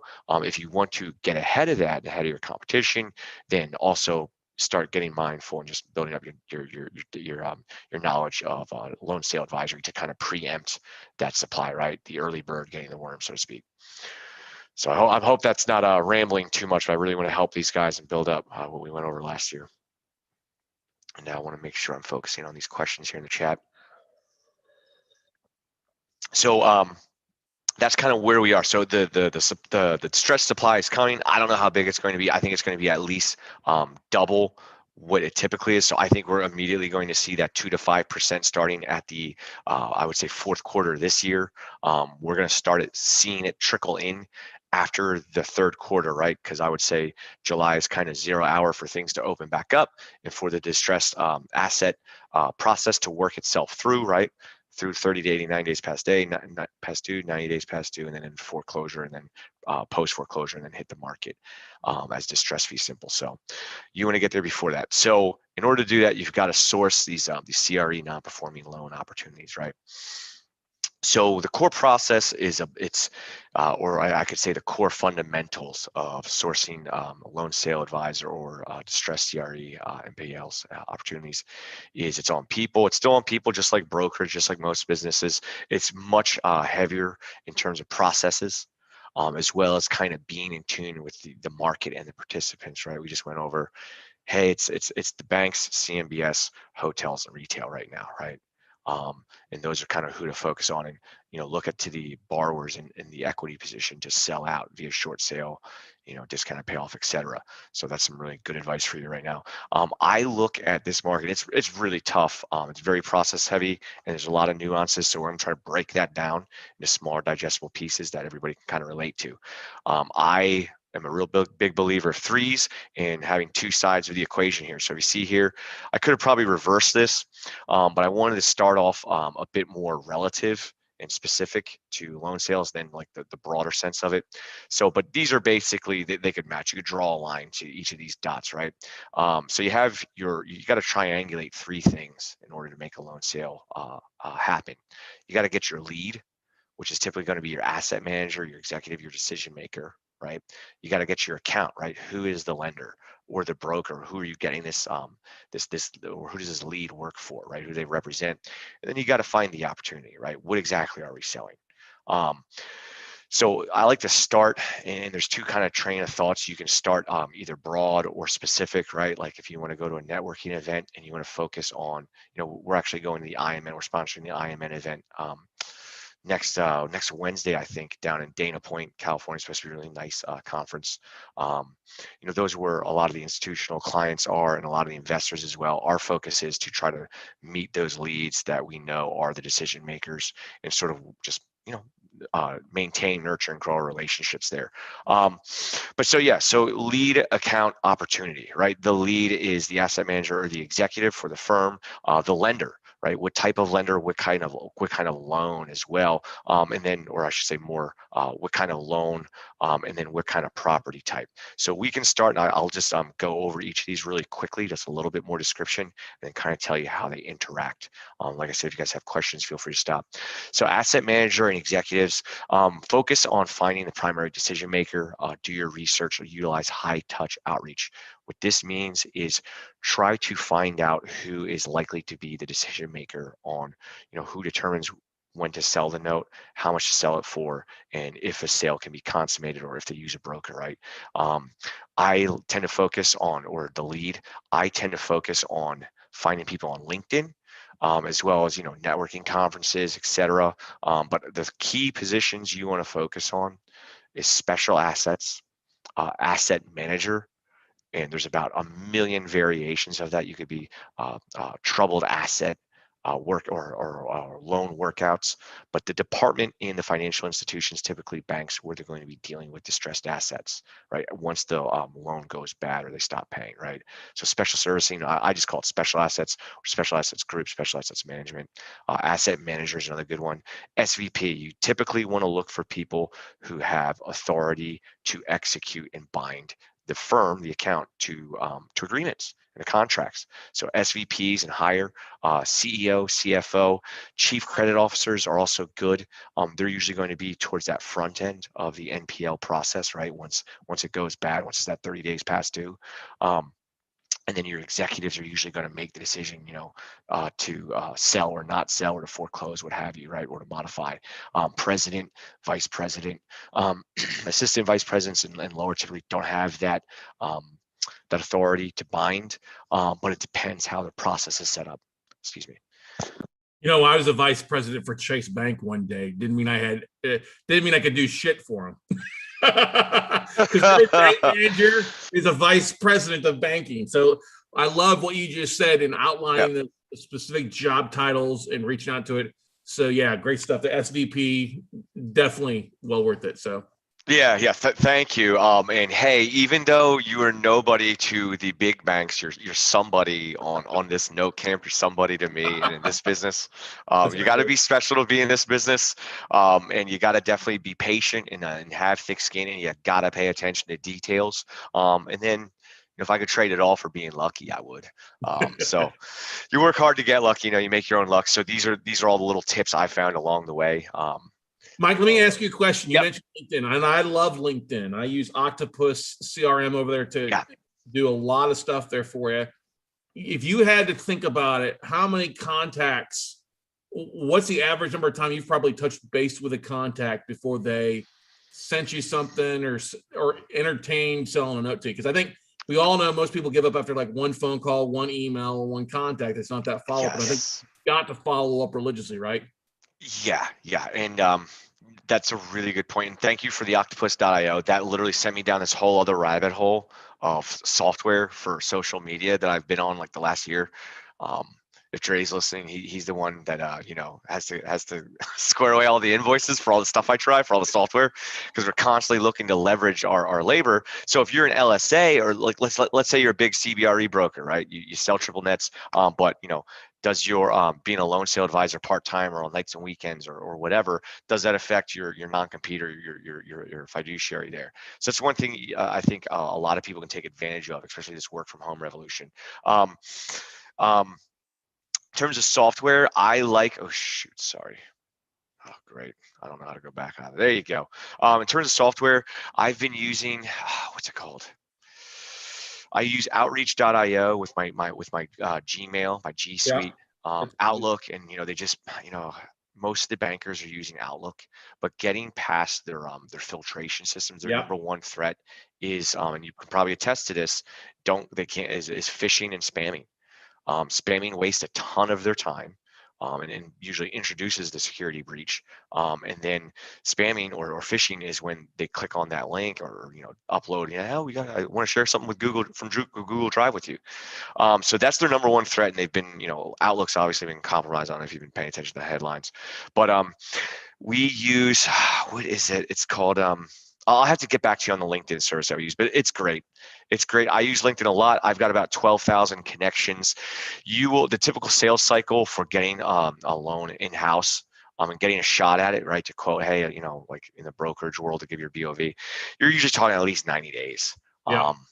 There's a lot of different processes, banks especially. It's really tough, but making sure you lead with good questions, and like I call it high touch outreach, because I did a lot of the low touch outreach where you're just sending out mass email campaigns, Right. thinking like typically a broker, like, oh, I want to show my listing to everybody. Well, I'm an originator. I want to show my rate sheets and term sheets and tombstones to everybody. Well, the bankers are a little bit busy for that. And they're also in the business of origination. They're not in the business of selling loans, and they're mostly in the business of providing capital and credit to their community. So it's a big decision for them typically to sell these notes, and there's different tiers of bankers. The larger ones typically have dedicated departments and staff to it, who are a lot less, I could say, emotional, or have a lot less ties to their assets, their non-performing loans. They're much more business and credit oriented. The mid-tier banks, that's when it really becomes, I think, a struggle for some of them. Some of them get it and are ready to grow or have their own division, or can handle it with just a few staff, and they're very pro loan sale. Some of them want to work it out. It all depends what their growth strategy is. That's what I've come to find. Because Right. a lot of those mid-tier banks, some of them are in hot hands. I talked to one that had 5 acquisitions of banks in the last 5 years. Yeah. Some of them A lot of legacy assets sitting on their books, isn't it? Yeah, and some of them are facing competition from the larger regionals in their, stepping on their turf, and expanding into those more traditionally tertiary markets. So they're fighting back by shedding the balance sheet of stuff and the credits they don't want to pay, and reinvesting in technology. So it's really important to kind of know that, and that's what I mean by high touch. Sorry to diverge on such a track, but it's really important. Stuff, man. Good stuff. I think the one big thing too, I see people screw up when they use their emails, info or contact us at.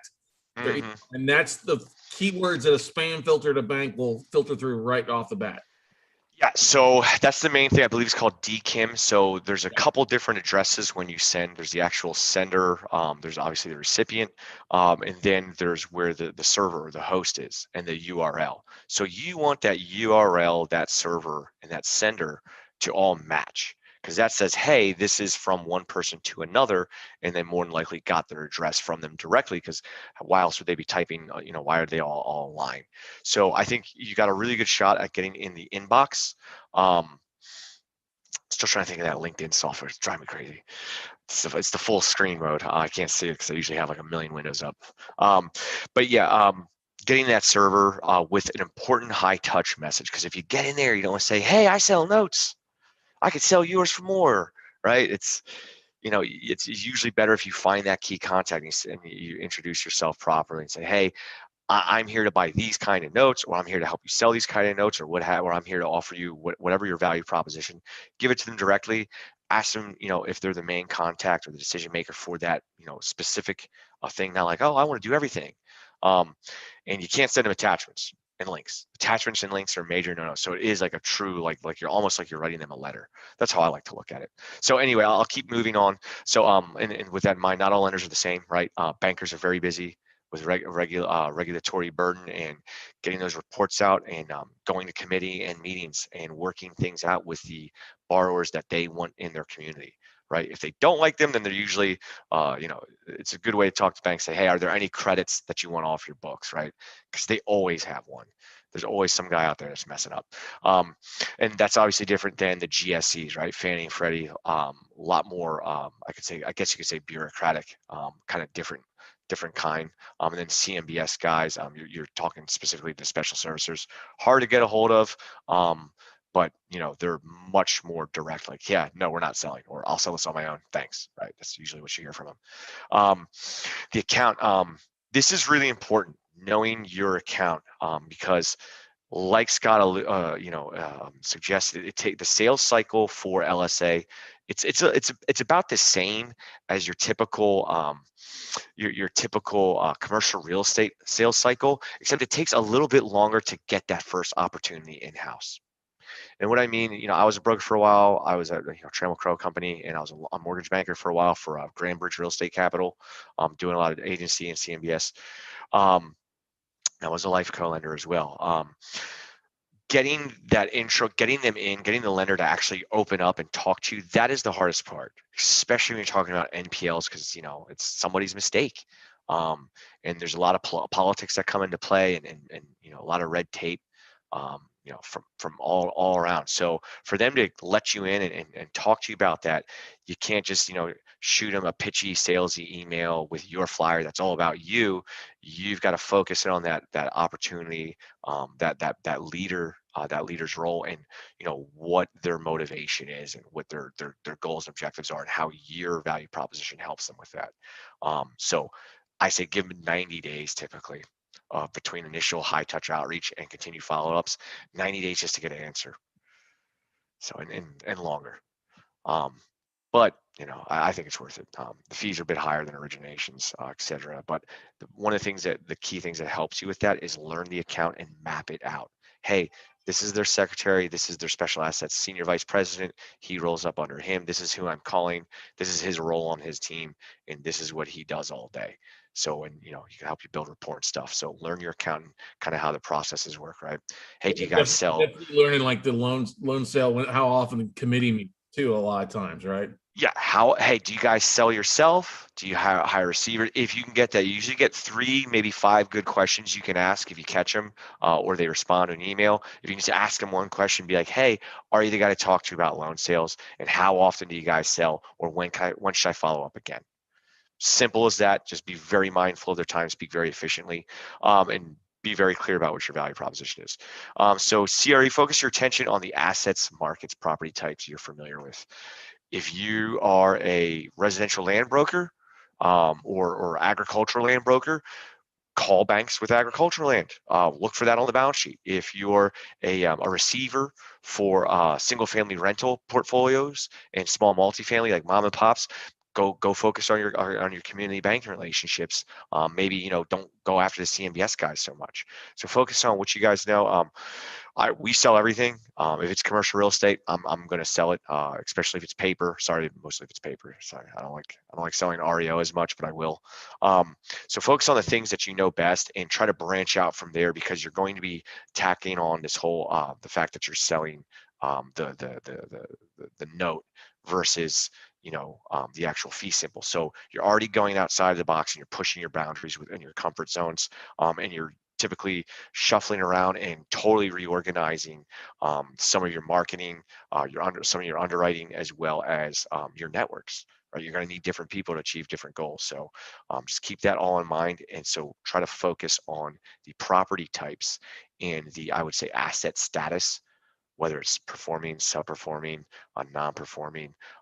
Try to be more focused, and express that simply to the lender when you do get their attention. So that'll make your life a lot easier. Opportunity. So this is the hardest part to find. You can get the right guy at the right lender. Yeah, I'm the head of special asset sales, troubled asset workouts, and I'm the head of loan sales, right? What do you want to talk about? Because I'm busy, right? So if you have an opportunity in mind, that's always really good, because you don't want to try to force it out of them. So sometimes you want to start with the opportunity. Specifically with CMBS, I would go find, whatever is in your backyard. Hey, you're familiar with hotels in your region, and you got an equity sponsor that has a management arm to it, and you're comfortable with the risk, right? You got a lawyer or 2 on your team or whatever.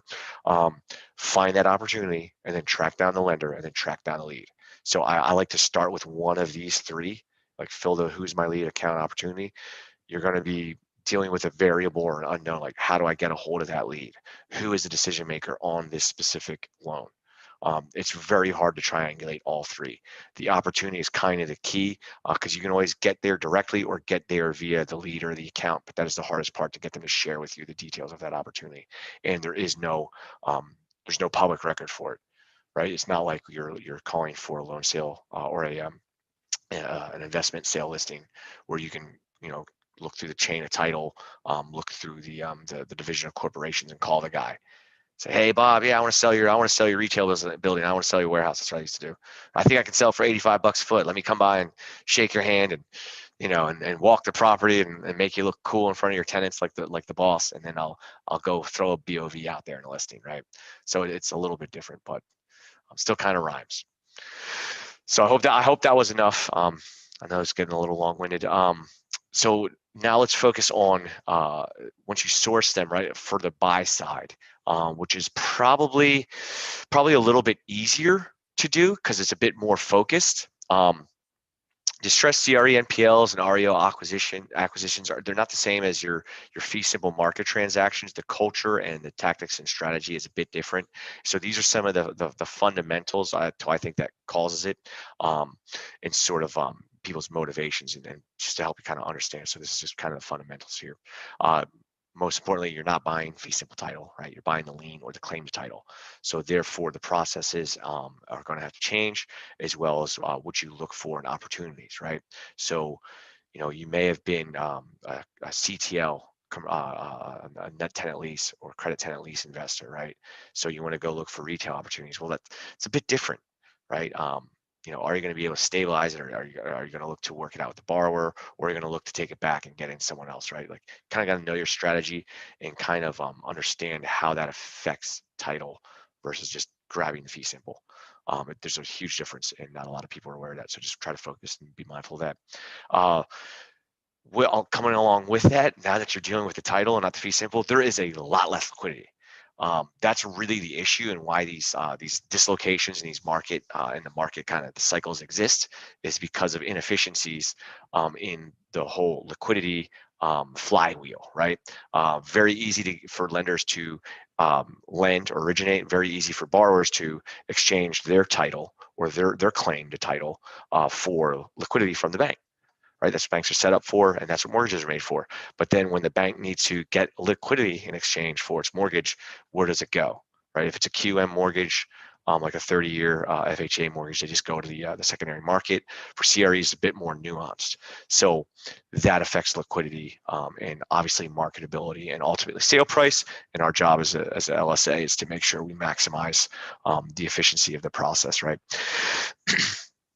Why did the lender sell? That's really, really important to understand your seller's motivation. That's in leasing, sales, originations, et cetera, especially so for loan sale advisors. And it's tougher to get that out of the lender. That's why we want to do that a high touch to build that rapport, so they feel comfortable sharing information. That's why we want to do our research and reach out with very pointed, specific questions that show that we did our research and we really understand what their motivations are, right? Because then we convince them we can help them, and then maybe they give us a shot. So lenders like to sell, or typically will sell for headline risk, right? We just had a lender the other day, I won't say where, they had a real estate loan as well as C&I loans. So they had a bit of credit issued to a local, we'll say, industrial user, right? Both for real estate as well as C&I and operating. They got 40 jobs in town. They hire 40 people in town. They don't want to foreclose and be blamed in the media for forcing those jobs and that business to close. So that's a serious headline risk. I'm trying to grow my business to show the community I care about them. This guy's not paying me, but if I go and foreclose, it's a tough time for our community. It's going to scare the flock, right? And then I'm going to be the persona non grata in the evil corporation. So headline risk, I think, is a really, really big motivator this cycle for the reason why we're going to see an increase in loan sale activity. Credit relationship management, again, it's this one business. He didn't pay, he took out triple Ps. He's not paying me back, and he's having to, I don't know if Jim is going to make it. Jim and his plant are going to make it, right? So what do? I don't want to be the, I don't want to be the guy that takes, oh no. I'm going the wrong way on the presentation. My worst nightmares here come true. You're doing good. We can always flip around. Slow down. All right. So headline risk, credit related, and I think there's going to be a lot more headline risk with the way the media is going. You guys interpret that as however you wish. I'm not going to get on a political diatribe. That's not my purpose here. Lender liability is another big one. You're talking about, hey, they're going to be less likely to take back a retail center with a dry cleaner on-site dry cleaner on it, right? Because of environmental liability that sticks to chain of title. And then economics. Hey, I'm going to sell this loan because I don't want to get paid for bankruptcy court, or I don't want to wait for another year of moratorium or close downs. And I'm afraid I'm timing the market, right? Pure economics. Or the deal's small enough to where they're like, hey, I'm not going to go pay $20K to foreclose this guy, or it's going to be another $30K to get through BK court or whatever. The economics don't make sense. I'll call it a loss. Those are the smart lenders who are typically not politically or emotionally motivated. And then the last thing for buying these CRE NPLs is focus on the right opportunities and building the right relationships. Like I said, if you're used to investing in fee simple or being an intermediary in fee simple on the origination side or sales or leasing side, know that this is a bit different. So you're not going to be able to just rely on your same strategies, tactics, or network or way of doing things. You're going to have to change. You're going to have to adapt. So if you're here, your head's in the right place. You're doing a lot. I think this will be hopefully this presentation will be very valuable to you guys. Okay, so here's what the acquisition process looks like for NPLs. It's probably not a surprise, right? You're going to source and qualify assets, or opportunities. You're going to underwrite them. You're going to put together an offer, and then hopefully, without as much or as little negotiation as you wish, just the right amount, you'll go to closing and you'll close. It's pretty comprehensive, pretty self-explanatory. So what I wanted to do is focus on sort of the differences.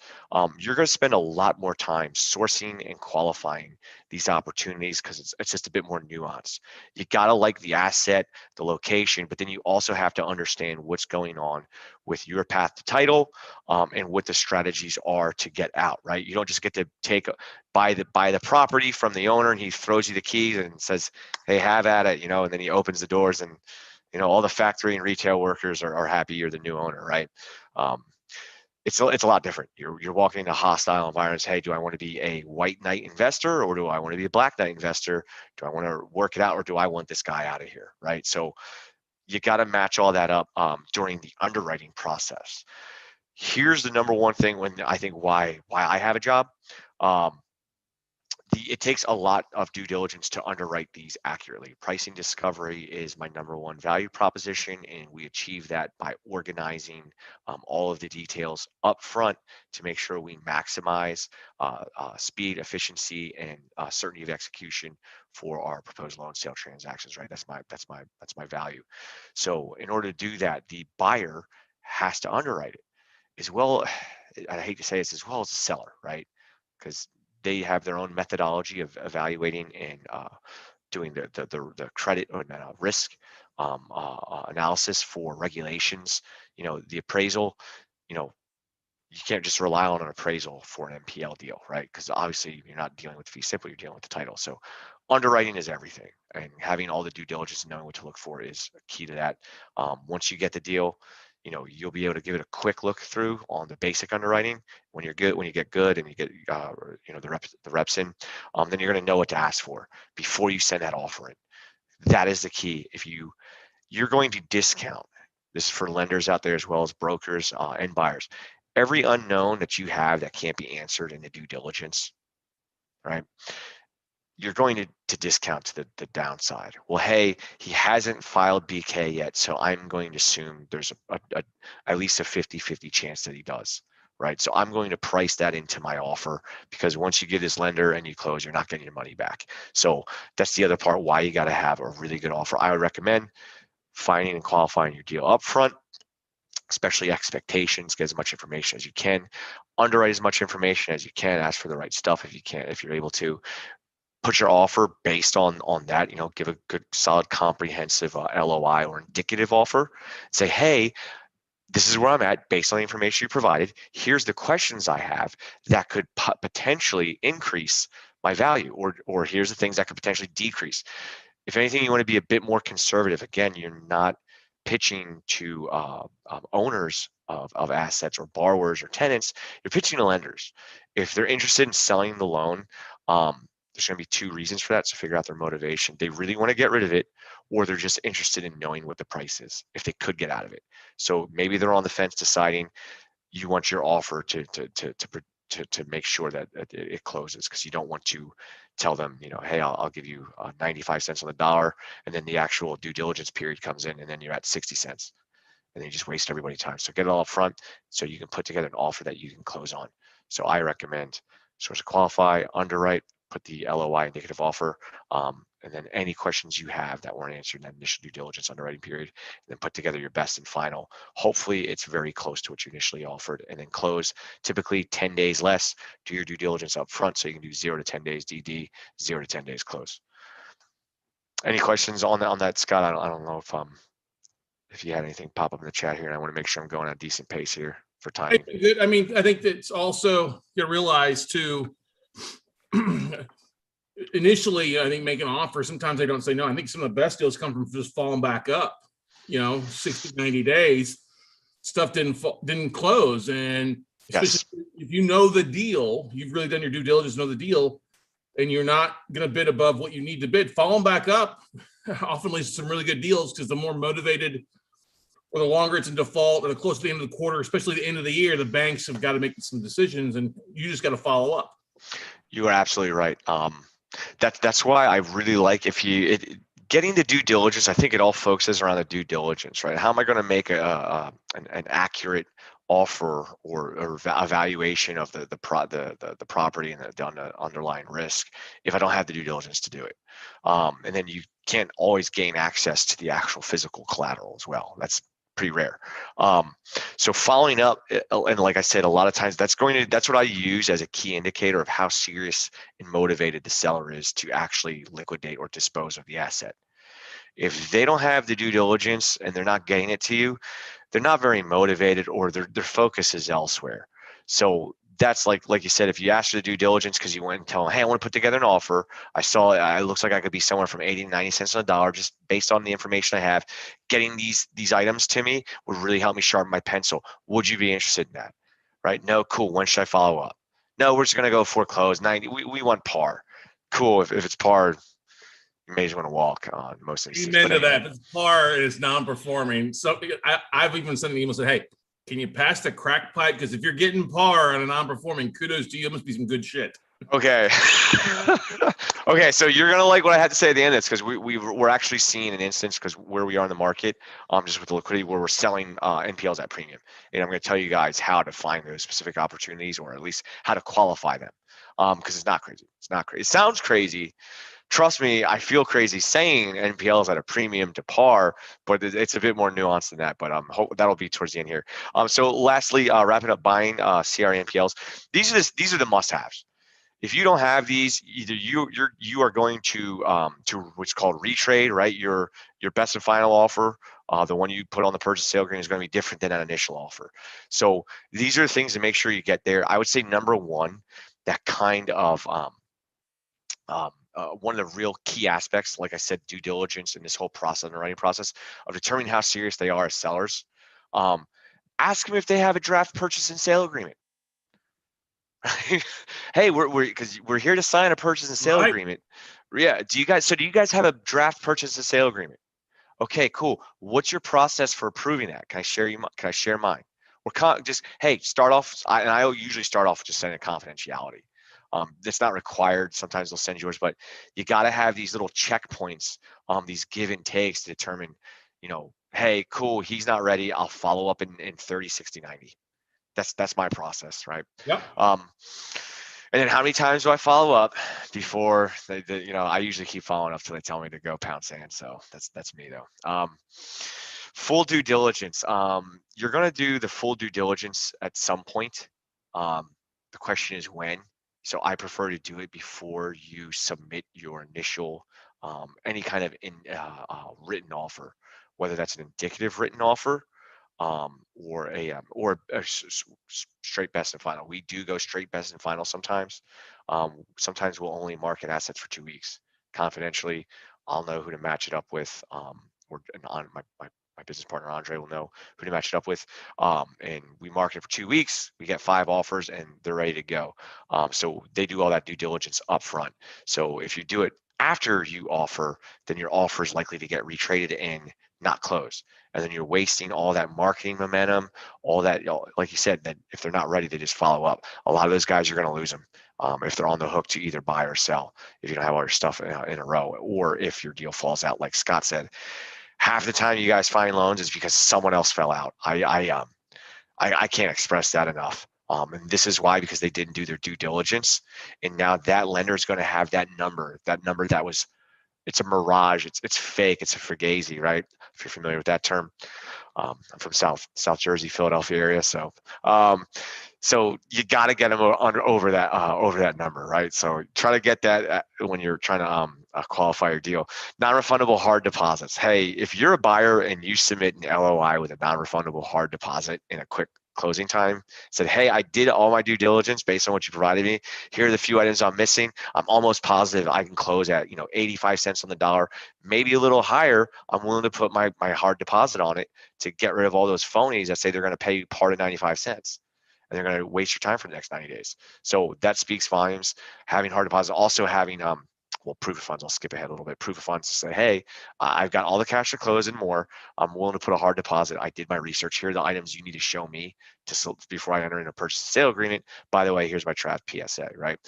They want out of the deal. It's another thing. Does the borrower or does the lender really want out of the deal? If they want out, they're not looking for participation or to keep servicing. That's what I like to hear too. Also, you want them to be out of the deal too, so you can go take over, hopefully get pat the title or modify however you wish, whatever your strategy is.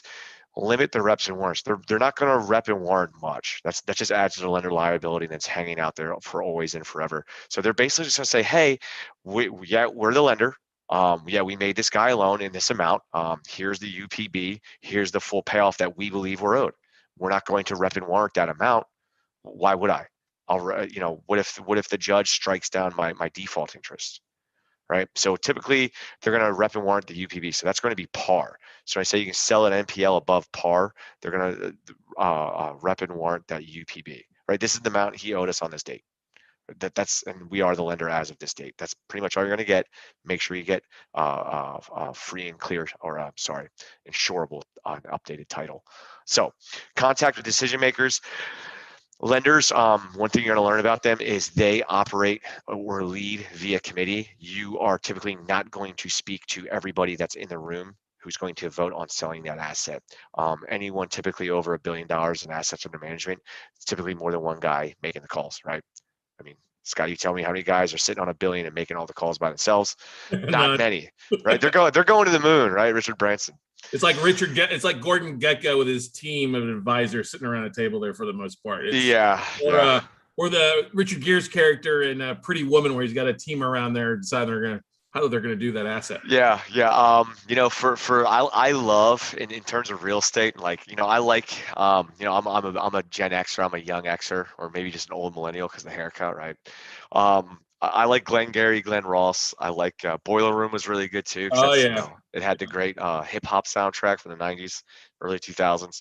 But Big Short, I would probably say is a really, really good one if you guys really want to learn more about just how the capital markets react, and are slow to act or slow to shift. It's really interesting. I think it's kind of the life I'm in, almost the Big Short 2.0. So it's a little bit different this time around. But make sure you have contact with decision makers. There's two ways to do that, right? You contact them. Hey, are you a decision maker? That guy that you talk to is typically going to be the hands-on asset manager. So we've got a comment here. Big Short is awesome. Yeah, Big Short is awesome. Way to go. Michael Burry has been saying some really interesting stuff. Sorry, I stopped for that. Just want to make sure I stay on top of the comments. Make sure you have contact and know what the limit is to the decision maker. So you might be working with the SVP, asset manager, who is charged with this loan sale, right? He's making the decision or the key decisions on the daily stuff. Like, okay, cool, yeah, we're going to sell this. That he may still need to get approval. He will almost certainly have to get approval to take a loss. Banks aren't going to typically take a loss with just one guy writing it. They need signatures for other people. So you got to communicate very clearly, efficiently, and effective with that contact, with that lead, but then also ask them learn more about their decision-making process. The best way to do that is to get if you're buying, you want to get that LOI and get it countersigned. Okay, and then enter officially and then put your deposit up, and then do your last remaining due diligence if there's any items, but getting that purchase and sale agreement with that non-refundable deposit and wiring funds. Till then, it's not done. Banks, once they agree the price, though, they're usually pretty good to go. If you're not making, you're not going to basically get to directly pitch all of those decision makers. So put an awesome LOI together in writing. That is the best way to make your communication, your value proposition to those guys that you don't get to speak directly with. That's what they're going to read during their committee to whether accept it or approve your bid and to move forward. So I advise you to put your LOIs in writing always. And then secondly, attach your proof of funds with them. Right? Here's my LOI. I have proof of funds that you've verified, and this is my strategy, or this is my resume, and this is what I own in town. Right? So these are all the things you can do to make sure that it's not always the highest bid or the fastest close. Certainty of execution is probably the most important thing next to price. So. Okay. Loan sale fundamentals. Again, I've got my screen here in the way. Good stuff, Mike. This is good stuff. Yeah, it built up. Yeah, last time it's really tough to consolidate all this information, but since we had a decent base to start with, like, hey, this is what a non-performing loan is, because you never know who you're talking to, and plus, the market wasn't as far the cycle wasn't as fully baked as it is now. It's like basically, I think it's teetering on the edge. So it's pretty crazy, man. But here are some of the key loan sale fundamentals. And I'm looking. You can kind of look at this a little bit from the buy side, right? Like trying to understand why the participants, what sort of motivates them to sell. What are some of the core nuances and things like that, right? We've touched on some of these to a certain extent, but this is really why it's important for the sellers, right? And what they're looking at and what they're dealing with, right? So the primary issue and why we have jobs here, why they want to do the loan sales or are motivated to, is the core function of lenders is to originate and service debt or the credit that they issue, right? They're not in the business of the sale and marketing of non-performing loans, right? So 1 to 2% is a healthy lender, and then 2% to 10%, right? Well, that 2 to 10%, how did they get there? Right? Why did they handle everything at 2%, right? Once it spiked up, because they're not made to do that. And there's a process, there's a committee, and they want to make sure they go through all their checks and balances. There's a lot of red tape. So, but that's kind of why we have these cycles to a certain extent, why they're prolonged, why there's interventions and all this stuff. They're not made, it's like a big ship. Like how fast can a cruise ship go, go backwards? Right? Not fast at all. So lenders are kind of the same way. And it takes a lot for them to adjust. They're also not in the business of owning and managing real estate. Okay. They don't want to be on title, right? If they wanted to own the real estate, they would invest, they'll invest equity in mezz and they'll foreclose like that, right? Loan to own. They're in the business of originating the debt, charging origination fees, charging servicing fees to watch or service the debt. And then when it goes bad, trying to get it back to performing or working it out to its conclusion where, yes, they may end up taking title. So you've got to really understand and clearly communicate the opportunity cost of ownership. Not all lenders understand that, okay? A lot of these lenders go into foreclosure or into the deal thinking there's so much equity. Look at this appraisal. I'm chasing, to grow the account with Jim and his factory in downtown, making masks. I don't know how long that market holds out. They have a lot of different motivations to get into the deals, right? And there's regulations to do it, and there's quite a bit more on getting out.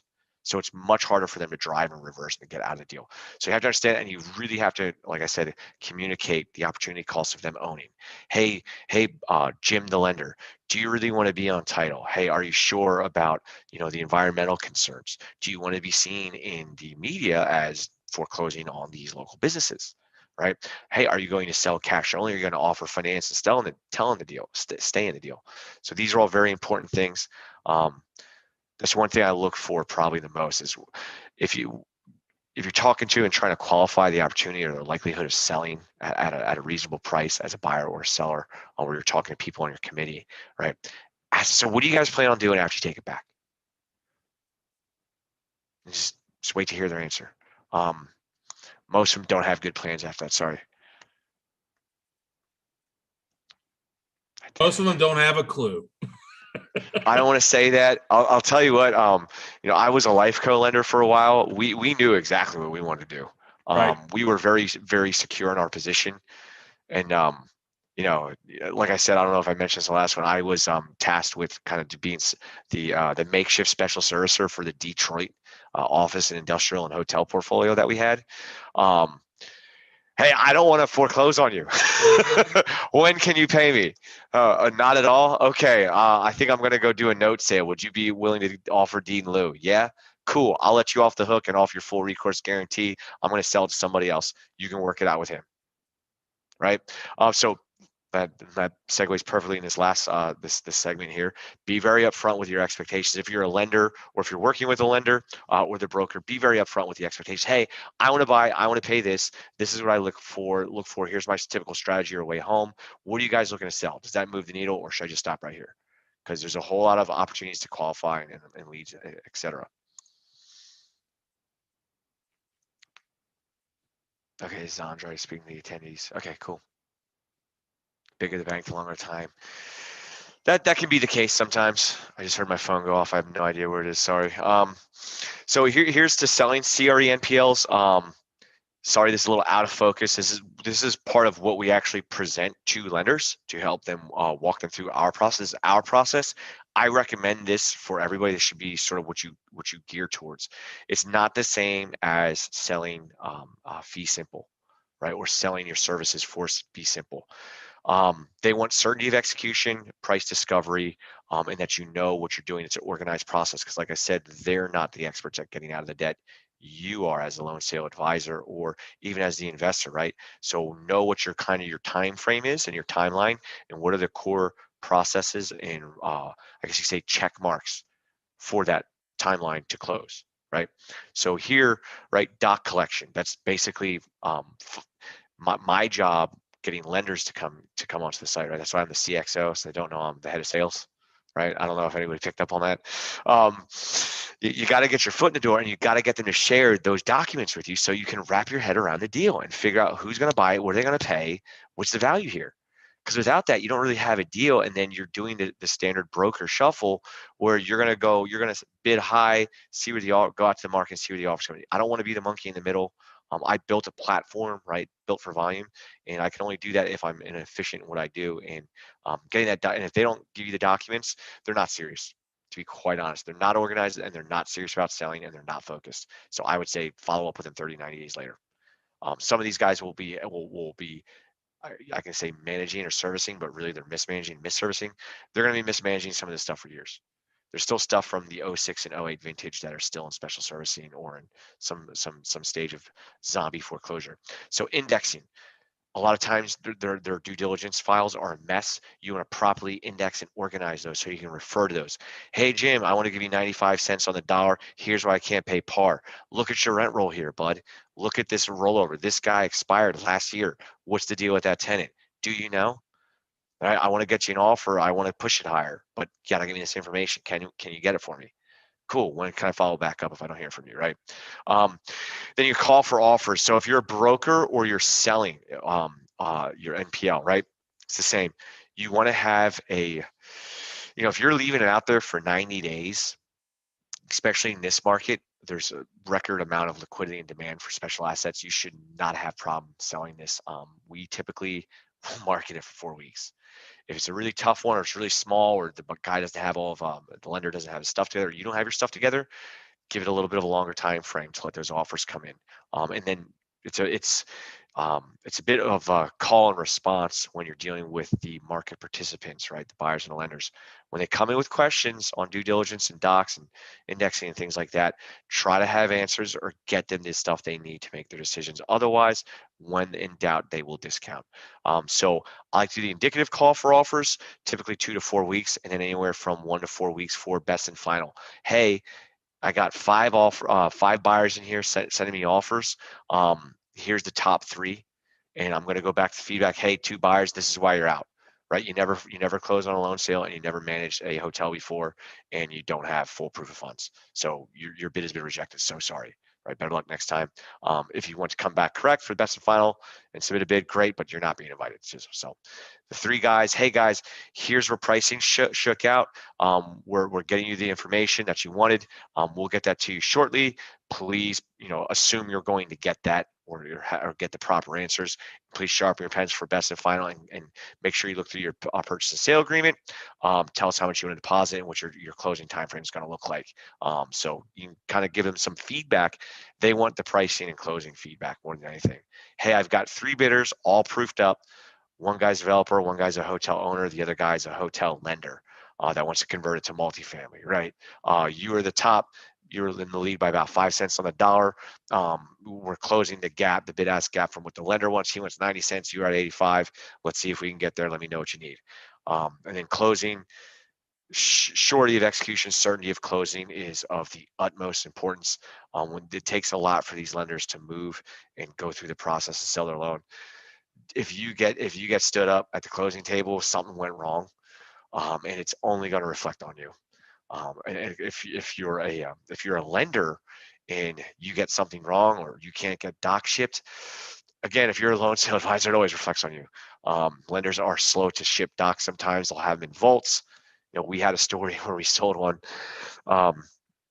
The docs, the hard docs, the wet ink signatures, hand signatures, they were in a data vault that was under lockdown because it got flooded due to hurricanes. So it took even longer for the docs to get shipped out. So that's why I really recommend doing the due diligence up front so you don't have to ship back docs. People wanting to manually inspect, I know on Carson for NPNs, it's a bit more standard for them to ship docs to third party or intermediary or closing or escrow agent and inspect them. On commercial real estate, that is not the norm. So if you go out there and try to close on CRE NPLs, these lenders, if you ask them to ship docs somewhere, prior to they ship docs at closing. So just to let you know. So make sure you get updated title. Yeah, that's the biggest thing. Bailey letter, you won't really get. Bailey letter. Yeah. It's all going to be scans, soft copies most of the time. Even on the residential stuff, even in bulk, it's scan copies. I mean, sometimes now you're buying a big pool from them, maybe you're 5 or 10. You may have to actually fly in somewhere to evaluate their documents at Wells Fargo. Like we had to do that one time. Buying the portfolio, we'd actually go to San Antonio and check in and check out the loan docs, review them for due diligence. So, yeah, I didn't know what that what was it again? Graham Bailey letter, yeah, Bailey letter. Bailey, yeah, we didn't understand. I never even had an ask or request of that from a buyer until, I mean, shoot, I can't even tell you how many transactions. It literally just happened for the first time about 1.5 years ago. Yeah. When these bridge lenders, kind of got, a lot of them got shook, so they started moving and kind of, the bigger fish were eating the smaller ones, so to speak. Right. I'm sure you guys saw some of that initial lockdown, some of the liquidity. That's when a lot of these guys in the yield curve inverted, and they switched over to, hey, now I want to buy distressed instead of lending, assuming that's going to get worked out. I'm going to now assume the worst and that it won't get worked out, and I'll be there. Waiting for the hatchlings to fall out of the nest, right? Just right. Some humor.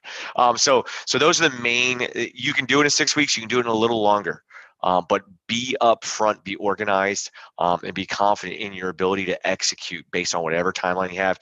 That's our timeline on our platform. If there's any lenders out there or any brokers that want to sell on our platform, we've got all ears, and that's kind of what we recommend.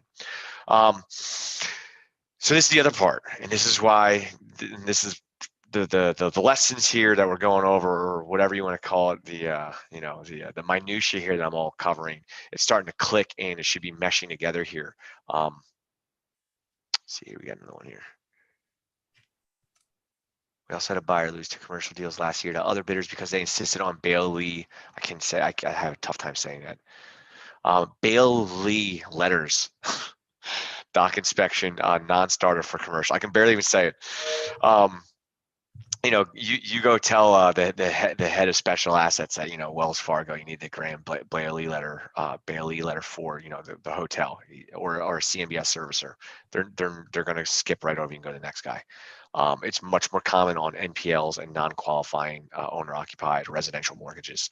So we strictly do commercial, non-owner occupied. If it's SFR, single family rental portfolios, 5 properties and plus. Won't touch anything owner occupied or consumer credit.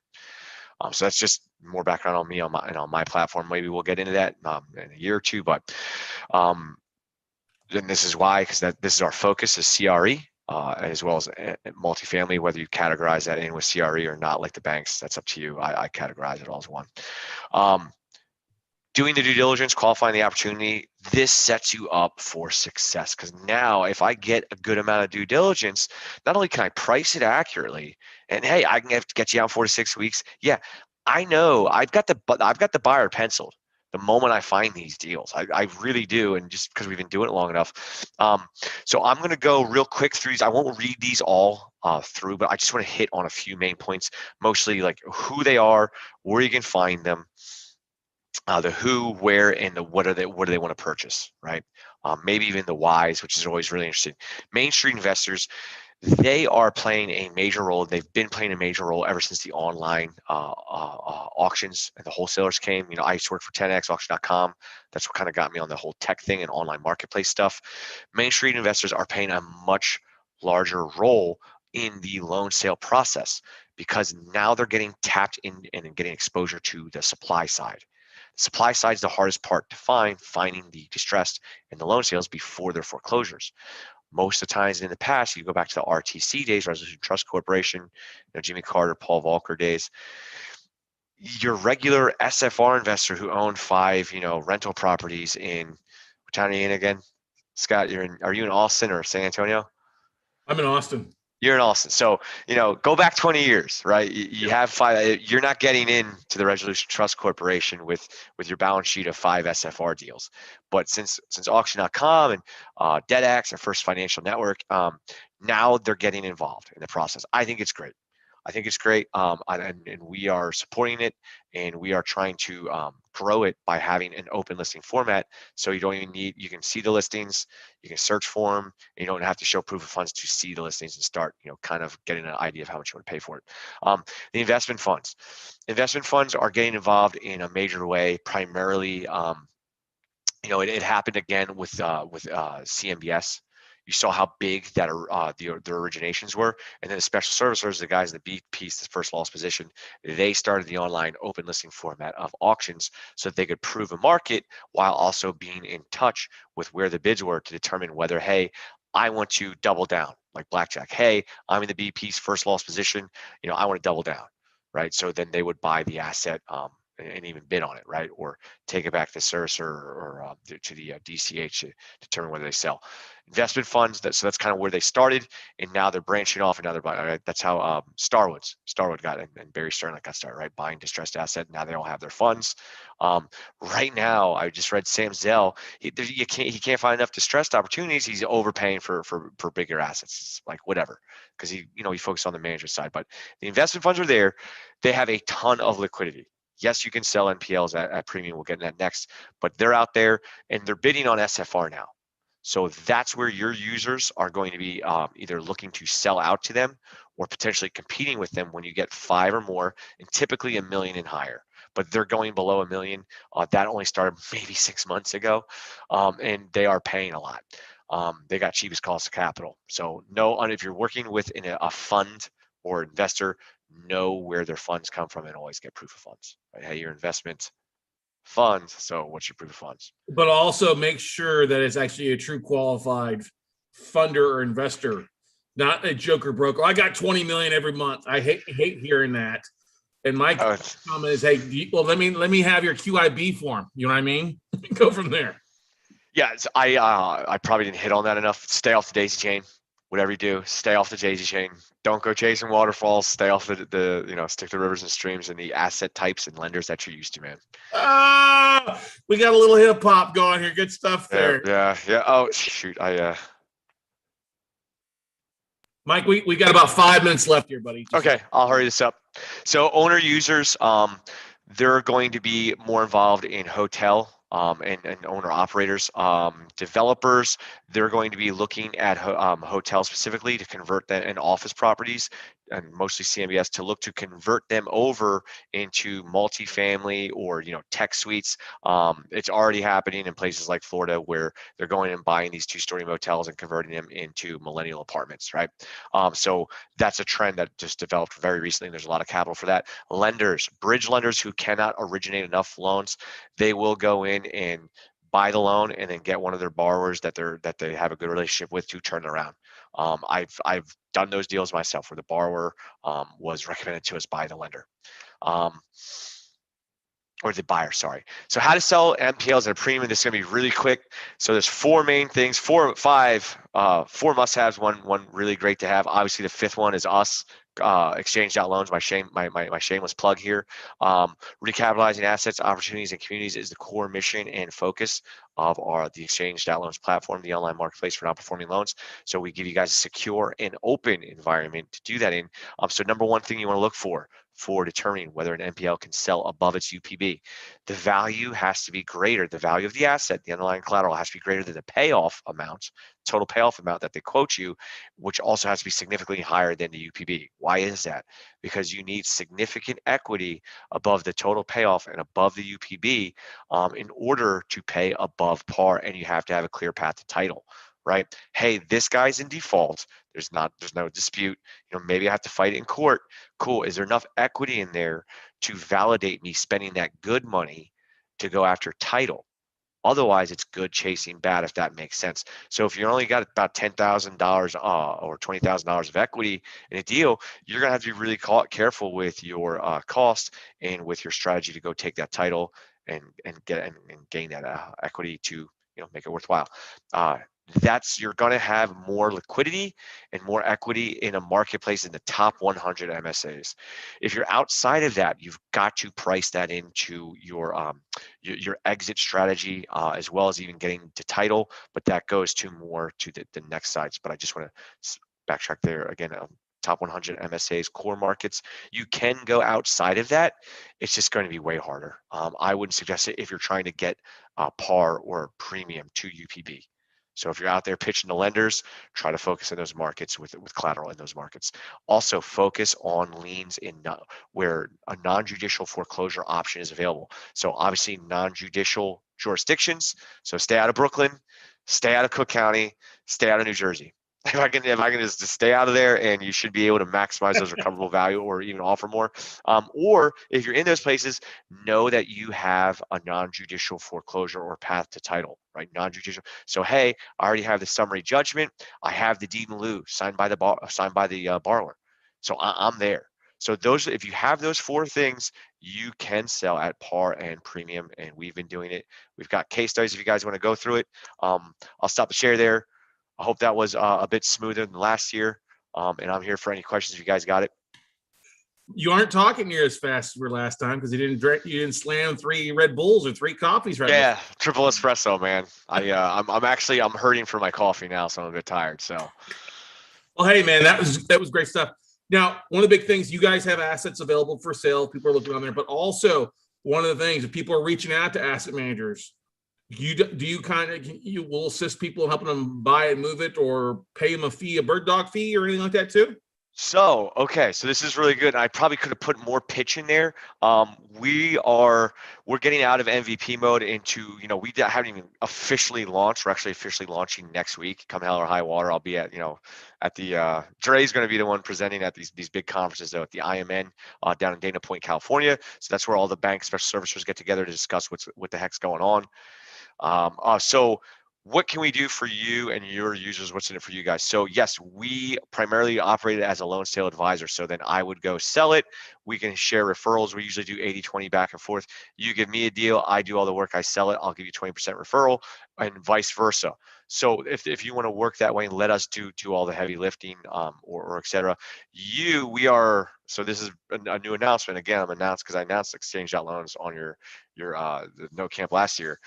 So the big announcement this year, we're coming with a way for you guys to sell your loans yourself on our platform. There's 2 ways we're going to do that. One's called Lender Direct. So if you got a loan, whether it's performing, subperforming, non-performing, or what have you, you can sell it yourself. You're paying a subscription to list. just like LoopNet, just like CoStar. It ain't free because we're the only ones doing it. You don't have to go through DebtX. You don't have to pay a broker. You don't have to pay an auction. So that 5 to 10% transaction fee, if you're the lender, you get to go lender direct only on xhange.loans. And then for brokers, the next product we're developing hopefully later this year, it's called XL Pro. So you subscribe just like Crexy Pro or just like a CoStar, just like a LoopNet. I shouldn't even be saying those names because I'll probably get sued. You can go on there and you can list for third parties. And you can do all the work. You control it. You set the fees. We're not asking for a piece of your fee or commission split or referral. We do intend on having automated bid deposits to verify and ensure the certainty of the transaction execution, that everyone's playing fairly. We got everything. We got 2-tier data vaults with full digital rights management by file share. So we built it all. And in terms of sharing leads, that's way down the road. I don't know if I'm going to get that this year. I still want to get through all of them myself. But yeah, so we can sell it for your lender. You can sell on our site, and you can also sell lender direct. So awesome, man. I love it, Mike. Looking forward to it. Great stuff, man. As always. Now that we're able to travel a little bit, we need to get together. I may see you down in Dana Point and IMN or something like that. All right. I would like to. I'll probably be getting to Texas sometimes as I continue traveling all over. I'm heading to the West Coast next. Well, it may make sense to come in. We got FinCon taking place here in Austin later in a few months. So. Oh yeah. Yeah. All right. Yeah, I've been really interested in Austin since now I'm more focused on the tech thing and scaling my business now that I've actually got like proof of concept and all that good stuff. But want to get those. Looking forward. Thanks for having me. Really appreciate it, Scott. Really love the Note Camp and all the feedback and people reaching out. Feel free. I'm here as a resource, and I hope to see you guys on xhange.loans soon.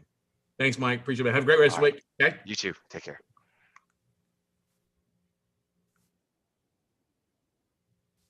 Don't go anywhere, everybody. Don't go. We're not even taking a break. We're going to roll right into it. Mike was full of good stuff. So hang on here.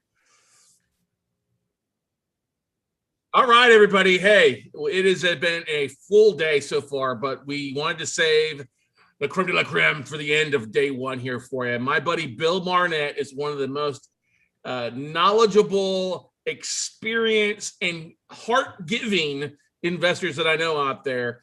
Started when he was a young boy because he's over 28, 29 years of experience investor, understands the note business, does a lot of creative stuff. He's also a fellow Texan. Go Cowboys.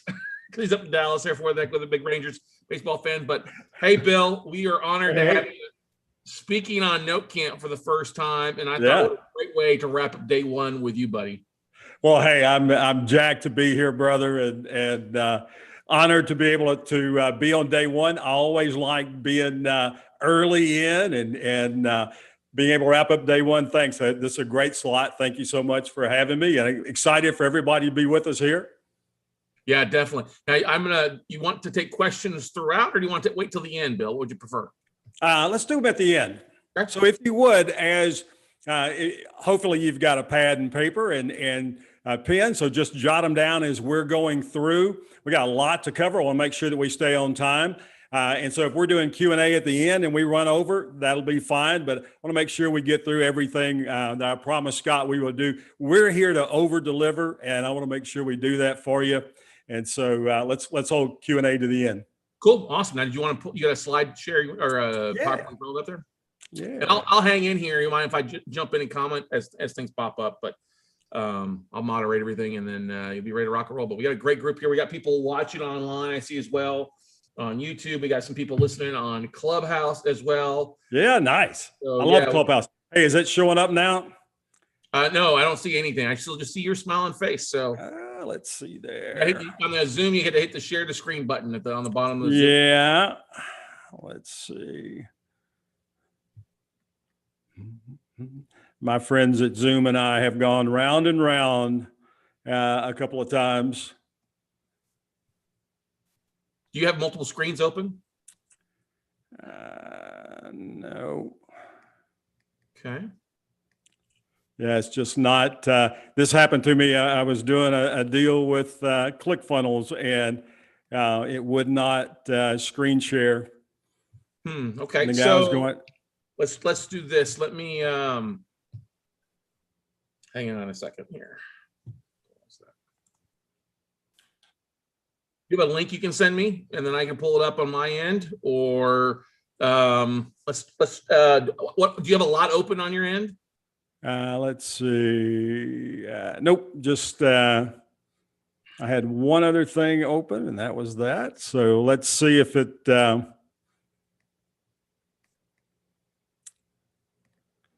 Yeah, now the screen's not coming back. Let's see there.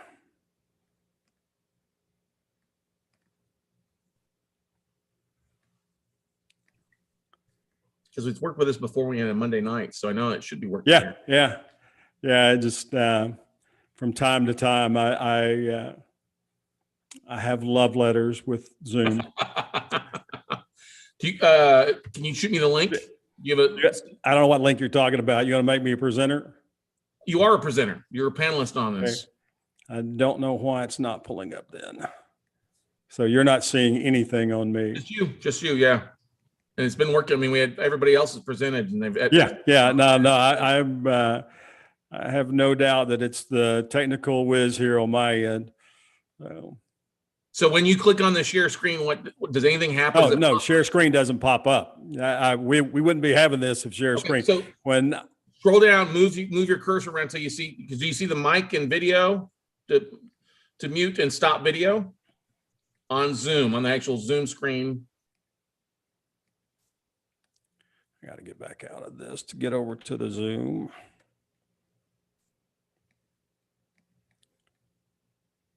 Yeah, nothing's coming up now.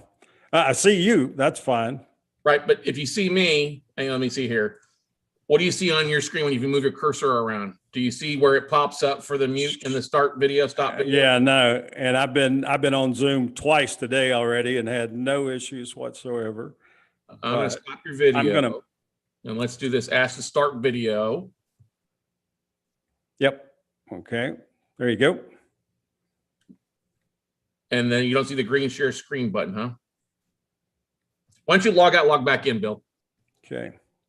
Now I was doing the other, just the quick link that you had mailed out. Yeah, it's not a problem because you're a panelist. That wouldn't. That's what everybody's done today. So just because you're on as a panelist, you log right in as a panelist. So okay. Let's see here. Actually, let me try to make you the host. Let me make you the host. Sure. All right, try that now. Okay. So I still need to get back in, right? Let's see there.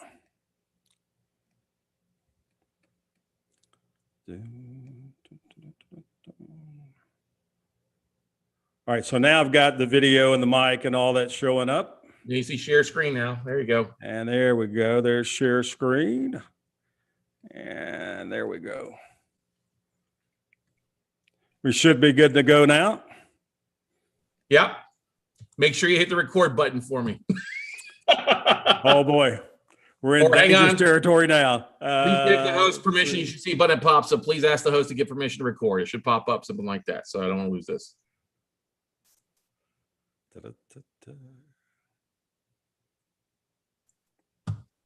Or hit the records button on your side, bud. That's what I'm looking for. It's down to the same thing where you hit share screen before. Yeah.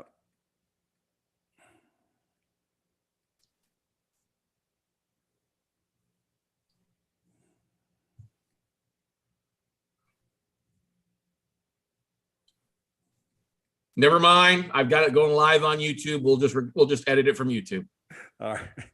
But go ahead and maximize your screen. You put in presentation mode. Sorry about that.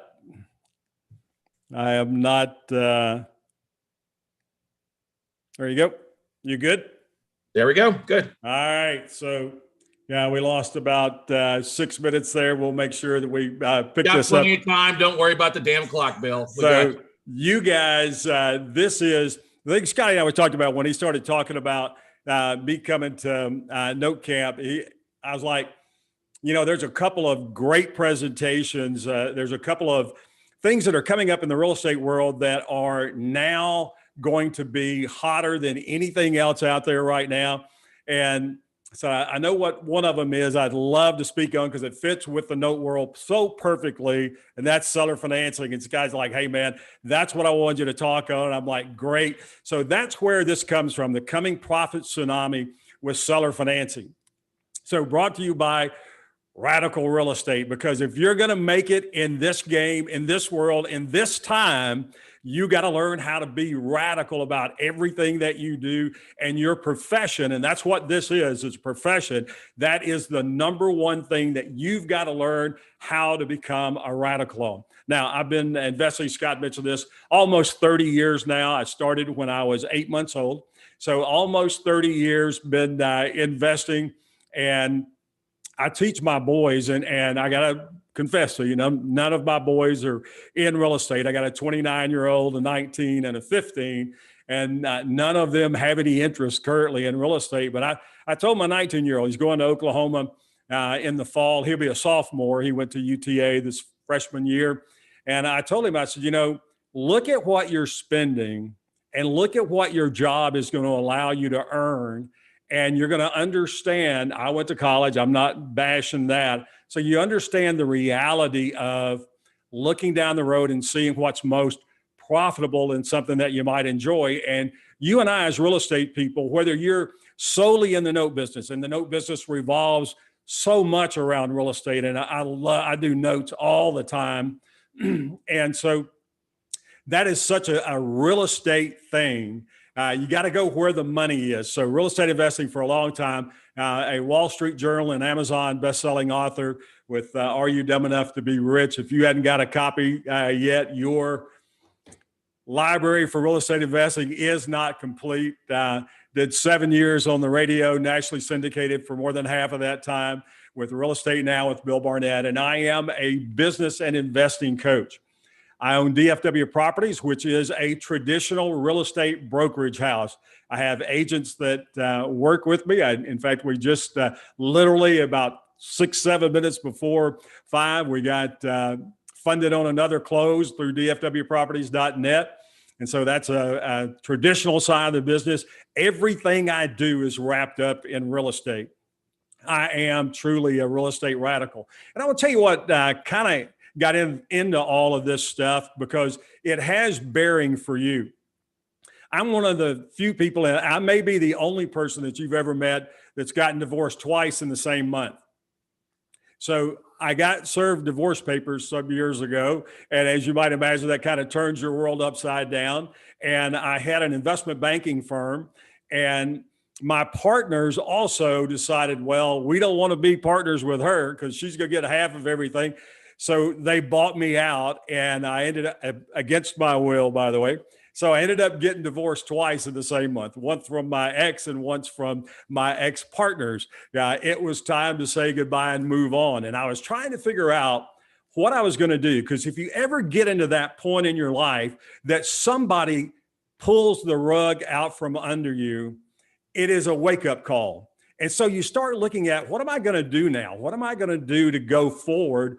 Well, I had grown up around real estate. My dad did a theory or a process called rolling up, which is you buy a house that you live in and you rehab it while you're living in it. And then you sell it, you take all that profit and you roll it up to the next house, get as big as house as you can with that money, nice neighborhood as you can with that money. And you do that again. We did about 4 times while I was growing up through till I graduated from high school. My dad, my 2 older brothers, and I. So I decided, you know what? I never intended to leave investment banking. I had been doing that for 10 years, enjoyed it. And once I got away from it, I started realizing, wow, I had been a slave to my business. 60 hours was nothing. 80 hours was a pretty normal week, but I didn't think anything about it because I was eaten up with it. And the longer I got away from it, which was only a few months, that I was away from it, it really started hitting me that, wow, I was really married to that business. And that business ended up costing me my wife. It cost me my firstborn. And you know what? I was like, wow, that really stinks. That was all on me. Too wrapped up. And so I got this great idea that while I was trying to figure out where I was going to go from a real estate standpoint, that I would go pick up a house. Now, I bought a HUD house, and I love HUD, still do HUD to this day. I bought a HUD house and went in and said, you know what? It's go time. It's time to just get something going, get up off your rump get out there and figure out what it is that you want to do when you grow up. And so I started putting together plans to rehab one particular house, that very first one. And all of us start there, whether you're buying notes, whether you're wholesaling, whether you're doing multifamily, flips, doesn't matter. We all start with the very first one. And of course, in my mind, the very first one looked like the picture on the right, when in all actuality, it was the picture on the left. But I knew that in real estate, you go where the money is.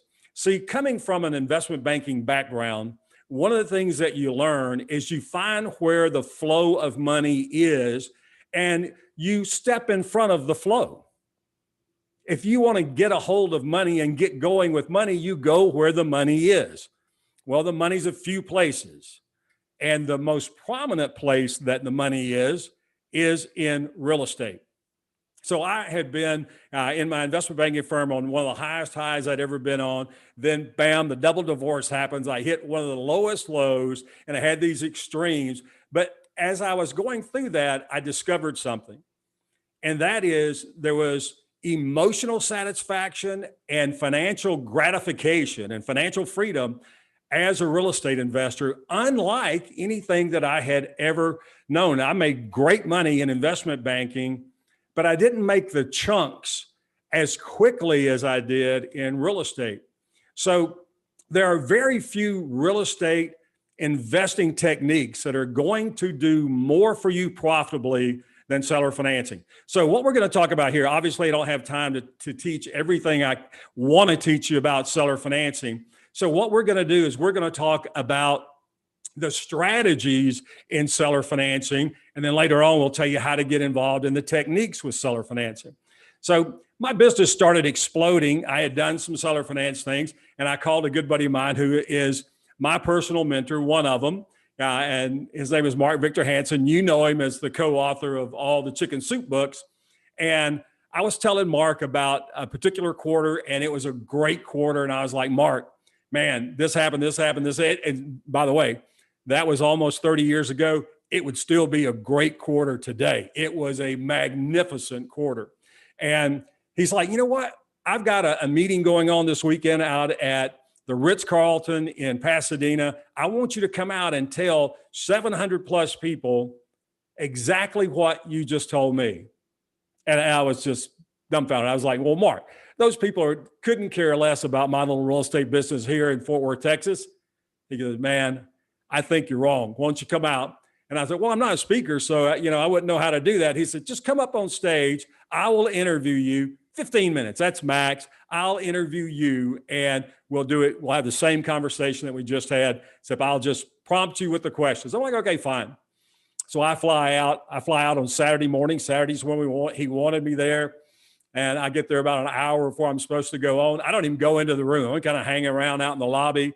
And I'm going on right before lunch. And it's about 10 minutes before I go on. I'm like, well, I probably need to show up so he at least knows I'm here. And I open the doors and step into this meeting room. It's 700 plus people, all at round dinner tables, which means they're only using half of the table, the back half of the table. And I thought, oh my Lord, I don't know that I can get to the front of the room by the time he wants me there, much less what in the world am I going to say to these people? So I get up there and Mark introduced me and he said, you're going to learn about some real estate from this guy, this cowboy from Fort Worth, Texas. And I said, okay, here we are. And Mark starts interviewing me. And about 3 minutes into the interview, this really odd thing started to happen. And it looked to everybody in the audience a whole lot like this. You could hear me talking, but my knees just started going. And I just slowly was sinking down and I was about to just collapse.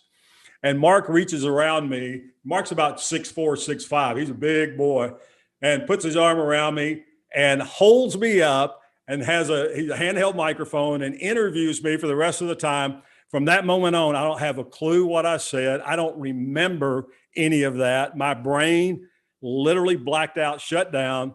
The next thing I remember, I am off stage, walking to the back of the room. There is this incredible standing ovation going on. And I'm like, what in the world has gotten into these people? Mark says, we're going to break for lunch. We do. I get mobbed by about 70 people. he sees what's going on, turns the mic back on, says, hey, y'all stay right there. I'm coming back. Because all these people were like, tell me how you did that. Can you show me how you did that? Can you train me how to do that? So Mark comes back and says, here's what we're going to do. I'm going to pick 16 people. And for the next 6 months, Bill is going to teach you how to buy real estate. And I'm like, I am? And he said, we'll pick it out. It's going to be great.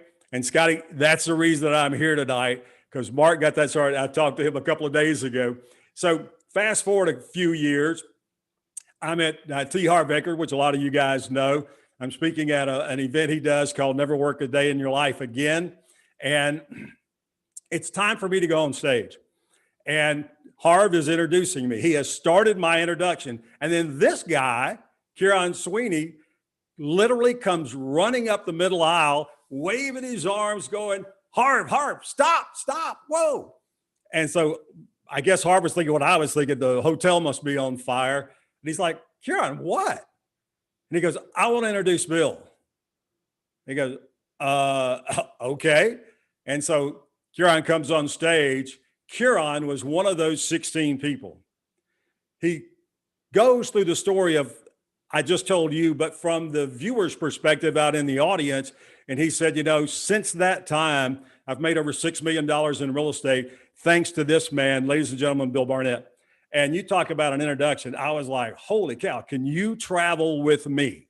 So what we're going to get you to is a point where the bottom line is, so that you can go out any day and be able to go out and put together a seller finance deal any day you want to. And we're getting into a market condition where seller finance opportunities are going to be everywhere. You have to be able to recognize them, and you have to be able to execute them. But once you learn how to do this, your investment faucet is going to get turned on, and it's just going to flow until you decide to turn it off, because this is one of the easiest points of entry. So many people talk about wholesale, and one of the reasons they love wholesale is they can get in doing wholesale deals with literally no money, and they don't make much money either. This is a piece where you can get in with next to no money, and you can make serious money, and you can make passive money, and you can make chunks of money.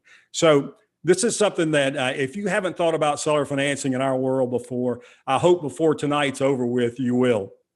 Because you'll end up having more meaningful sleep every night, knowing that you've got what I think is the perfect real estate blueprint. Because when you're involved in seller financing, you can go print money.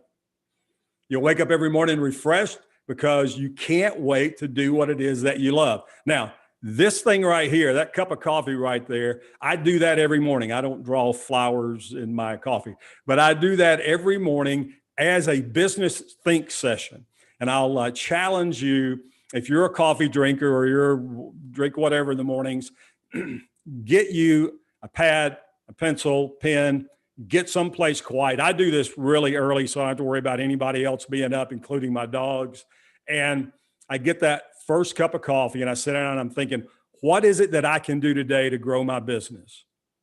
So you've always heard your whole life, it's better to work on your business than in your business. Well, it was years of hard work before anybody could ever explain to me what that actually meant. And what it means is I'm going through processes. I'm reviewing systems. I'm building new systems. I'm scaling my business by getting more contractors so I can do more deals at any one time, or more real estate agents so I got more leads coming in. I'm doing a lot of different things. I'm not out in the minutia. And that's what it means to work on your business and not in your business. And when you take a cup of coffee and every day you sit down and you think for 10 or 15 or 20 minutes with that cup of coffee, and you're just going, what is it today that I can do to grow my business? You'll start working on your business and not in it. So let me tell you about my introduction into the world of seller finance. It all happened with this guy. This is my dad. My dad's been gone for a while, but my dad was an amazing man. For me, one of the smartest guys that I've ever been around, a great entrepreneur. And he introduced me to seller financing by accident, and he did it with a 1956 Bel Air, gray and white, 4-door, nothing special. The car that we had didn't look near as nice as that. Come home one day, I'm probably in the 7th grade, and my dad's got this car parked, and he had 3 or 4 cars that he sold around the house all the time. And so here's this Bel Air shows up, got a for sale sign on it. And 2 or 3 days later, somebody bought it, and I didn't think anything about it. Well, about 6, 7 weeks go by, and the Bel Air's back at the house. And I'm like, Dad, I thought you sold that car. He said, I did. Like, well, it's outside. He goes, yeah, they didn't make a payment, so I went and got it. And I went, what? You got to tell me this. And this is a real estate lesson here. He said, I bought it for $200. I sold it for $200 down and $10 a week for a year. I told him, if you miss a payment, their payments were on Saturday. If I don't have your money the following Friday, you're not going to miss 2 Saturdays. I'll come get the car. So he sold that car 4 times. So he made $200 4 times, or made $800 on a $200 investment. Is that a good rate of return? We're always looking at cash on cash return. That's a great thing about seller financing, great cash on cash.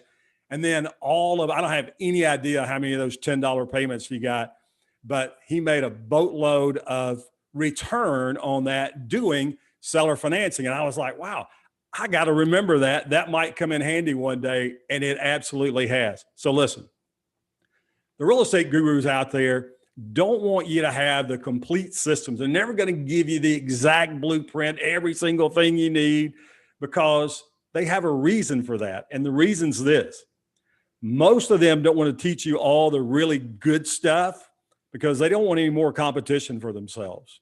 First of all, you don't want to be messing with somebody that's not in the business. They're simply teaching the business. You don't want to be messing with them at all. And you want to be with somebody that, one, you resonate with.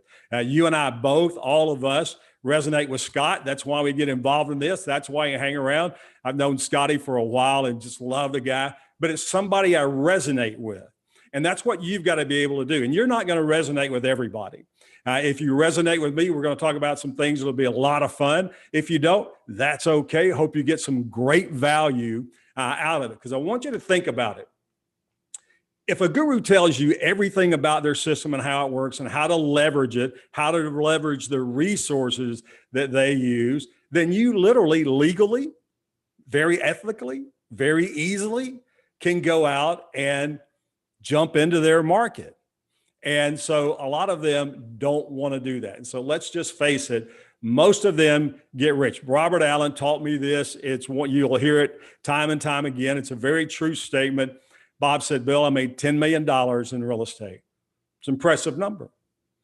I made $200 million teaching people about my $10 million in real estate. I get people all the time that come up to me that want to learn how to become a real estate speaker. I'm like, okay, well, I can help you do that. But the first thing you got to do is go make $1 million in real estate and do it in a short amount of time, a year or so, because $1 million is not real. And I'm talking about profit, not equity, or not value, but it can be equity, but equity and cash profit, and just not the value of the properties. So go out and make $1 million in real estate, then come back and talk to me. And Scotty, I know this will shock you, but I haven't had a single one of them come back to me yet. But those guys, those guru guys, make their money by holding back pieces of the puzzle so that you keep having to move a little bit further down the line, a little bit further, a little bit more expensive, a little bit more expensive. And depending on how long it takes for them to release their next great system, the strategies may not even be applicable anymore. So the truth is this: if you want a system, you want one that works today, right now, not something that's going to phase out a few months from now. If you've been around for a while, you know that we've gone through, if you were around in 07, 08, we went through a really tough, hard downturn in the real estate business.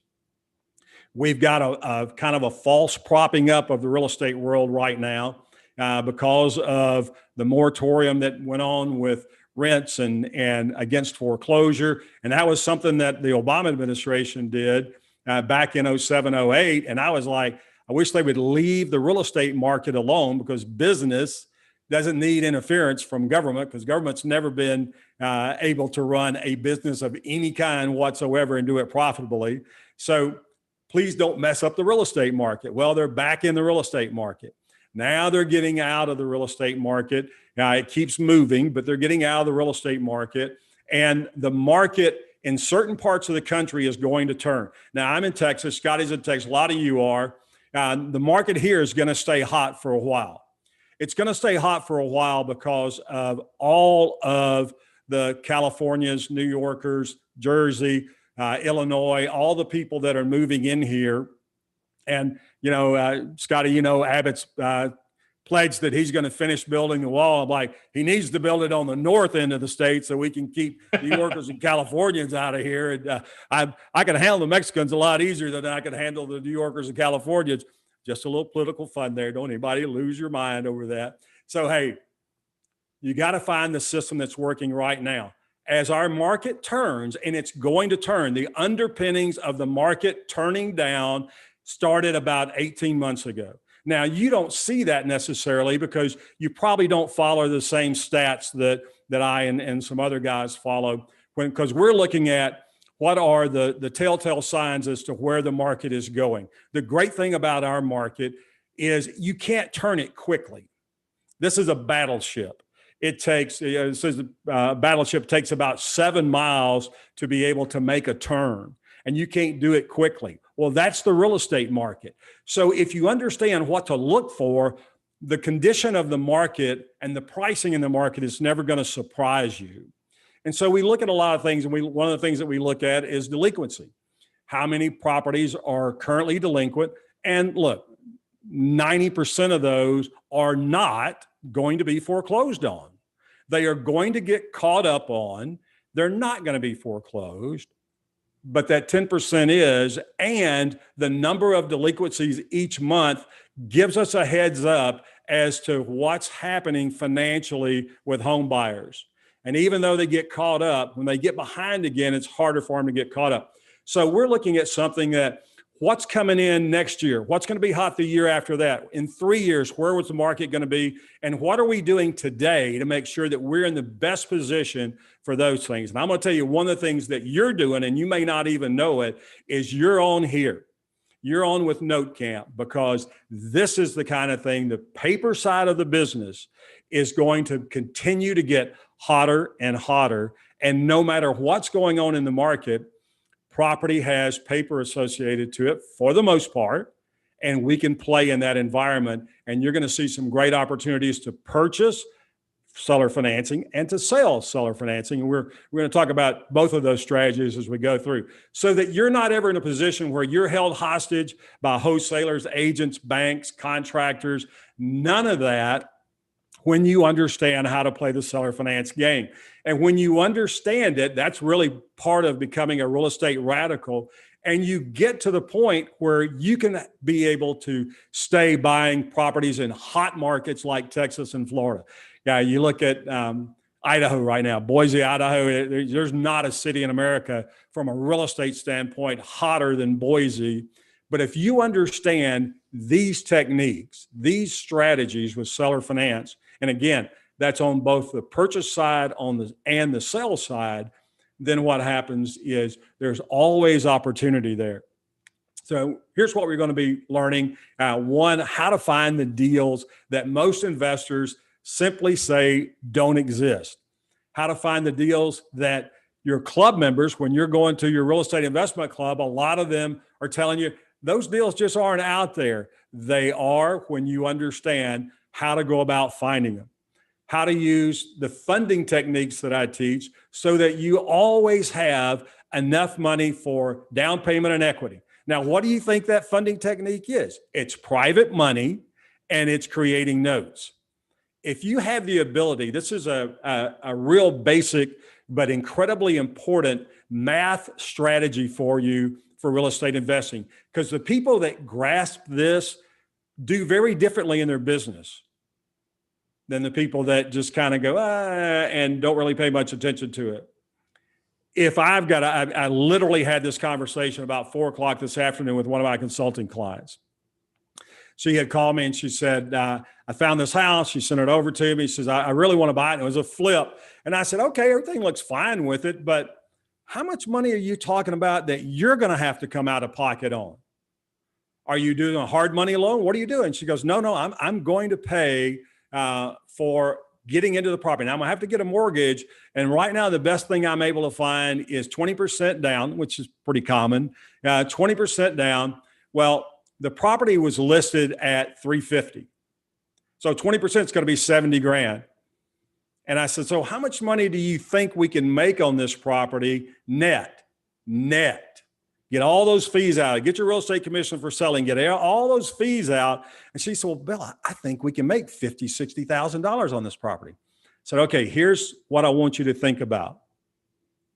If I've got $70,000 and I'm going to buy a property, wouldn't I be much better buying a long-term rental property in a cheap neighborhood? And there are parts of the country you can still do that. Dallas-Fort Worth, not one of them, but you can still do that in parts of the country. Scotty, I know Austin isn't either, but you can still do that in parts of the country where you might be paying $60,000 or $70,000 down, or not down, excuse me, $60,000 or $70,000 for the property, and you're paying $12,000 to $14,000 down. Call it 15 with closing costs, and you're turning around, and the income that you're making, the spread that you're making is 40 plus, 50 plus, 60 plus % cash on cash. Now, as a note buyer, as a note writer, a note creator, as a note seller, you understand cash on cash. Cash on cash is the most vital, in my opinion, real estate formula that you need to know mathematically.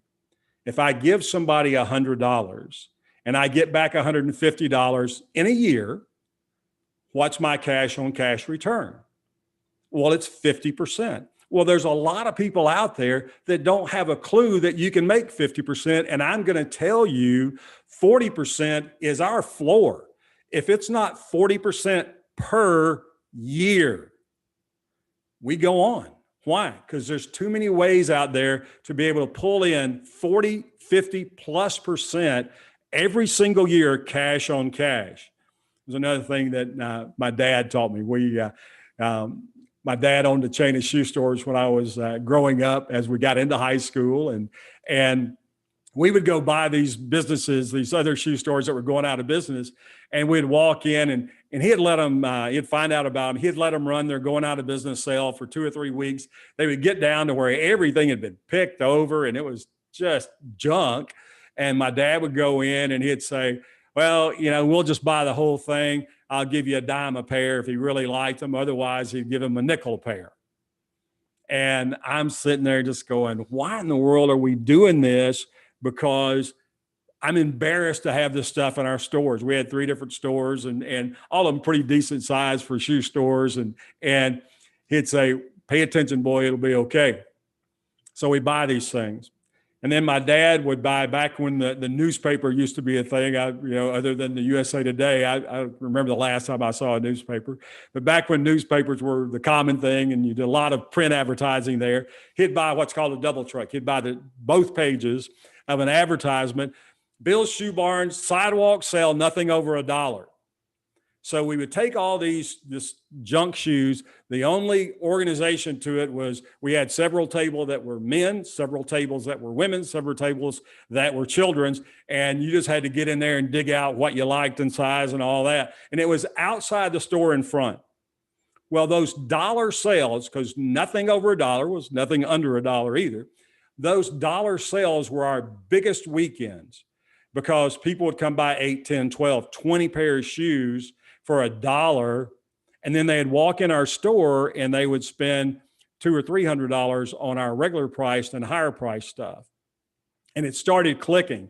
And he said, oh, you're getting it now. And I said, well, I think so. And he goes, what you need to understand is if I buy it for a nickel and I sell it for $1, I don't care what it is I've bought or I'm selling, I've got a magnificent return. If I've bought it for a nickel and I've sold it for $1, then I've 20 times my money. And that's when I started understanding about, wow, cash on cash return. He said, I don't like to pay a dime, but if I buy it for a dime and I sell it for $1, I've tenfold on my money.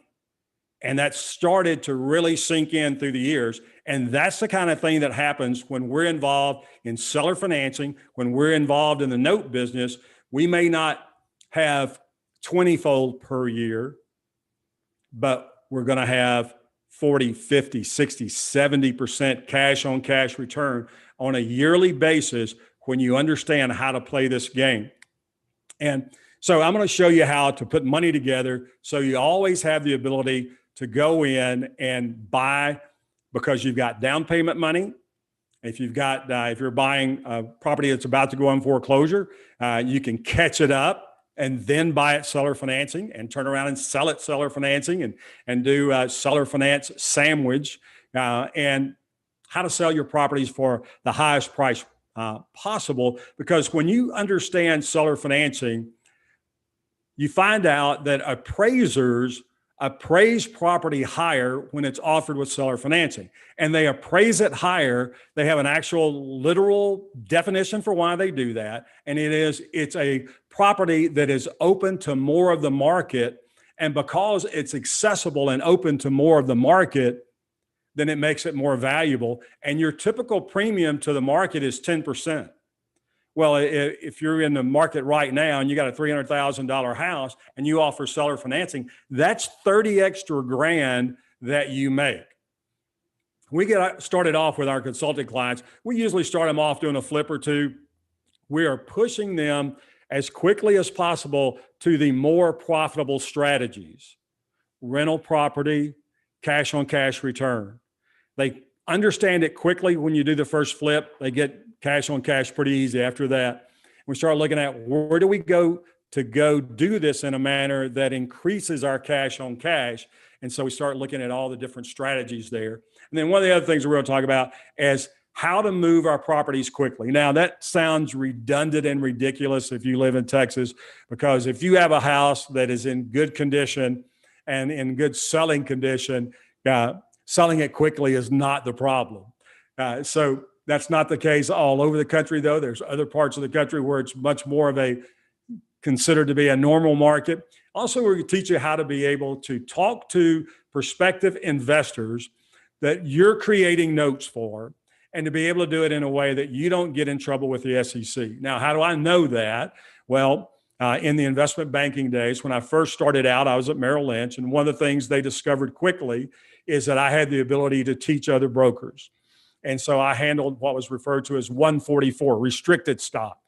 When a guy owns a company that's a publicly traded company, he gets a bunch of stock as compensation. He can't just sell that anytime he wants to, because it could wreck the market. So the SEC has this, they put a restriction on it, 144, and that's the 144 restriction, and it becomes restricted stock. And there's a specific formula as to when and how much they can sell. And most brokers don't want to mess with that. So I handled most of Tarrant County for all the Merrill offices. We just split the commission.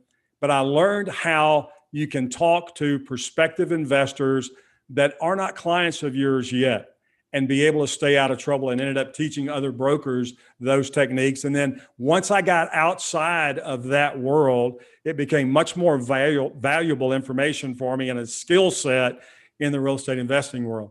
So over the years, I've personally raised over $300 million. I wish I had done a better job keeping up with how much my students have through the years. Nothing for a student class to raise 10 million or more over the course of a weekend at our weekend events. So this is something I've got a lot of experience in, but it's the keys to the kingdom, in my opinion, when you're doing real estate.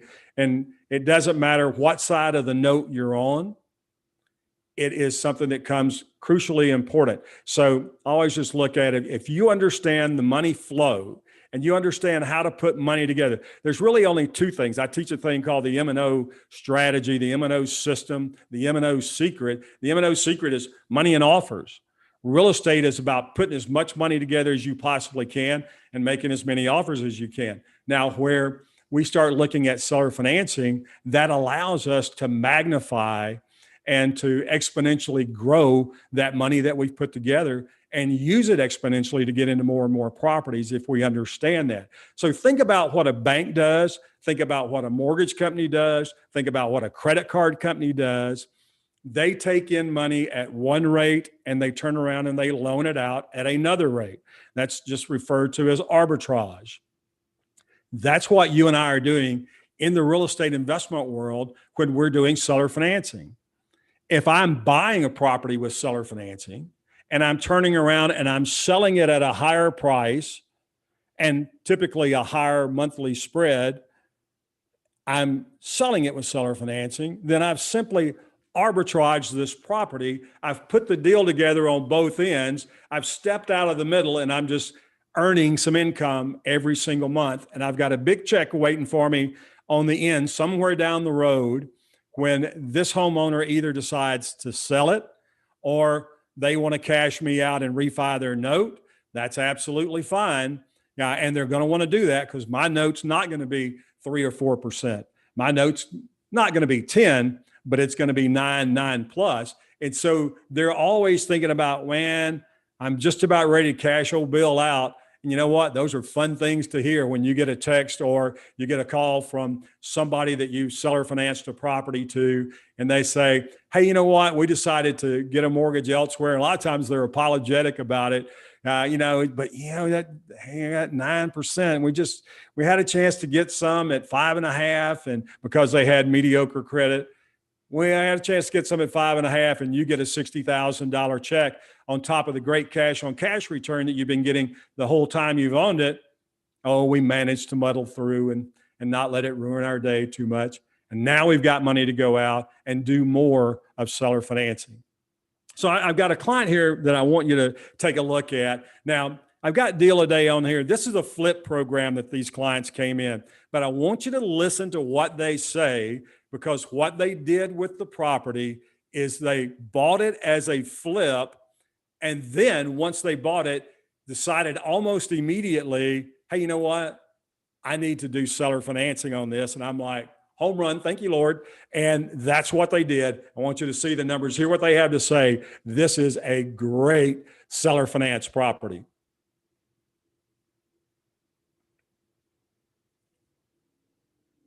Here with David and Ray Aquila, and they are members of Deal a Day. And so, guys, tell us about your Deal a Day experience and what do you think about it? We loved it.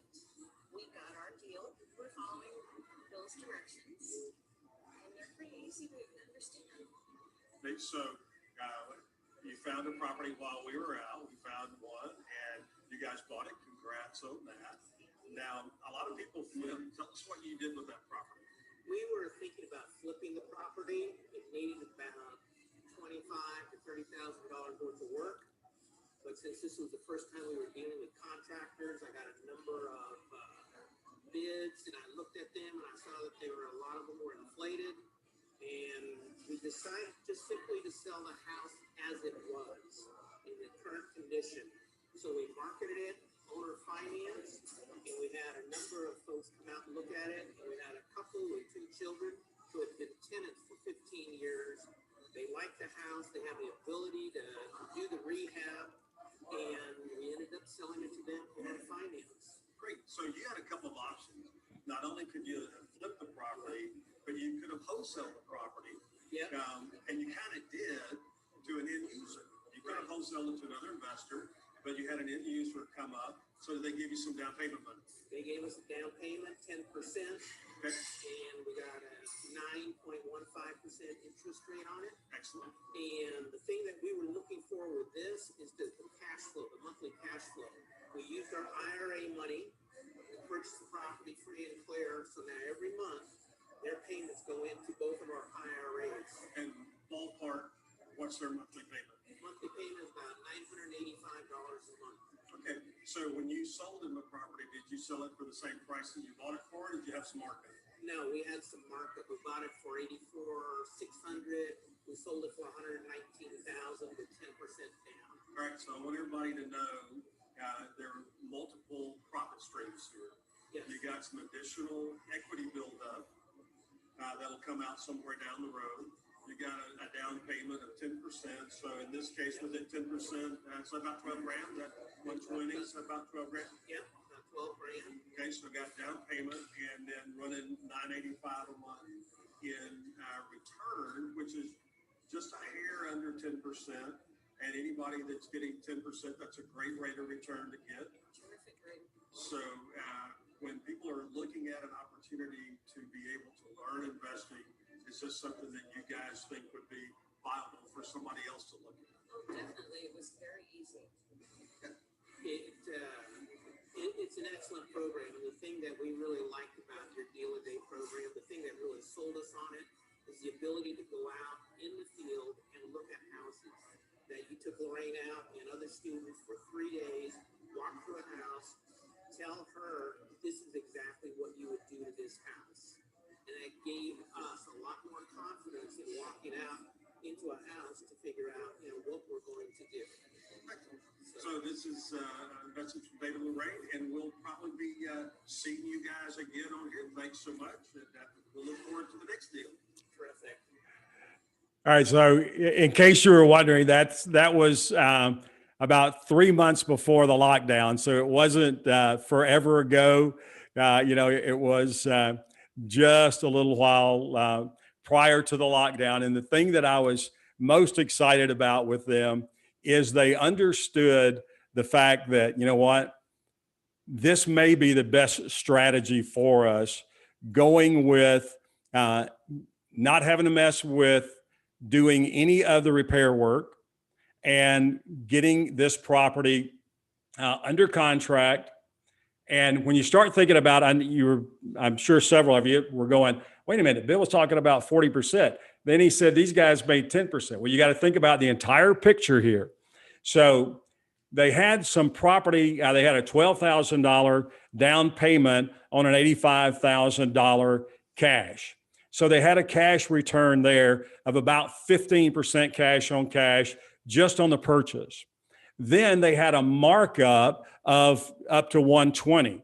So from 84.6 to 120, they had about 35,000 minus the down payment, the 12 grand. So they had another $24,000 that was in equity for them. And then they've got monthly spread going on. So what you want to look at is what are all the different opportunities going on there. When you do that, you find out that, hey, wait a minute, their cash on cash return got significantly better when you take a look at the whole deal. So they got that instant equity, 33.5, and then from that you deduct the down payment, and then that left them. So they got 12 grand in cash, and then they're getting that $11,820, that $985 a month through the course of the year. Now they took all of this, they bought it completely out of their retirement account, paid for it in full.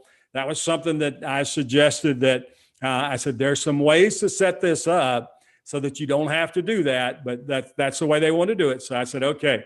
So when you start looking at the appreciation, the additional equity buildup, the depreciation, depending on how their contract's written, first of all, they always have the opportunity, if for any reason those people quit paying, they have the ability to be able to go back because they're the note holder.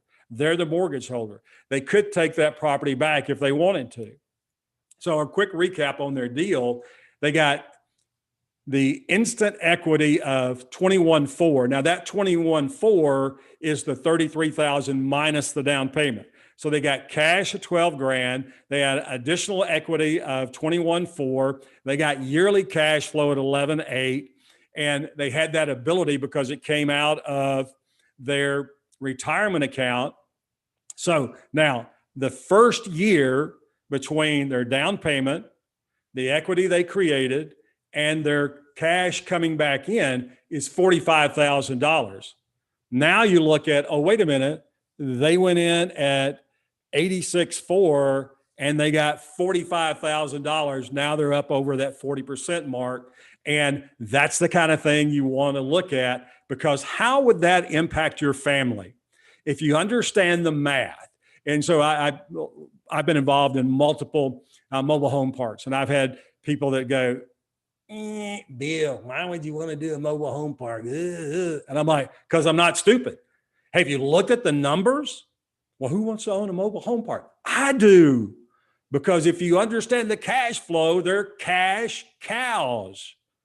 I don't care about that. What I care about is the math. Real estate is a math game. And if you understand the math, it will keep you safe. Every deal that you do, you'll be protected, and you'll be protected by the very numbers that other investors get bitten the rump over. But think about $45,000 on an $80,000, $86,000 or so investment. How does that impact your family? What kind of changes happen to you and your family if you're just doing that once a year, just one time? That's an extra almost 50 grand off one deal. And a lot of people, that's kind of money they're making is 50 grand, not on real estate. That's kind of money they're making at their job. So if you've got a chance to come in and bump that, Ron LeGrand's a good friend of mine. And one day we were sharing the stage together, and he made a comment. I about cracked up. He said, yeah, one of you guys asked me how I could double my income this year. And I told him, I guarantee you, I know how to tell you how to do that. Go find a job making the same thing you're doing now. Do it twice as long. That'll double your income. Was he right? Well, sure. But that's not what you and I are looking for. We're looking for how to use our noggin and how to use the resources that we have. And look, this is the thing that's so exciting about the strategies of seller finance. You can be lacking in the resources, but not lacking in the resourcefulness.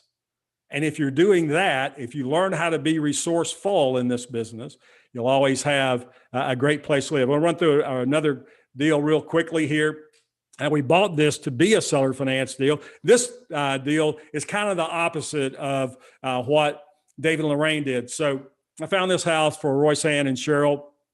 This was the condition that we was able to negotiate the deal in. An investor had bought it and missed the mark on, they way overpaid for it. And literally there's a slate floor they had started to put in, no grout in it. And the bank took it back from them. And we went in and got a really nice buy in it. And that's the living room. Well, there's the kitchen after we finished it. Looks a little different. There's the living room after we finished that. There's your some side by sides real quick there. So good stuff. Well, they were going to do seller financing on it, and because they wanted the cash flow, the monthly cash flow. But the opposite thing happened to them. A buyer came in that had the ability to pay cash. And of course, the agent for the buyer was really pressing them. And the agent did something very smart. I think you're going to make over $40,000 net in this thing based on the numbers that you've told me. Well, they called me and I'm like, yeah, they're right. You're going to make over 40 on it. Turned out to be $41,318.28. That's the check they walked away with after paying all of their commissions, their taxes, their insurance, all of their fees, all of the holding cost, everything. They walked away with 41 grand. They were pretty happy about that. How does that impact you? See, I want you to think, a lot of investors get lost and they get bogged down in the fact that what they're doing is they think I've got to do 40 deals this year for this thing to work. No, you need to do one deal that makes 50% or more of what your salary is. And if you do that, it's going to impact your household. It's going to impact your future. Then after we get one done, it's like, all right, let's look at the time frame it took to do this. Now let's see if we can do two in about 50% more time frame. And then can we do two in the same time frame? And then on and on and on. And depending on our strategy, it allows us to do more and more deals. When you're doing seller financing, both on the buy and on the sell, then it's a pretty fast moving business. And the numbers, both in profit and the number of deals, can add up fairly quickly. But again, I was with one of my mentors several years ago in Atlanta. We were at the Peachtree Plaza. We were having dinner. We're up on they have the kind of like the Hyatt in downtown Dallas. They've got the revolving round restaurant up top, and we were having dinner up there. And I walked over to the windows with him. I was just standing there looking out, and we were just yakking and just taking in the sights. And it was night. It's just a sea of lights. And he said, I want to tell you something. If you get 12 of those this year to say yes to you, it changes your life forever. Not just this year, forever. And that really sunk into me. It was very early in my investing career. And it brought into perspective, how many deals do I really need to do to have a great career and a great life? I don't have to do 3 or 4 a month. Great if you can. At one point, I was rehabbing 12 houses at one time, and I went, time out. This sucks. Not what I signed up for. I built a job for myself, not what I'm interested in, and thinned that out over the next few months and never been back. I got 4 going on right now. That's plenty. But I'm also doing rental property because of the cash on cash return. So you look at some strategies like, can I occasionally do a flip, 1, 2 a year, 3 a year, to take the profits from that flip and turn around and invest them into multiple properties, whether I'm doing, if I'm buying them with seller financing, I'm likely going to need something. If it's a pre-foreclosure, I'm going to need to catch the note up. Then I can take over the payments. And subject to is simply a form of seller financing. Then I can take over the payments. So I'm going to have some money out of pocket there. Maybe they've got some equity that they don't want to walk away from all of it. They're not going to get all of it either, but I'm going to give them some of that. I need some cash for that. So I've got some ways in the much, much more traditional vein to create cash to then be able to go focus on notes, seller finance purchase, seller finance sale, and look at what my spread is. And if you focus in on cash on cash spread, this movement, this business will become a movement for you, like it is for me and like it is for Scott. And everything we do is wrapped up in real estate. Somehow, some way or another, it's all real estate. So this is Bob Rich, is one of my clients down in Florida. He wrote me a very nice little letter. He said, hey, May 31st, we picked up a $23,000 check on an assignment fee. Here's a picture of our first real estate flip, put it under contract for $255, sold it for $280 with an investment of less than $1,000. Now, here's what I want you to think about. That's not in the truest sense a seller finance deal, but I want you to think about this. What makes seller financing so incredibly attractive is the cash on cash return. Look at the cash on cash return here. Less than $1,000 invested. Let's just call it 1,000 because it makes the math easy. $1,000 in, $23,000 out. So 23 times on the money. Now, the time frame there was about 8.5 weeks. Now you take that and you extrapolate that return out, and the numbers just get silly. This is a guy that was paying attention to the spread. We had conversations after this about what happens with the 23. He said, I want to do it again. I said, make sure that you understand why you're wanting to do it again. Not just, oh, I want to make another 23. I want to have another return on my cash that is 10, 20, 30 times, and it's that in a relatively short period of time. And so that's what, when we're buying and selling, seller financing does for us. Again, the important question, what do you think that would do for your family? What kind of impact would that have? I love Tony Robbins. He's a big time mentor of mine. Got to go see him again in December of this year down in Miami. And one of my favorite quotes of Tony's is, most people overestimate what they can do in a year, and they grossly underestimate what they can do in 10 years. And the people that are overestimating what they can do in 1 year typically get frustrated. And a lot of times they'll turn away from something like real estate investing that's incredibly profitable because they didn't move as fast as they thought they should be moving. And if you'll temper that and say, I want to learn how to do this business the right way. Now, you're in a good spot already. Getting associated with Scott's a great place to be. If you want to learn seller financing, I can promise you getting associated with me is a great place to be. And so you learn how to do it the right way. And then you're pushing yourself. Yes, I want to do it better and faster, but you don't get so frustrated you leave the business. This is the other thing that most people have to overcome. And in the seller finance world, this is a big deal. The fear that prevents you from taking action. Now, here's one of those scenarios. If I'm going in and I'm asking for seller financing, and one of the things that we're going to talk about some additional training here in a minute, and I'm going to teach you a secret weapon, a seller finance secret weapon that is amazing how effective it is. I've never heard anybody else teach it. And it takes a little gumption to do it. And this is what freaks a lot of people out. A lot of people are too uncomfortable to be able to go up to somebody and say, you take what you owe for your property. I can buy it, but the only way I'm going to be able to buy it is to take your payments over.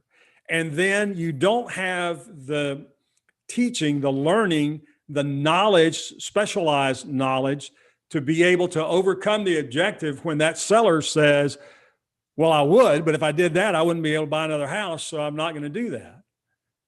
That's the easiest objection to overcome once you understand it and once you know how to overcome it.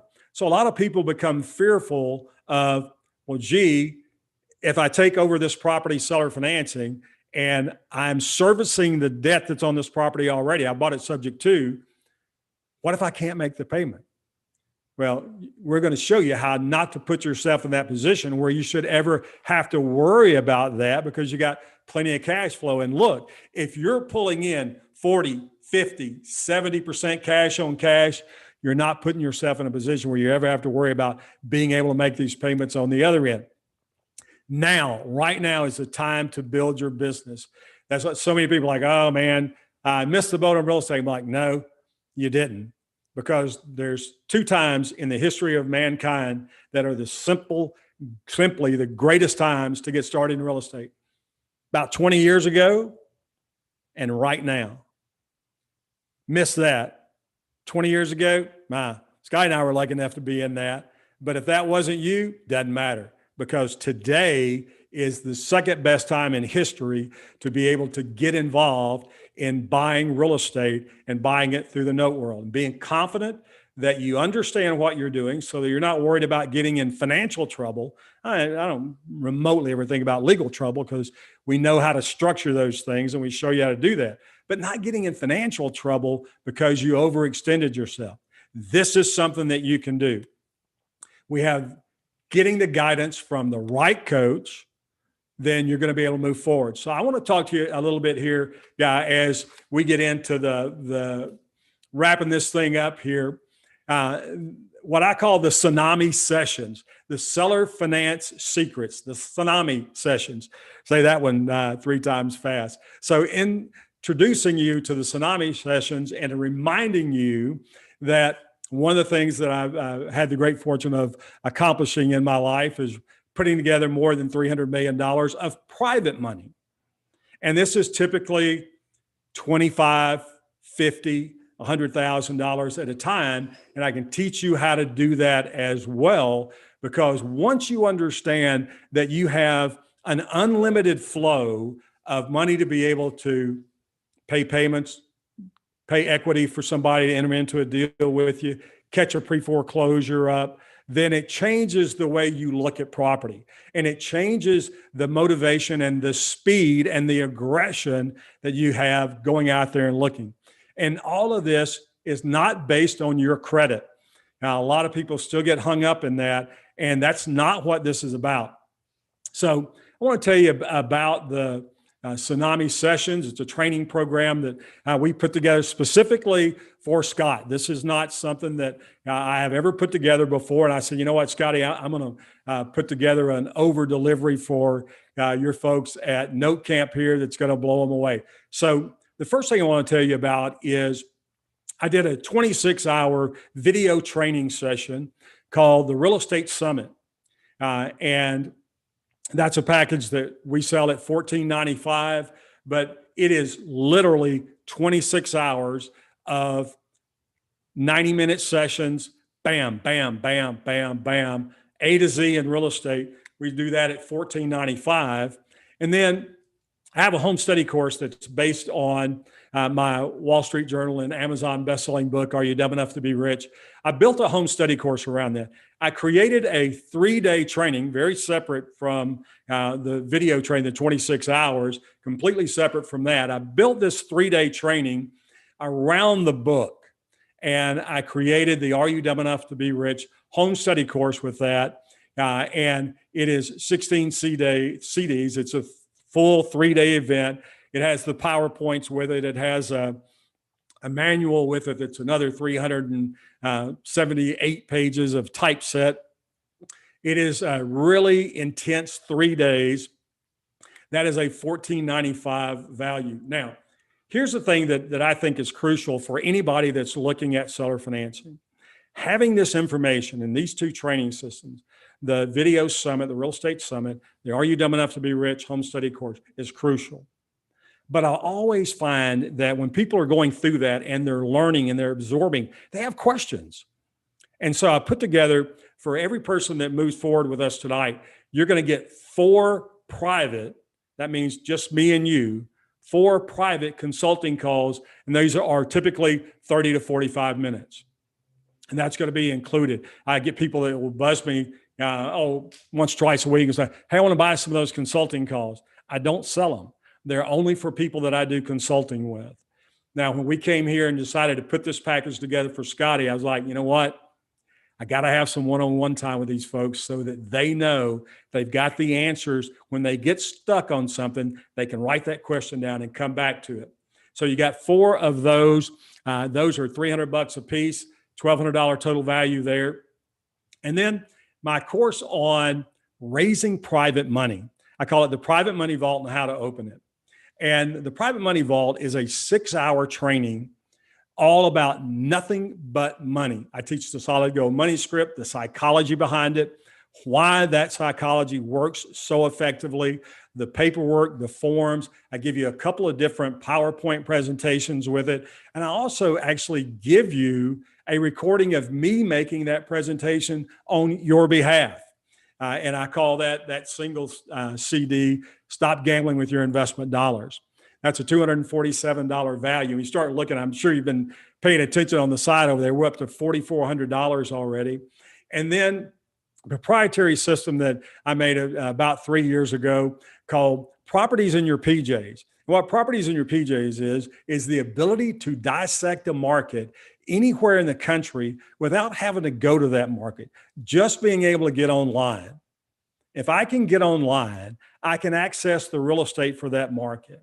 And I can build a definitive filter that lets me know all the way down to the individual subdivision where I need to be able to get the best buys and the best values and the best cash on cash return for that market. And that's what Properties in Your PJs is. So all of that totals out at a value of $4,534. So who's this working for and who does it apply for? It applies for investors who haven't bought because they feel like they don't have enough experience to pull the trigger. You'd be amazed. And if you go to investment clubs, and Scott and I go to these on a regular basis and speak, one of the first questions I always ask is, hey, if you've done a deal in the last 30 days, raise your hands. And in a big club where they may have 75 or 100 people there, there'll be 2 or 3. Okay, now, if you've done a deal in the last 90 days, raise your hands. So another 2 or 3, 4 go up. If you've done a deal in the last 6 months, now maybe 5 or 6 go up. Everybody's kept their hands up. And you start to look around and you go, wow, it's about 10 to 15% of the room are active. And I go in smaller clubs and it's just 1 or 2 people. And so the reason that they're not more active is they're afraid to pull the trigger. They don't have the confidence that they've learned what they need to know to move forward. These systems were built on my scars. And I've got a lot of them from 30 plus or right at 30 years in this business. And there's no point in you getting those scars either. Learn from the mistakes of others and build on top of that. It also applies to investors who in the past have only dabbled, and now they're getting ready to take this seriously, treat it as the profession that it is, because it'll pay you unlike anything you've ever seen. It is a fabulous business to be involved in. And investors who haven't had that skill set to really move their business to the next level and ramp it up, that's what these training packages were built for.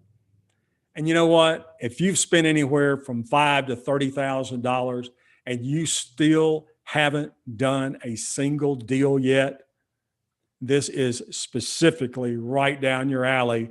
And I can get if you're a guy, I can get your wife not looking like that, but what you do, not what I do, what you do, so that you can start delivering to her and to your kids the kind of promises when you told her how great life was going to be with you. You can start delivering on those. So you might be thinking that you can't get started in the business because you're unsure where the market's going. This is the time. You don't have to understand it completely. You have to have faith and confidence in the people that you listen to and resonate with. And if they understand where the market's going, like I do, then you're going to be in good hands.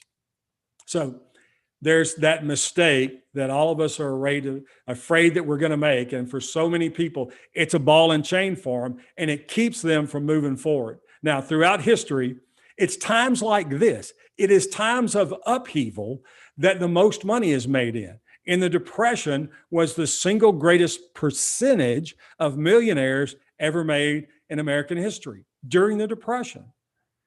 When things are chaotic, money is moving around like crazy. And if you don't lose your mind and you keep your eye on the prize, you start seeing the opportunities that abound. And there's more opportunities right now, as crazy as things are, than there have been since 2008, 9, 10.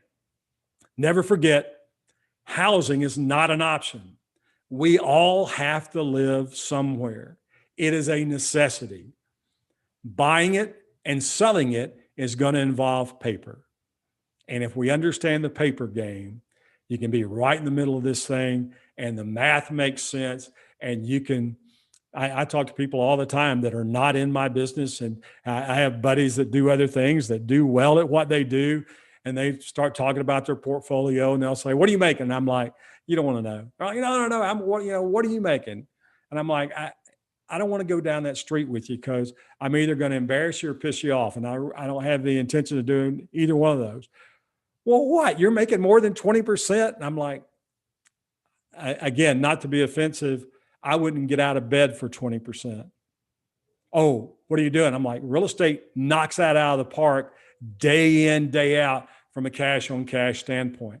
So think how it's going to feel for you when we take you by the hand and together walk you through these deals so you're not making mistakes. You're going to look like this guy. You're going to be jumping up and down, hollering, "Yee-haw."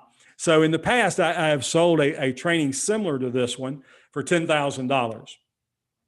But since we've had digital delivery really explode through the course of when COVID came around, one of the few good things that came out of all of that mess was this digital boom that we've had.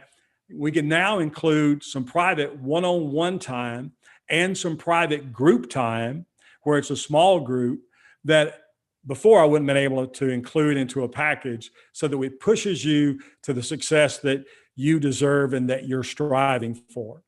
So I decided to throw in an action bonus for those of you that decide this is something I want to learn how to do. I want to learn this seller finance game inside out. I want to be making 40, 50, 60% plus cash on cash return on a yearly basis.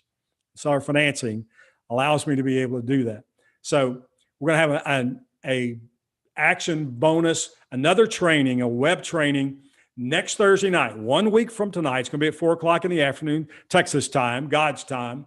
It's going to be a private web class, and it's going to be all the additional ways to find and purchase seller finance property. Now, what we talked about tonight is umbrella.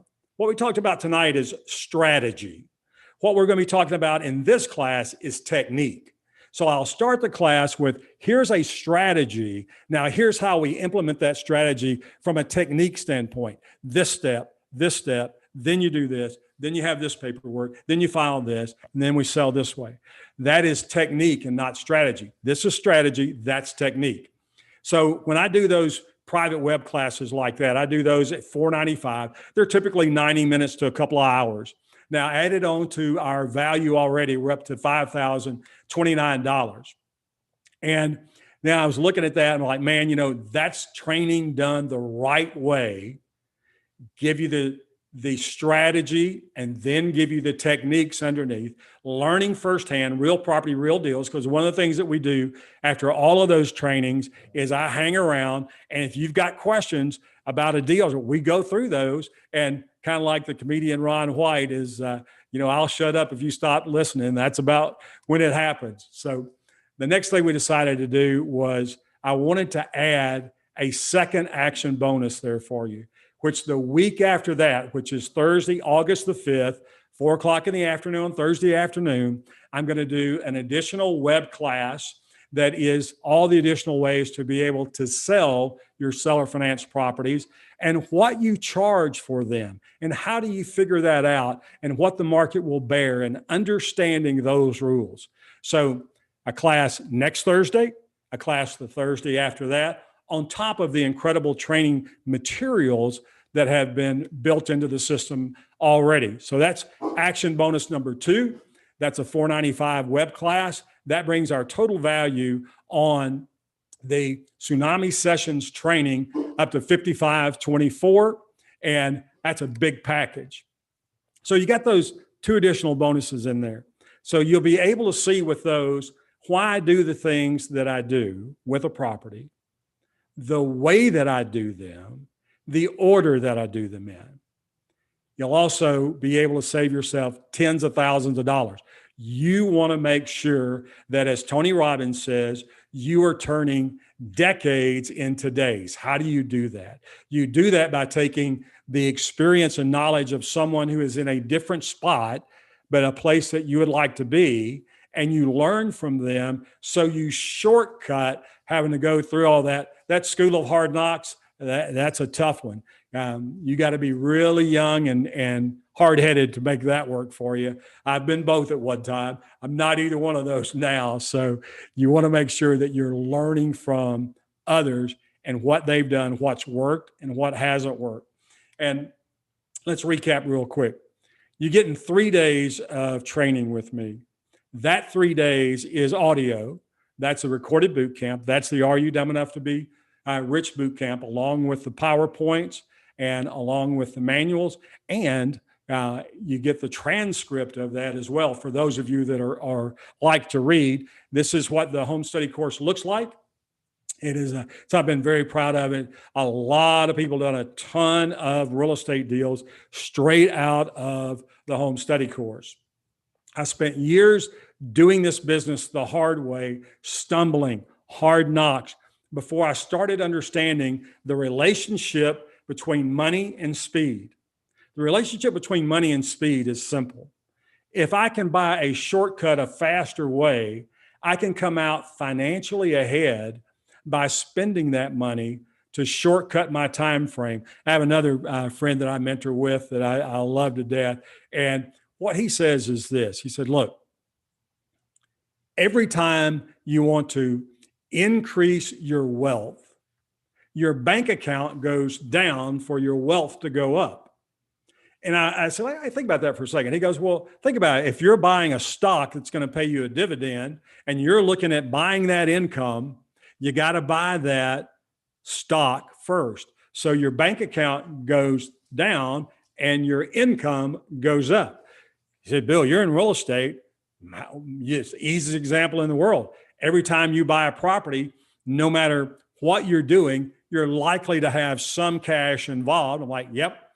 Even when I've got a deal that I may be able to be close to zero out of pocket, it's usually something out of pocket. So my bank account goes down, my income goes up. And then over time, they're both going up. So the Dumb Enough home study system is in there at $14.95. And then the private money vault and how to open it. This is the private money vault, the 6-hour private money training. It's got ebook components to it. It's got 3 different presentations in it. It's got an audio presentation, me presenting private money on your behalf. And then it's got 2 PowerPoint presentations, depending on where you can tailor those for the things that you like. And the private money vault, again, if you understand money and offers, this business is unlimited for you.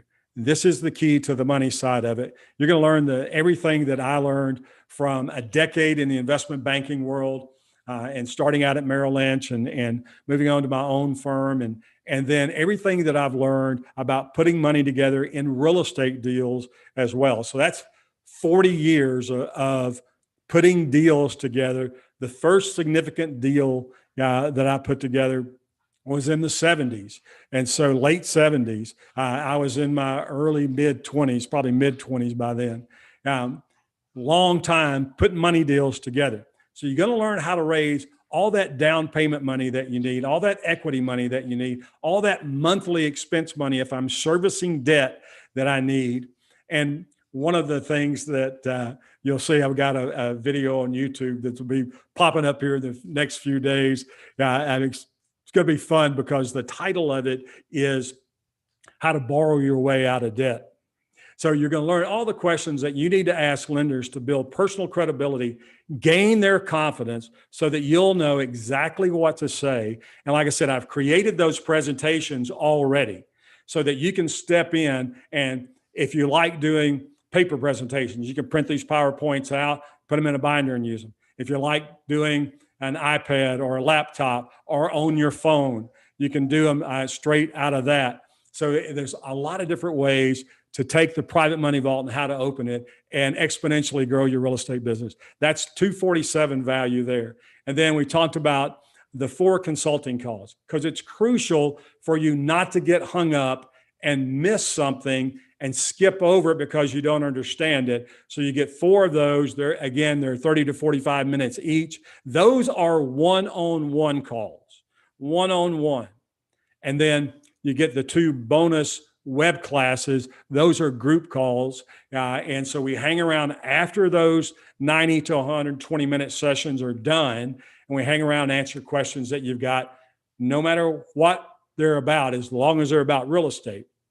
So it is those consulting calls are $1,200 to $300 a piece. There's 4 of those. Then properties in your PJs, little sock feet there in front of the fireplace, because that's how you can do this. If you understand, I've got a system in place to be able to go look at property in Omaha right now. I've never been to Omaha, unless I go to the College World Series. I don't have any interest in ever going. But could I buy a property there and have an informed decision? Absolutely, by using the properties in my PJ's system. $97 there. So total value, $55.24. So for those of you that are going to take advantage of our special offer tonight and start exploding your real estate business successfully and make it the career that it could be, and start building long-term relationships with our company at Radical Real Estate and DFWproperties.net. Tonight may be the very first step in that journey. So you've got the Real Estate Summit, 26 video hours, $14.95. You got the home study course, is a 3-day audio training, $14.95. You've got the 4 consulting calls at $300 a piece, $1,200. You've got the private money vault and how to open it, 6-hour video training for $247. And then you've got, it's really a software system when you're talking about properties in your PJs at $97, and the 2 bonus web classes. So let me ask you a question. If all this system did was lock you in at a 30% net profit on every single deal that you did, would it be worthwhile? And I'm going to tell you, if you're doing 30% and I find out about it, I'm going to call you on the phone and skin your noggin and show you how to bump that up. What's crucial is you're making the right decision to work with the right business coach and get you on the right path to creating the legacy that you want to create for yourself and for your family. So I want you to think about everything that you're going to be able to accomplish once you've gained the skill set and you understand, how do I use that to the best of my ability and to the best of the benefit, not only for me, but for the people that I'm doing business with. This is the greatest service business that I think you can be in, other than being a pastor or being a doctor. Real estate fits right there. And when you have the ability to impact somebody else's life and put them in a house that nobody else is around to help them get into a property with, it'll change your life and it'll change your business. And obviously, it'll change their life as well. And it gives you the confidence to take the limits off of what your earning potential is. A lot of times we help people get over the money roadblocks that they have, because my dad taught me years ago, business is not good or bad out there. Business is good or bad right here. And if you got it right and you got it going good in here, it doesn't matter what the marketplace is, your business will always be good. Seller financing is a way to make a lot of money, and in a relatively fast period of time. Now, I don't want you to think I'm selling get rich quick. I am not doing that. But when you look at what you spend 40, 50, 60 hours a week on, if you have a regular job, and then you get a couple of these checks in, it's going to seem like that dollar amount is coming in really fast, because comparatively speaking, it is. So let's see what we can do to make this even easier for you. The entire Tsunami Sessions training system, everything that we've covered, is going to go for a one-time investment of $997.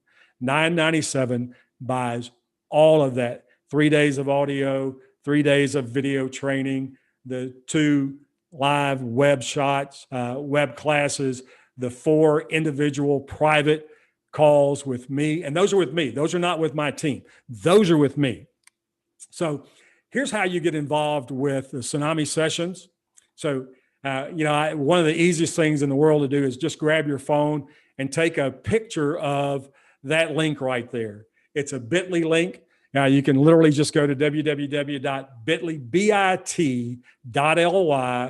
Tsunami Sessions. Now, you have to put the capital T and a capital S in there, Tsunami Sessions.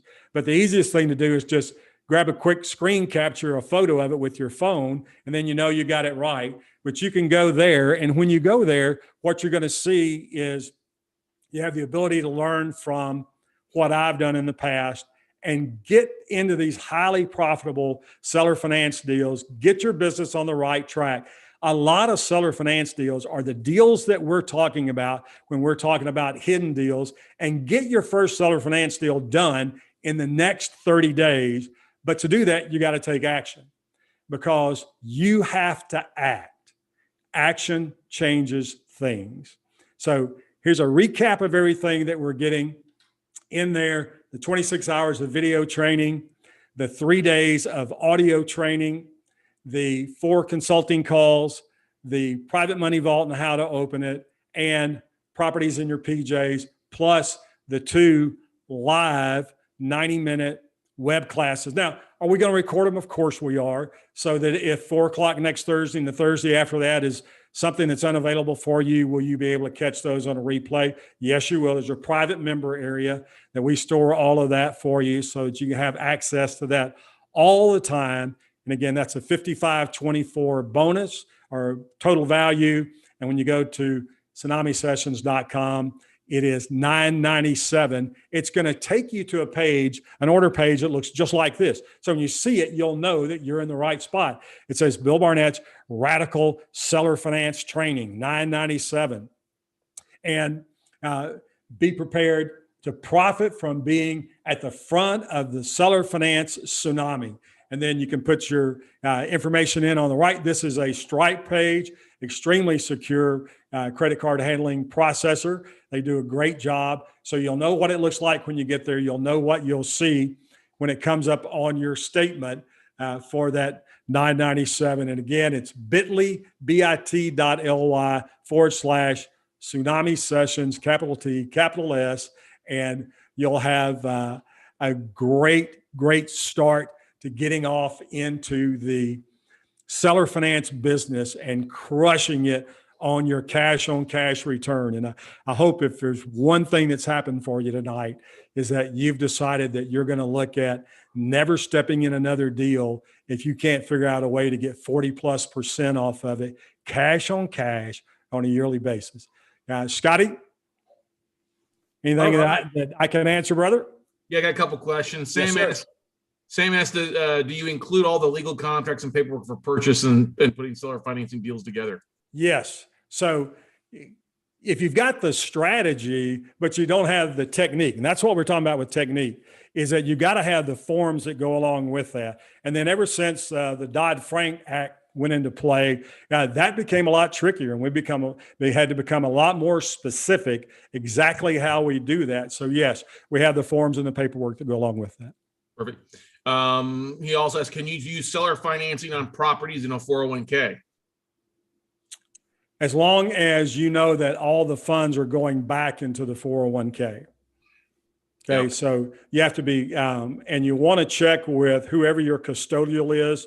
And Quest is a fabulous custodial. There's a lot of good ones, but I love Quest. They're a fabulous custodial for anything to do real estate wise. And I always, just like you always listen to your real estate attorney, you always listen to your doctor, you always listen to Quest or whoever your custodial is when it comes into a question like that. Am I going to answer and show you? Yes. The answer is yes. But you also want to go back to them and go, okay, so every custodial is a little bit different in how they execute that. Yeah, exactly. Tyshawn asked, if you do subject to and take over payments, are you paying them market value or just the payoff amount?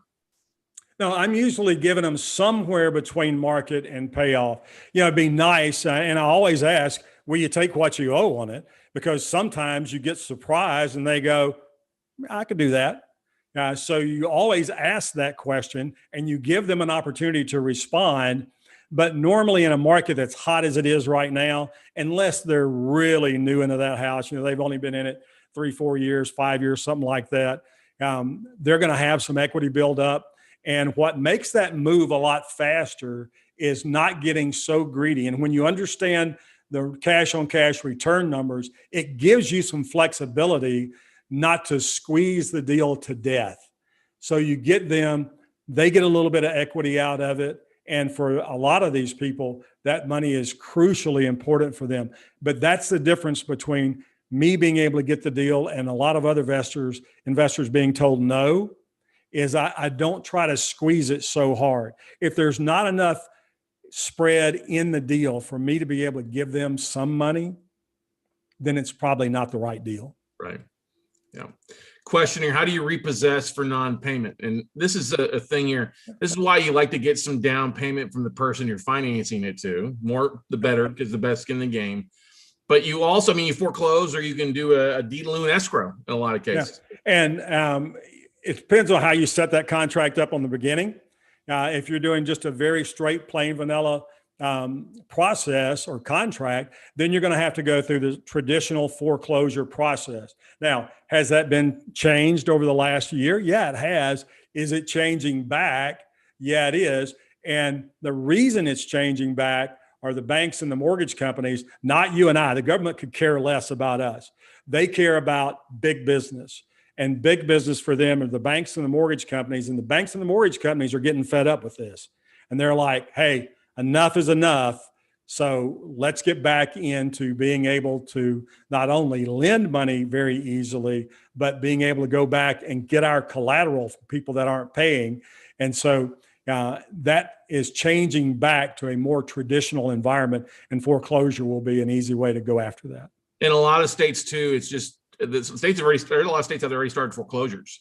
Yeah, and you know what? If you're not a government-backed loan like a Fannie or Freddie, you don't have to not stop foreclosure. You can go and foreclose. You can foreclose on somebody too, where they go, oh, you can't foreclose. There's a moratorium. There's a moratorium for non-payment. There's other things that you can foreclose on if you're paying attention. Yeah, and this is one of the most important things. Yeah, one most important thing is getting that skin in the game for the borrower. The more skin in the game, the less likely they're going to default on that. Yep, Anytime we've owner finance stuff and we got little, it always ended up being defaulted, or if we did a loan mod for some business, we didn't get bites in the butt. Yeah, exactly. Good questions though, Sam. Yep. Any other questions for Mr. Barnett there tonight? Great stuff there, Bill. Lots of great bonuses there. I put the link in the chat roll for you guys, so it's a clickable link for you guys in the chat roll. Outstanding, Sam says. Tyrone enjoyed it. Thank you, guys. Mautry says, hey, Bill, roll tide. Roll tide, brother. Roll tide. David was, yes, you could do this on mobile homes, correct? This is absolutely type of thing. Absolutely. From the old car to, to houses, to mobile homes, apartments. Owner financing is something you do on just about anything with it. If you love mobile homes, these are fabulous strategies for mobile homes. Yeah. You can make a stupid amount of spread in a mobile home environment using these strategies. Yeah, exactly. All right. Any other questions? Looks like everybody's all happy there. Get signed up today, bit.ly/tsunami sessions. Guys, remember, you get signed up and you'll be able to take advantage of that Thursday night coaching call that Bill's putting together at 4 p.m. Central. Next week, a week from today. Exactly. Tashawn says, when you take over the property, are you rehabbing it? Typically, I want to stay away from that. Now, I may have to, depending on what I'm doing with the property. If I'm putting a renter in it, I've got to make sure that it's in suitable condition to attract the rent amount that I'm trying to get. If I'm doing government, I do a lot of Section 8 stuff. So I got to make sure that it will pass a Section 8 inspector. So a lot of times I'm spending a little money on it. But again, if it's not money coming out of my pocket, I'm bringing in private outside funds to cover all that. So it's costing me a little interest, but it's not killing my deal. And if you know on the front end, here's what I think I'll need to spend to get it into the shape it needs to be in. And I calculate that interest and I calculate what time frame it's going to take for me to retire that piece of debt. Then it's easy to be able to make the decision, is this a good deal or not? Exactly. It's all about the numbers. Yep. All right. Well, good stuff there. Great question, Tyshawn. Bill, man, thanks so much. My pleasure, brother. There, buddy. And look forward to seeing you soon, maybe getting a ball game before too long. Yeah, let's do that. Great stuff. All right. See you now. Good night, everybody. I think you've got to make me host again since I made you host. All right. Let's see there. You may not know I did it. Guys, thank you so much for a great day one at Note C.A.M.P. Come back. We get started right at 9 a.m. tomorrow morning. And we'll see you guys all for day two. Take advantage of the discount, though, the bonuses. And we'll see you all at the top, everybody. Bye. I'm going to guess that's under remote control. Give that back to you. Yeah. Let's see if that did it. See if that got you back. No, just because your screen. Just go ahead and end it. We'll end it all. Okay. And just close it down. Bye. Thanks.